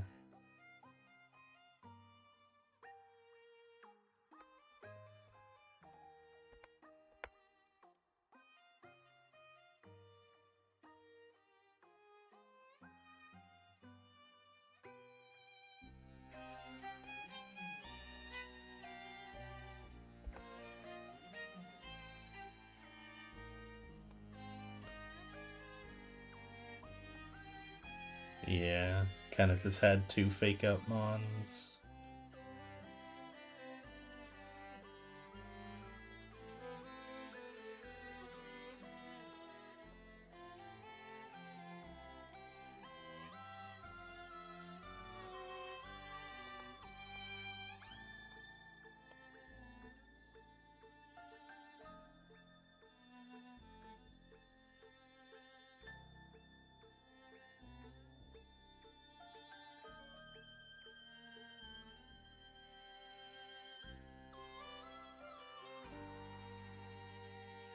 Can you not lose Octillery to this?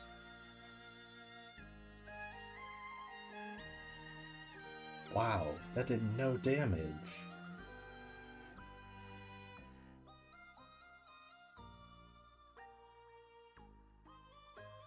Why did that do no damage?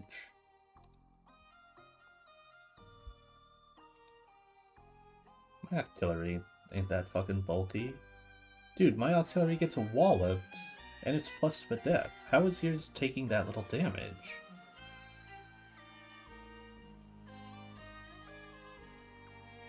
What?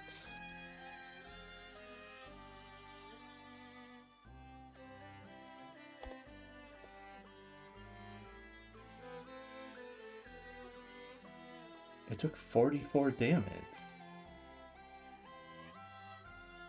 Mine takes Mineral 44 at 0 metronomes. Was it 0 metronomes? Does that, like, does it work like that if you fake it out? Because I thought you fake it out the turn before. Oh, that probably resets the metronomes, huh?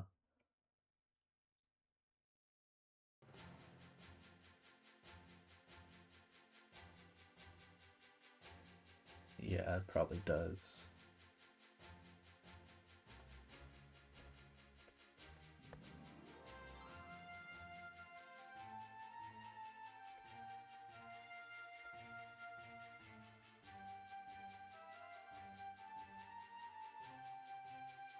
It's where I almost thought about putting the Emolga to sleep.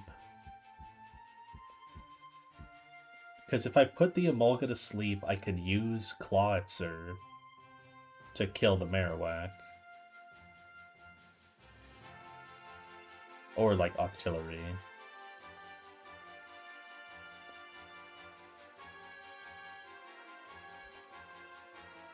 And then, yeah, you've gotten rid of everything, so it's just double ground types. You're just able to eliminate turns and reset. Honestly, it was resetting the metronome. That helped a lot. I don't know if I can... The only way I can stop Emolga from attacking is with Yawn and sleeping it. That is the only way I can stop this Pokemon.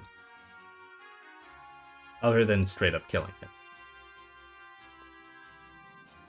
I can't nuzzle it.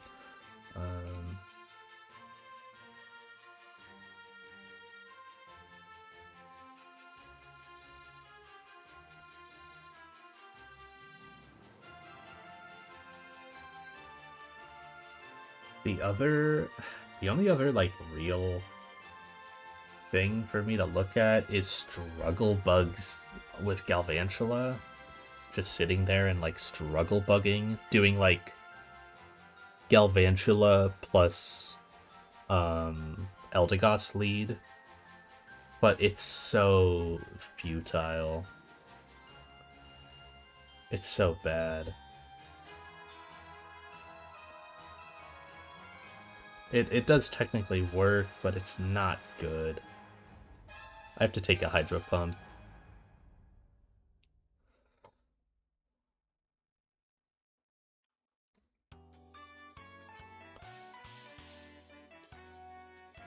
I can't Stun Spore it.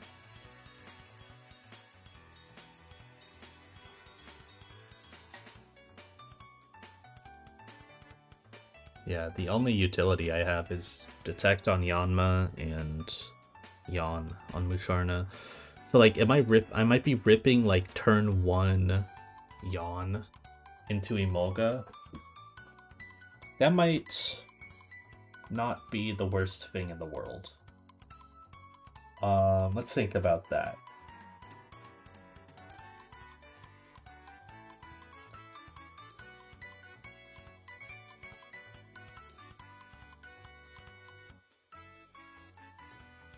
I would lead, like, Musharna Yanma. And then Detect with Yanma. Right, I'm obviously trying to bait the move from Seeking into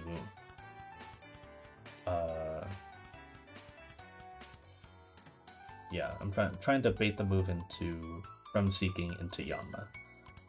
So if I was to do that, turn 1, Yawn Emolga, and then with Detect. And then turn 2, I can, with Wise Glasses, and I would be burnt on Musharna. With Wise Glasses, I can attack the Seeking. This has the same, like, Muddy Water problem that the original strat does, but I can't get around it. I really can't. It's a 2% that I just have to take. So then I Psyshock the Seeking. Then Seeking is going for... it's going for Ice Beam into Yanma.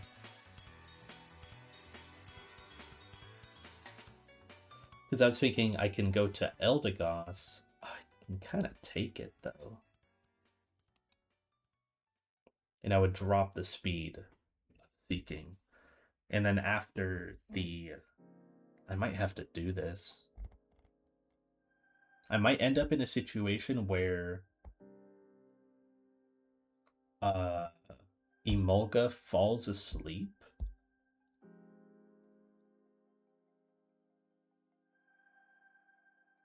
And then a turn later, Seeking dies.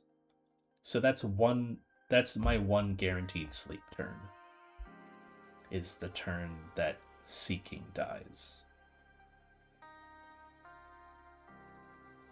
I have to take a freaking +1 Ice Beam on Eldegoss, though. There's gotta be a better way to do that. There's gotta be a better mon for me to go to than...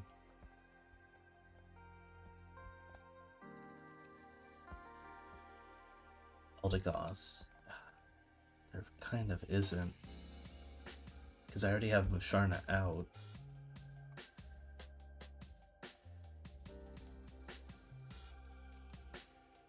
Dazzling Gleam does nothing because it's spread.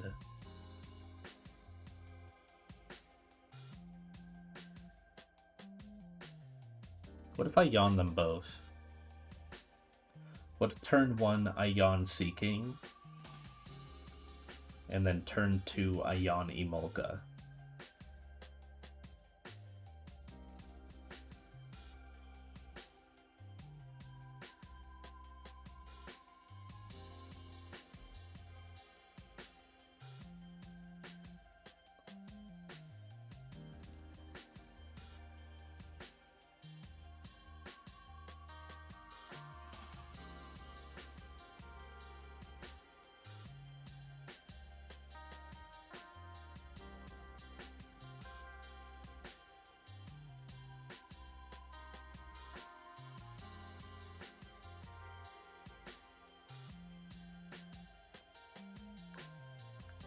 Seeking will get a +2 attack off. If I do that. It's not very good. It would get a +2 attack off anyways. It would get to +2 if I yawn the Emolga side. I need to kill something. Yawning does nothing, but my kill options are so limited.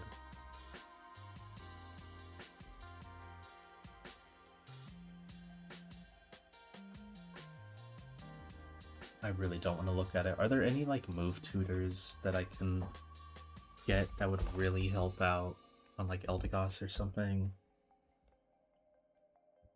No, there's no old moves I care about.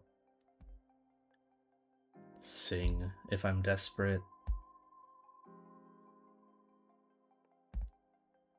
Your hidden power's bad. I remember that. Musharna. Your Stone Evo, any funny things? Healing Wish. Wish? Shit, maybe I'm going back and teaching Wish.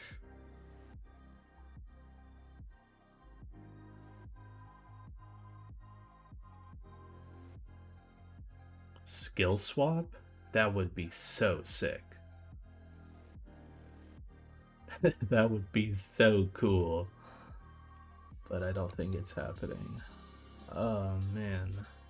Like Grottle? Can I give you like Synthesis? Nope.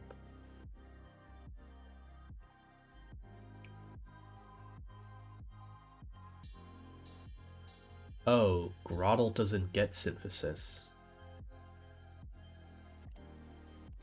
Does Torterra? Oh, you have to heart scale it. I see. So theoretically, if you wanted to save the heart scale, you would stay as Turtwig all the way till level 37. It's just not worth it. Need this Pokemon too much. What else could help?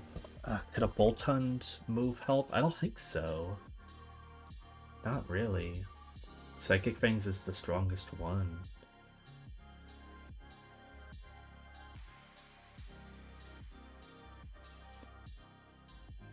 Yeah, Psychic Fangs is just the strongest one I have. Plotzer, not really.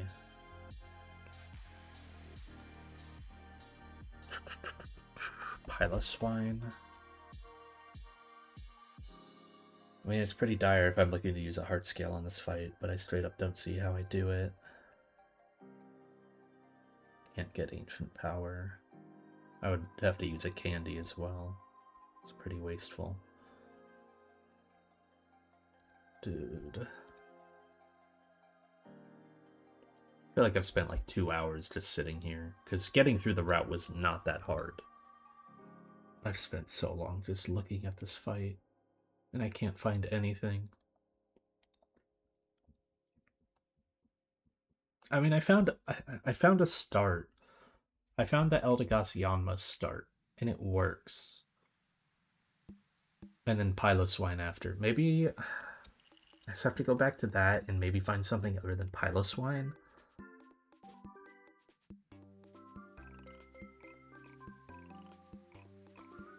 So if I like mentally jump back to turn 2, I'm killing Seeking, I'm leaving Emolga. I'm pivoting Yanma out.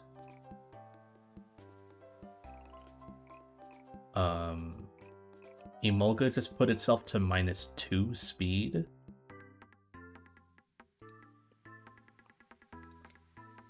Making it slower than my Eldegoss.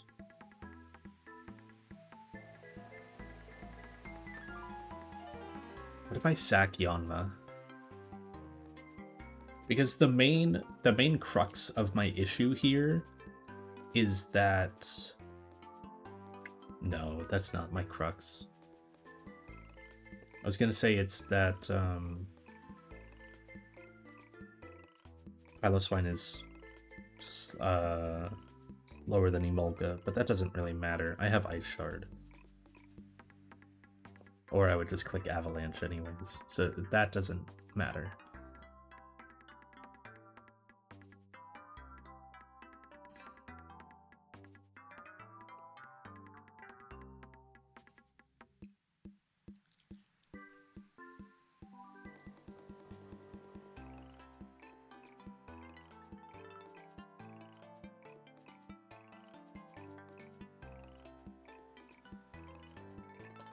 Maybe I focus Emolga instead of Lantern.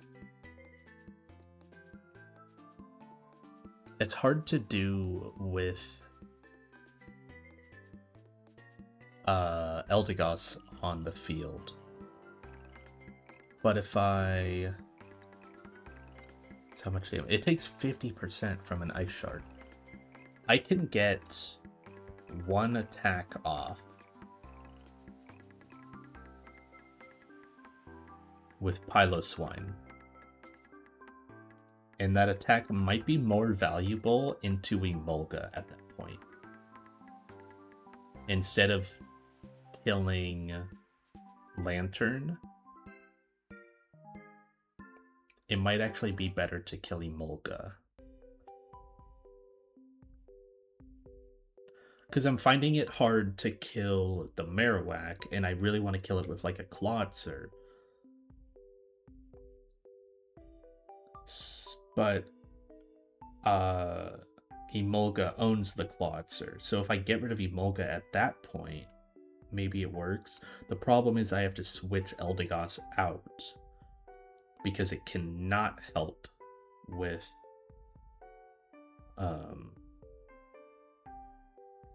Emolga.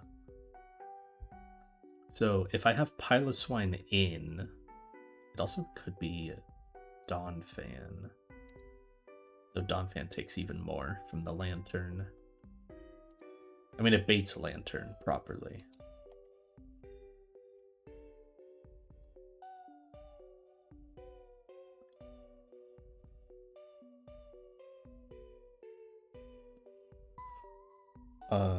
This might work.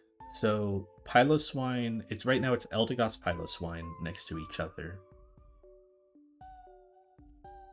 And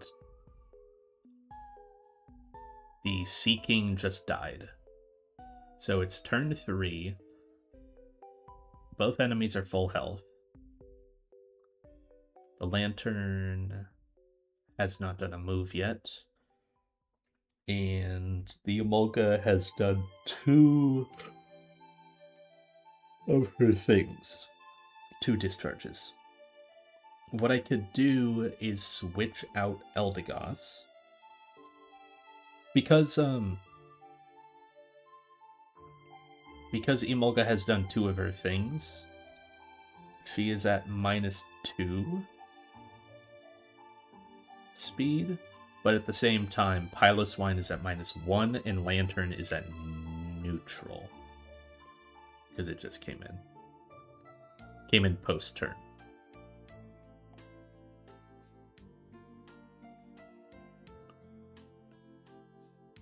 So what I can do is click...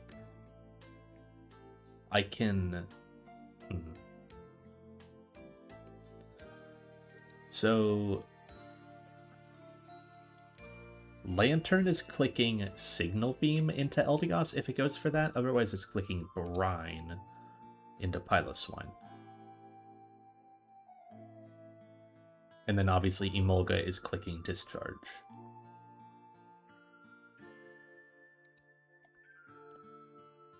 If I switch to Centiskorch, it can take the Signal Beam from Lantern just fine. And it can take Emolga's Discharge. What I could do on this turn is go for Avalanche on Piloswine. If I give Never Melt Ice, does that just kill?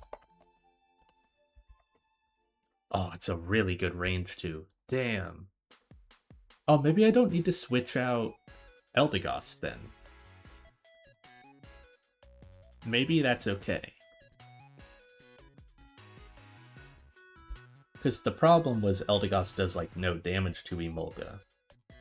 But if Avalanche does that much with Never Melt Ice, then it would be alright. And I don't need to switch out. And I can lower Lantern's speed. Avalanche obviously does go last, which is a little rough. But this works. This is something different that's at least worth looking at. So, Never Melt Ice. Let me get rid of the Centiskorch part of this. So on turn 3, I'm clicking Leaf Tornado because it can lower accuracy, right? Yeah. I'm clicking Leaf Tornado into Emolga. And then I'm clicking Avalanche into Emolga. So that's enough to kill it. Lantern will get an attack off on me. Lantern goes first, actually.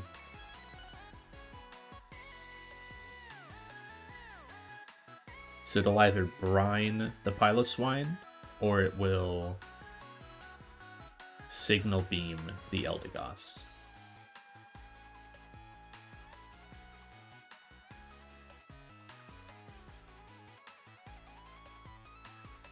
I really hope Eldegoss is healthy enough to take that. I don't know if it is. After 2 of these, it should be.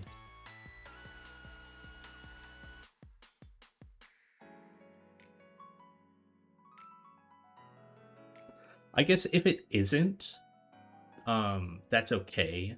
I can take 1 more. What I would do is Synthesis that turn, and then just Leaf Tornado the next turn to kill the Emolga. And at that point, pivot out Piloswine.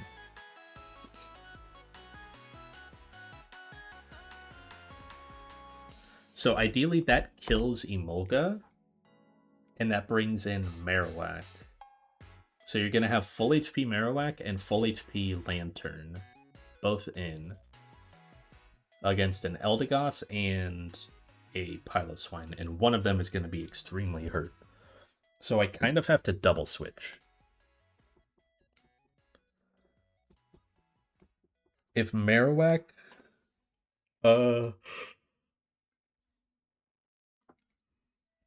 So the Eldegoss slot needs to be able to switch into Flamethrower, Ice Beam, and Signal Beam.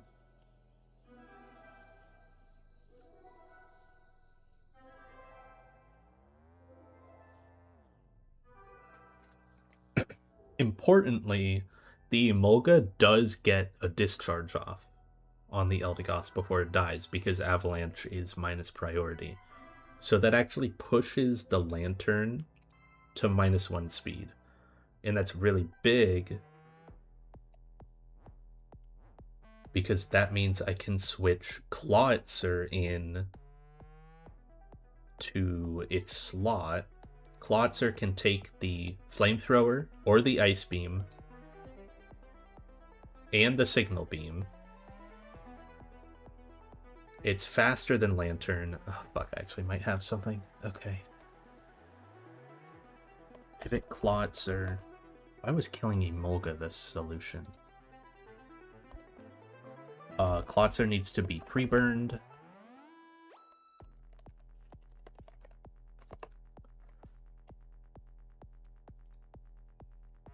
And then in the Piloswine slot, if it's like insanely low, it's baiting Bone Rush,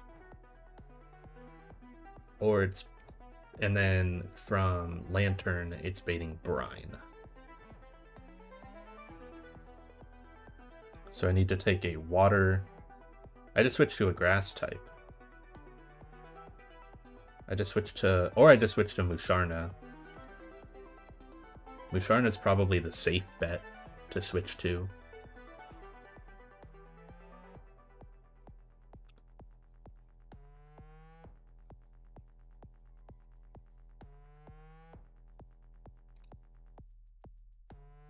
It's not Donphan, no.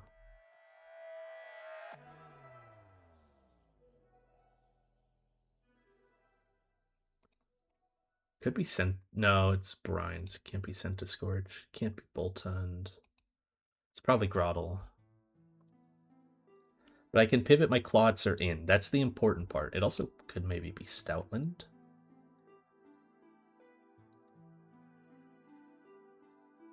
See, this is where I wish I had the, I had like one fake out. It would be so nice to have just one fake out.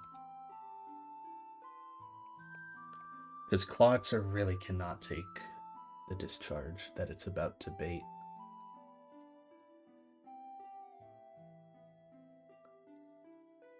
But I need Clawitzer in so bad in order to kill the Marowak. Because if Clawitzer kills Marowak,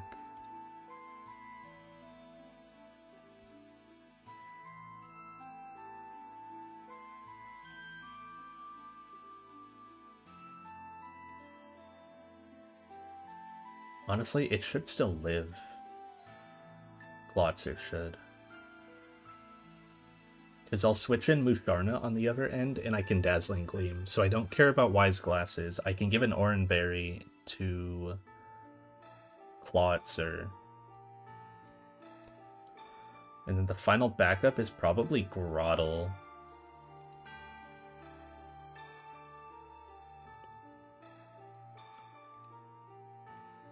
Is it? Because this is -1. No, I'm still at sped.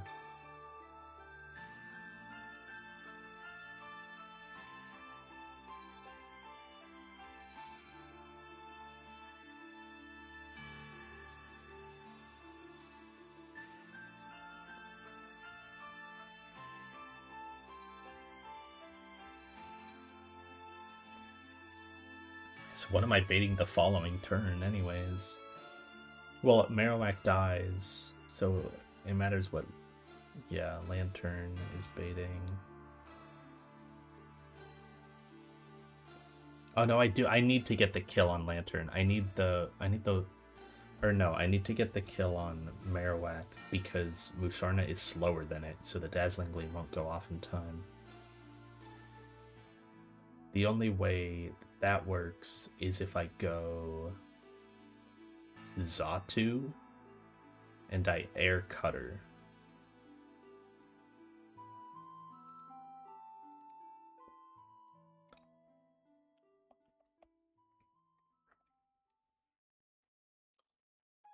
Or if I go Dreadnought.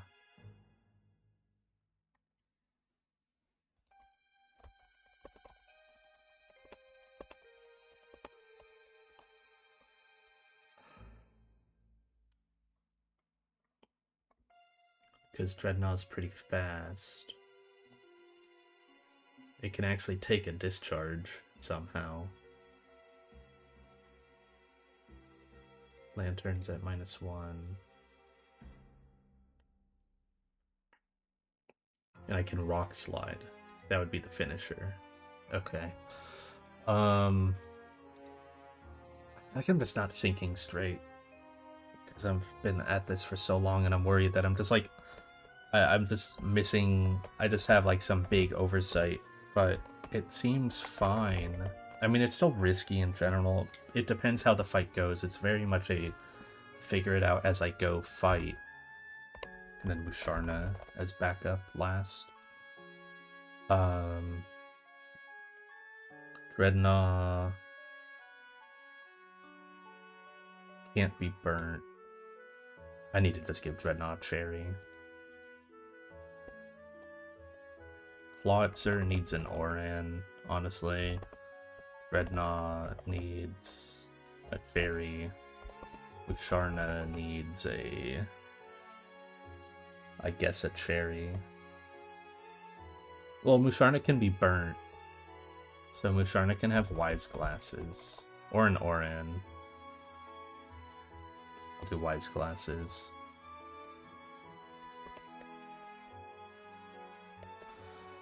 I am not feeling good about this.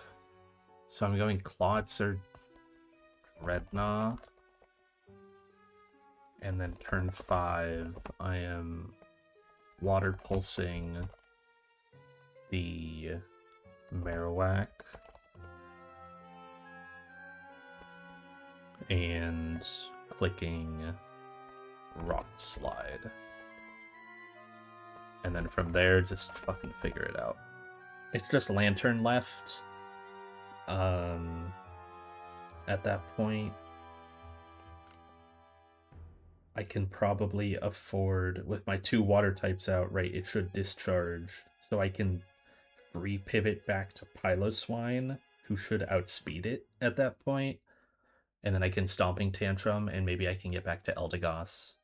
Or you just use Musharna.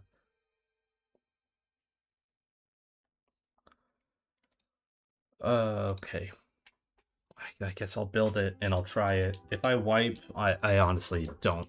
I don't feel bad if I wipe here. I feel like I genuinely have an abysmal box for this. I have no good options on this fight. And it's like the first real time in this run I felt truly stumped.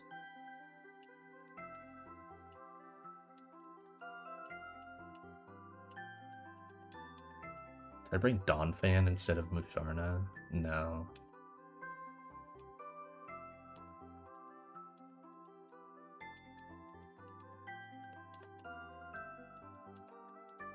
Okay.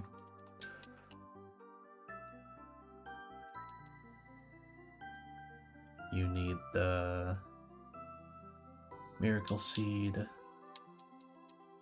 I have to go game audio for this, obviously. Yanma doesn't need any item. Yeah, Yanma doesn't need an item. Piloswine needs the Never Melt Ice. Clawitzer needs an Oran to...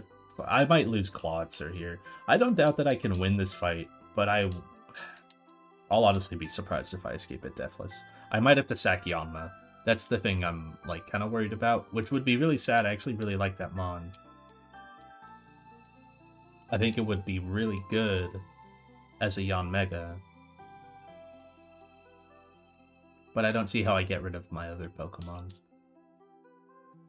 It is probably the weakest link I have at this point in the game. Clawitzer is really good.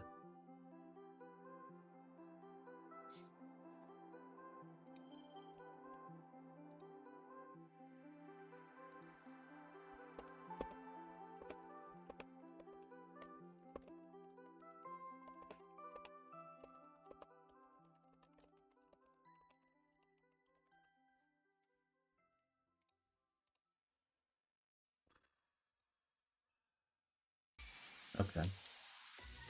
I need to pre-damage some stuff. A lot of things need to be burnt. Which I honestly hate a lot, but I have to do it. Hello, Jax. You're not gonna like this fight. You're really not gonna like this fight.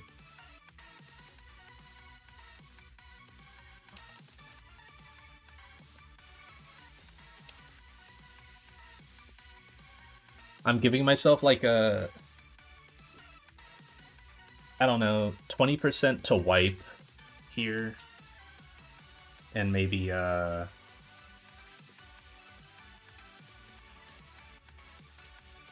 maybe like a 40% to escape it deathless. I don't know, it's probably more like 10% to wipe. It actually would be pretty hard to wipe, but I am going to be very surprised if I get out of this deathless. Okay. Finally, 4 hours in, unmute the game for the first time. Is it too loud? Feels quite loud. Scene correct.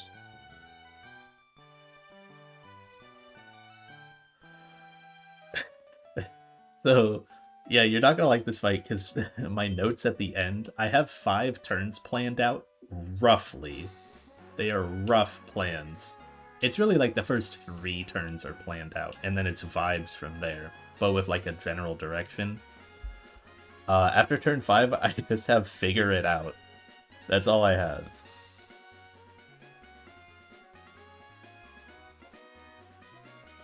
Which is how Pokemon should be played, I think. So you've got... I'm gonna double check the items, because that would be a dumb way to lose. Miracle Seed, Eldegoss, Yanma doesn't need anything. Never Melt Ice, Piloswine, Oranberry, I guess, Clawitzer, Cherry, Dreadnought, Wise Glasses, Musharna.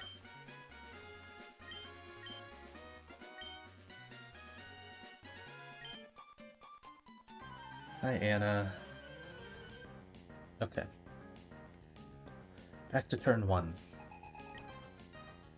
There's a lot going on in this fight.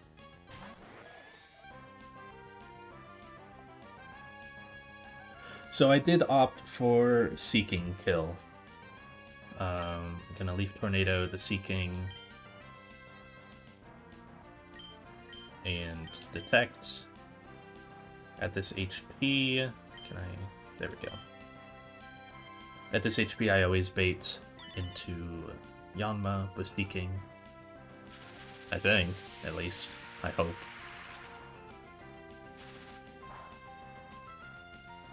Okay, that is very little damage. Okay, I'm gonna have to be keeping track of speeds like my life fucking depends on it. Seeking's at -1, Emolga's at -1. But Seeking's at +1 special. Leaf Tornado. That was a really good roll. Accuracy drop is not that useful. Well, it could be nice, actually. It could be good for my switching. That could be helpful. Would be really, really nice if Piloswine doesn't take an Ice Beam or a Hydro Pump. Oh, wait, no, yeah. It's not getting the attack off. That doesn't matter. Yeah. I'm Leaf Tornadoing the Seeking here. And I have to switch this out, because I can't detect again. Actually, there's almost a world where Yanma can stay in, oddly enough, if it didn't die to the Discharge. If Discharge wasn't a spread move. So that's the whole point. I almost wonder if there's a world where I could have routed in, like, getting Yanma back in. Because I could have gotten it back in, maybe against the Marowak. But I would have had to wait till the Emolga was dead or, like, asleep or something. Okay. Lots of speed drops. Seeking goes +2 special, but it's not going to get an attack off. Nice. Okay. So because Piloswine is in, we're going to be baiting out Lantern. I think. Should be Lantern. Yep. So now, even though Lantern is out, we're going to hard focus Emolga. Now, what I'm really worried about with this turn, and I think actually I might have to play around it. So it's used 2 discharges. Discharge does 13, my burn does 5, so that's 18. That drops me to 35 HP. Lantern high rolls 32. So if the discharge crits, and if Signal Beam goes into me, I'm dead. If Signal Beam goes into me and crits, I'm dead. So I almost wonder if instead I heal with I could get away with healing this turn, and I think it might be better. I think I heal this turn with Eldegoss, and then Avalanche with Piloswine still. Because Piloswine, Avalanche, plus Leaf Tornado kills Emolga. And Eldegoss is the fastest thing on the field, or it will be after this Lantern turn. Right now, Lantern is the fastest thing.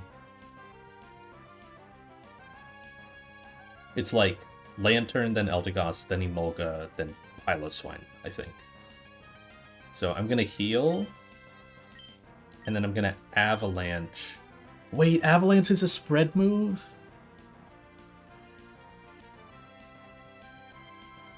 I didn't know that.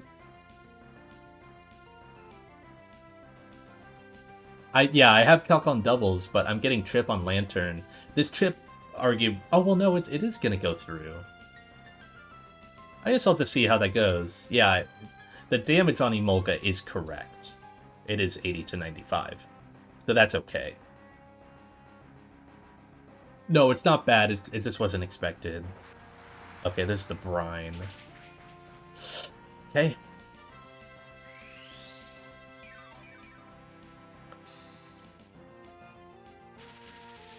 Yeah, I just had to take that brine or that signal beam. Okay, good thing I took the brine, so it's fine, but in theory, it's good that I healed with Eldegoss. I can maybe keep using it.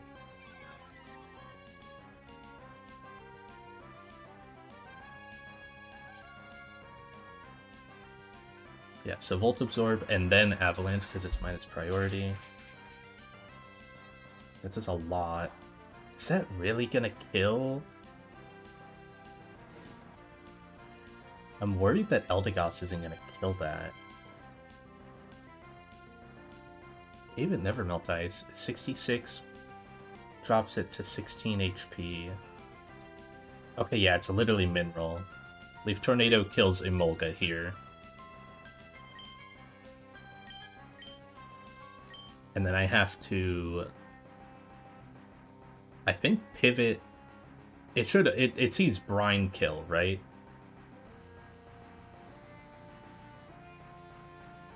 I'm pretty sure I have Never Melt Ice. Yeah, it sees Brine and KO. Yeah, I do. It literally must have min-rolled then, right? Yellow HP is really spooky on Emolga. But like it must be at 16, which is exactly 20%. Because I think 20% itself still shows yellow.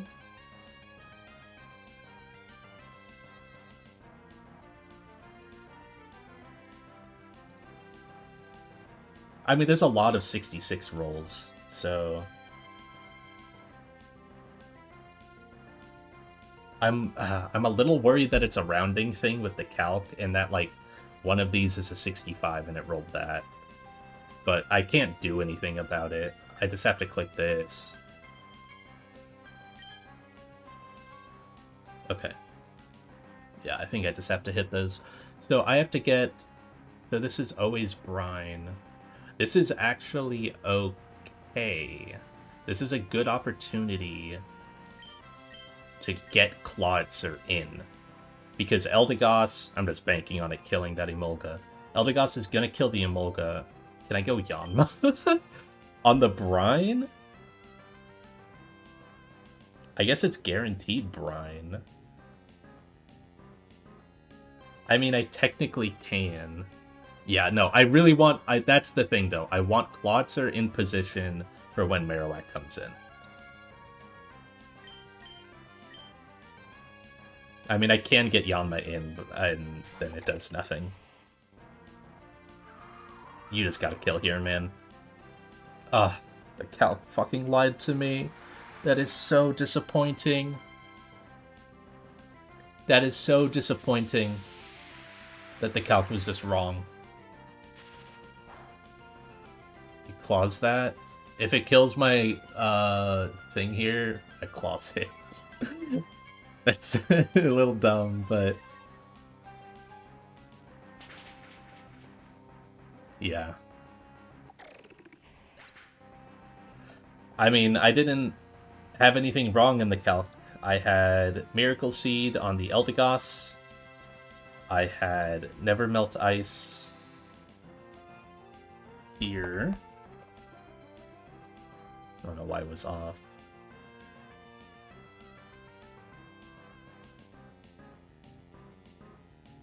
Never Melt Ice Avalanche should have done way more.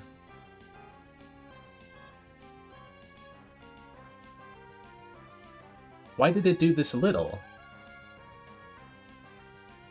What? It should have done it should have done 78 to Emolga. Does it not know it's... Does Avalanche not know? Oh my god, it doesn't. Yeah, that's bullshit. Okay. I don't know where my last save is.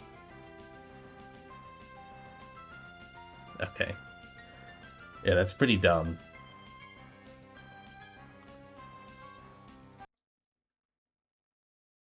Can I just control R? Yeah. Yeah, that's an easy clause then if the calc just doesn't fucking work. Cool.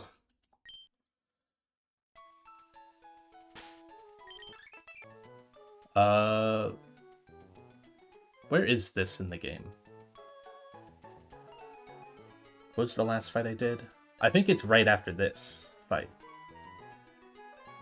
Because I did the Stoutland. I'm just gonna walk over. This should be... Yeah, okay. Okay.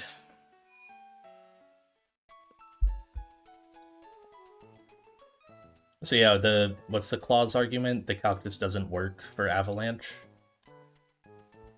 It just doesn't have it as a doubles move when it is. And thus that made me see incorrect damage and do the wrong play. Something like that. Okay. Yeah, I mean, it doesn't even have it as a spread move in here, in the decks.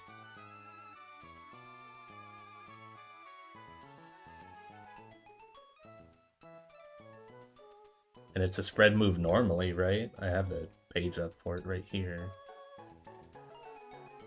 Is it a spread move?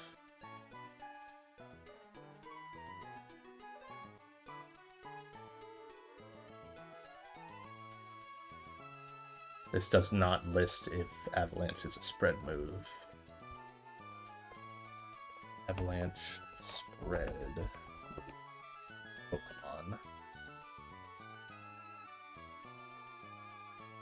Okay, if AI... I don't fucking listen to AI overview, but if it says it can strike any adjacent Pokemon, maybe it's cooking.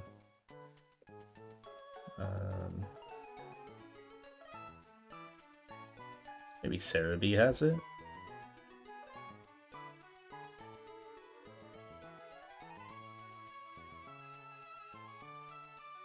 Sound type? No. Pokemon hit in battle. This says selected target.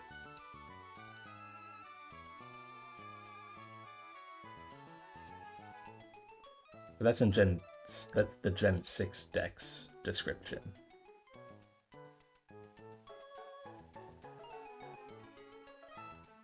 Blocked, reflected. It's the opposite side in triple battles. Can I get Lantern off the field in one turn?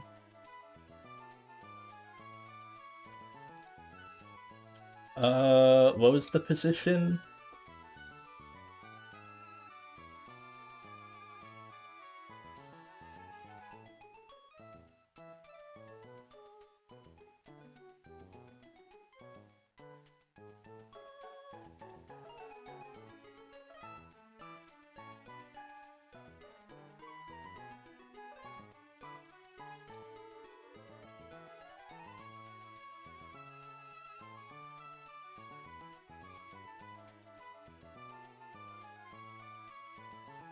I don't remember the position. Was it like it was the was it Lantern Marowak? Or no, it was still Lantern Emolga, wasn't it?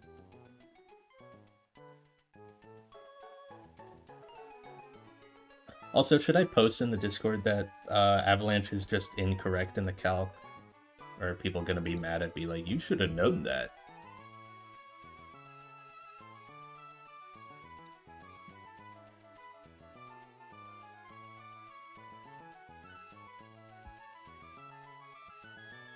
It's so lame.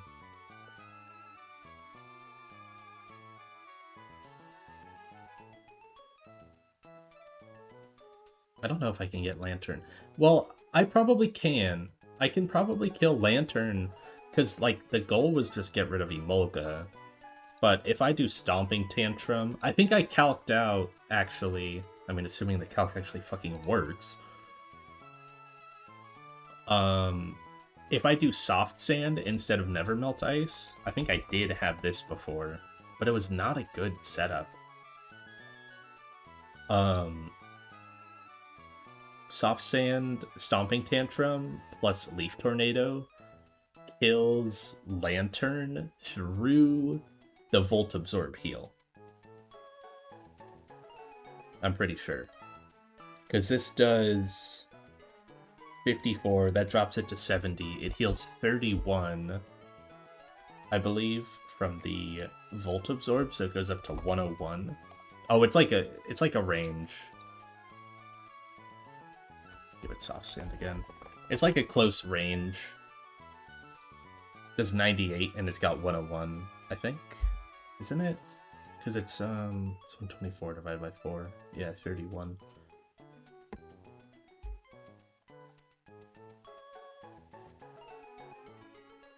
But that's like triple... That's like double mineral, basically, because there's 3 rolls of 98 attack on this, and the next one is 102. So it's like a 13 out of 16 roll. You have to miss a 13 out of 16 roll with Stomping Tantrum.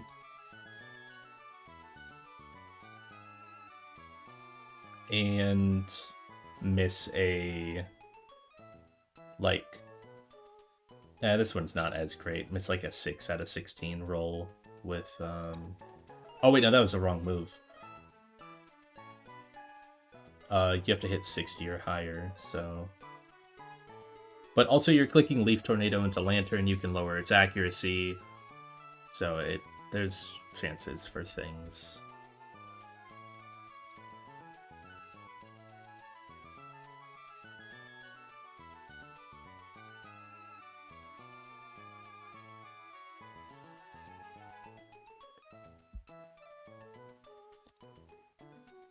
Alright, time to pull up the updated bug list.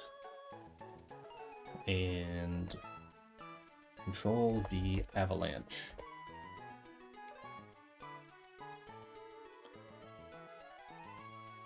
Avalanche and Revenge are not always calculated at 60 BP. What? That's not what I went through.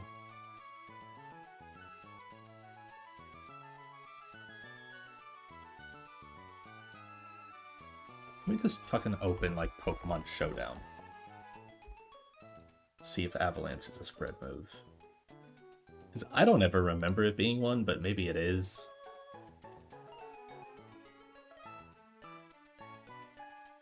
But even if it is, then it's just the calc that's wrong. So, let's go like here. These are my old-ass VGC teams, eh? Damn, these are old. Who has Avalanche? Obama Snow does. Okay, doesn't say anything about the move. Cool. It doesn't help.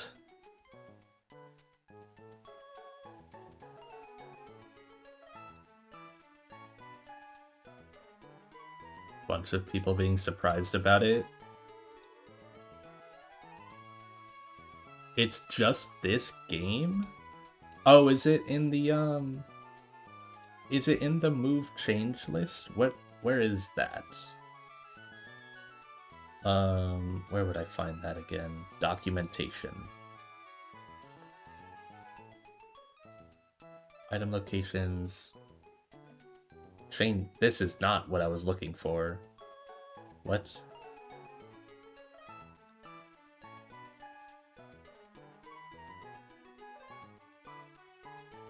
I went to the Discord and I found it's in the pins documentation at the very bottom. I don't fucking know, man. There's a different documentation link. Is this one? This is the one I want. Mechanic change. It would be under move changes. Nope, it's not there.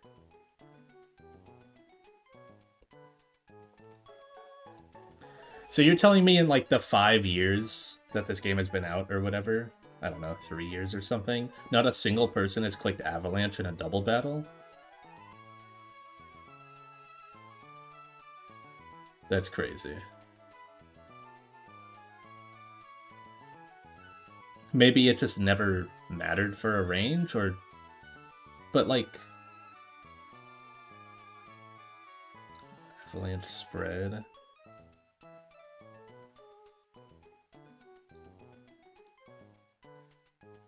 Yeah, I mean, I didn't think it was a spread move. And there's no documentation on it being a spread move in the game. So they just made a change. It's come up and no one's ever put it in a doc. Awesome. Great.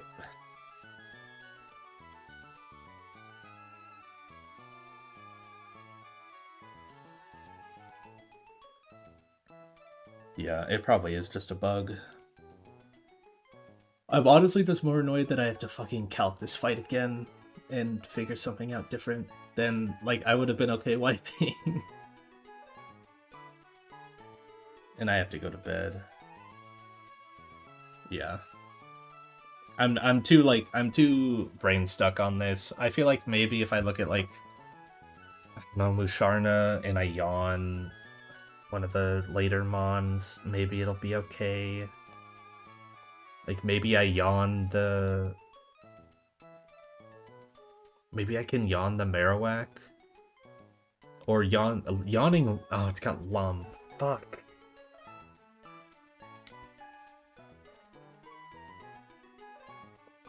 It would have to... The only thing I can yawn is Marowak. Maybe I can get Yanma back in. That would be neat. Maybe I could get Yanma in. But the Emolga would have to be dead.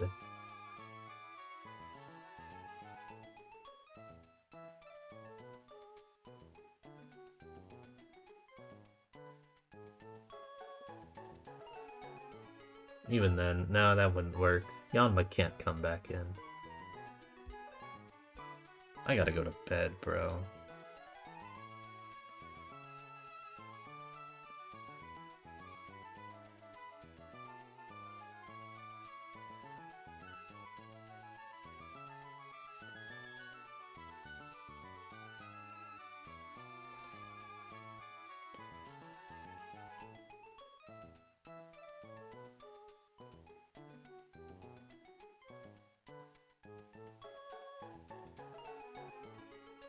Forgot you had sturdy. Yeah, maybe I utilize Donphan sturdy. I mean, I do have that. That is something to think about. Because I could use, like, if I have Lantern close to death, I could get like a double kill where I Ice Shard the Emolga.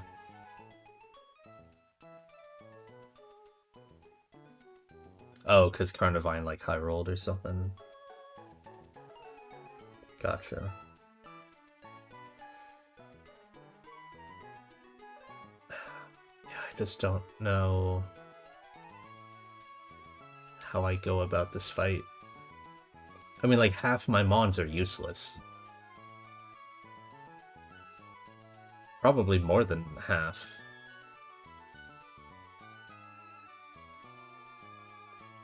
The only Mons I can realistically ever use are the 6 I have: Groddle, Boltund, Centiskorch, maybe Donphan.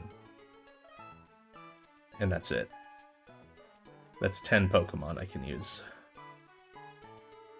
I don't think I can use Xatu, Octillery no, Seadra dies, Galvantula is useless. Galvantula is useless unless I want to just sit there and Struggle Bug and pray I don't get crit. Which, honestly, at this point, that might be the strat. Just spam Struggle Bug with, like, Eldegoss on the other end, lowering everyone's speed, and just pray I don't get crit.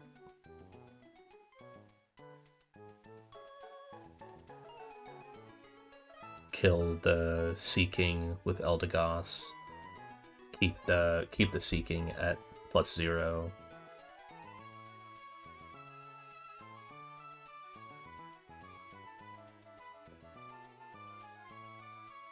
I mean, I also thought of, like, Entrainment Clawitzer, but it doesn't work. It just doesn't work. What if I, like... Can Clawitzer take a... Clawitzer does live an opening turn discharge. Am I leading Clawitzer?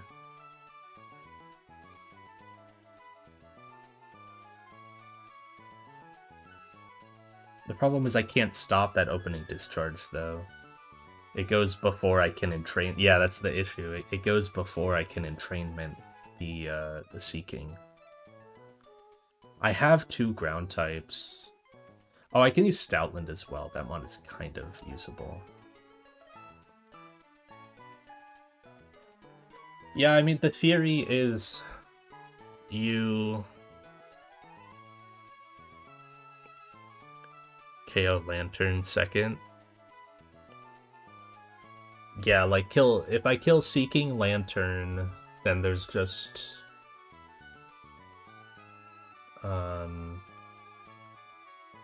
It's not a bad deal for my ground types. I can do Lantern Kill. Hi, Isaac. Yeah, I had a Lantern Kill before. And then I remember, I think it just, like, put me in a really awful switching position with Marowak Emolga. But maybe if I just double... Well, the problem is I'm already using one of my grounds, and it's gonna be super hurt by the Lantern problem. I mean, you saw it there, that brine fucking melted it, and I didn't even get crit. So I'd only have one of my grounds. I think I was gonna do, like, Centiskorch, Donphan, and that's not great.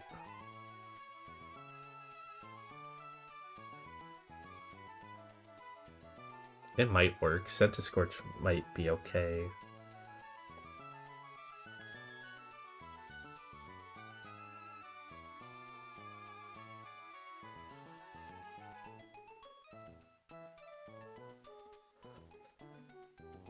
I do think the only option I have, at least for a lead, is Eldegoss Yanma, which, like, immediately restricts my team so hard, because I need Yanma. But it does get the Seeking kill, right? I get the Seeking kill, I get Lantern in.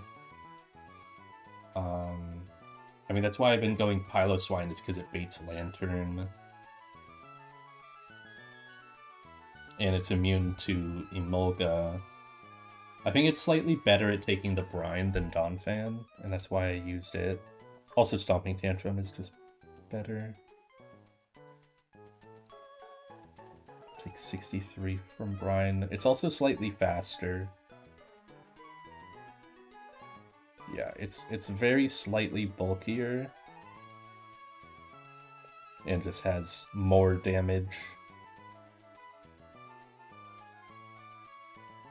So yeah, I could Stomping Tantrum with Soft Sand.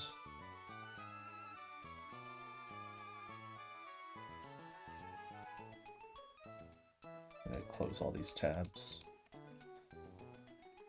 Don't need them.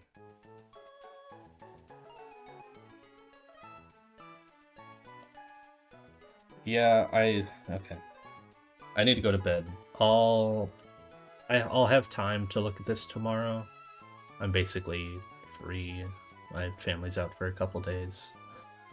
I'm free like all Sunday and then most of Monday.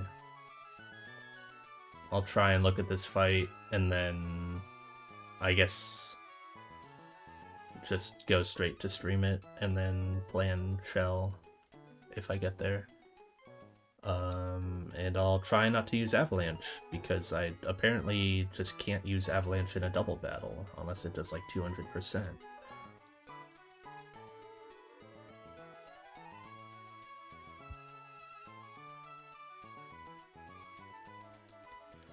Okay, good night. It's gonna be funny if I go back and beat it, and then if this if attempt 1 wins and I end up getting it with a fucking clause, that sure would be funny.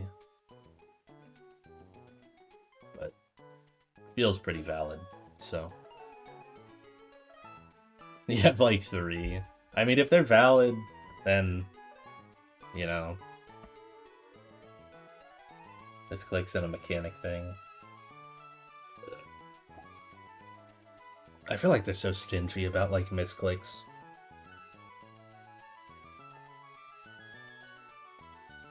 I'm worried on mine because my controller it genuinely gets sticky. The D-pad gets sticky. I'm worried that like sometimes when I let go of a direction on my D-pad, my controller keeps holding that direction.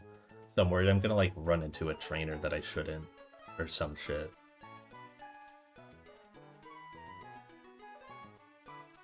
Anyways, I'm going to bed.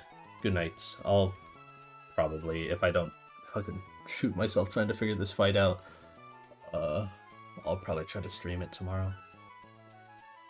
Save regularly. Yeah, I save like right before every fight in the Poké Center pretty much, so. Okay. Good night.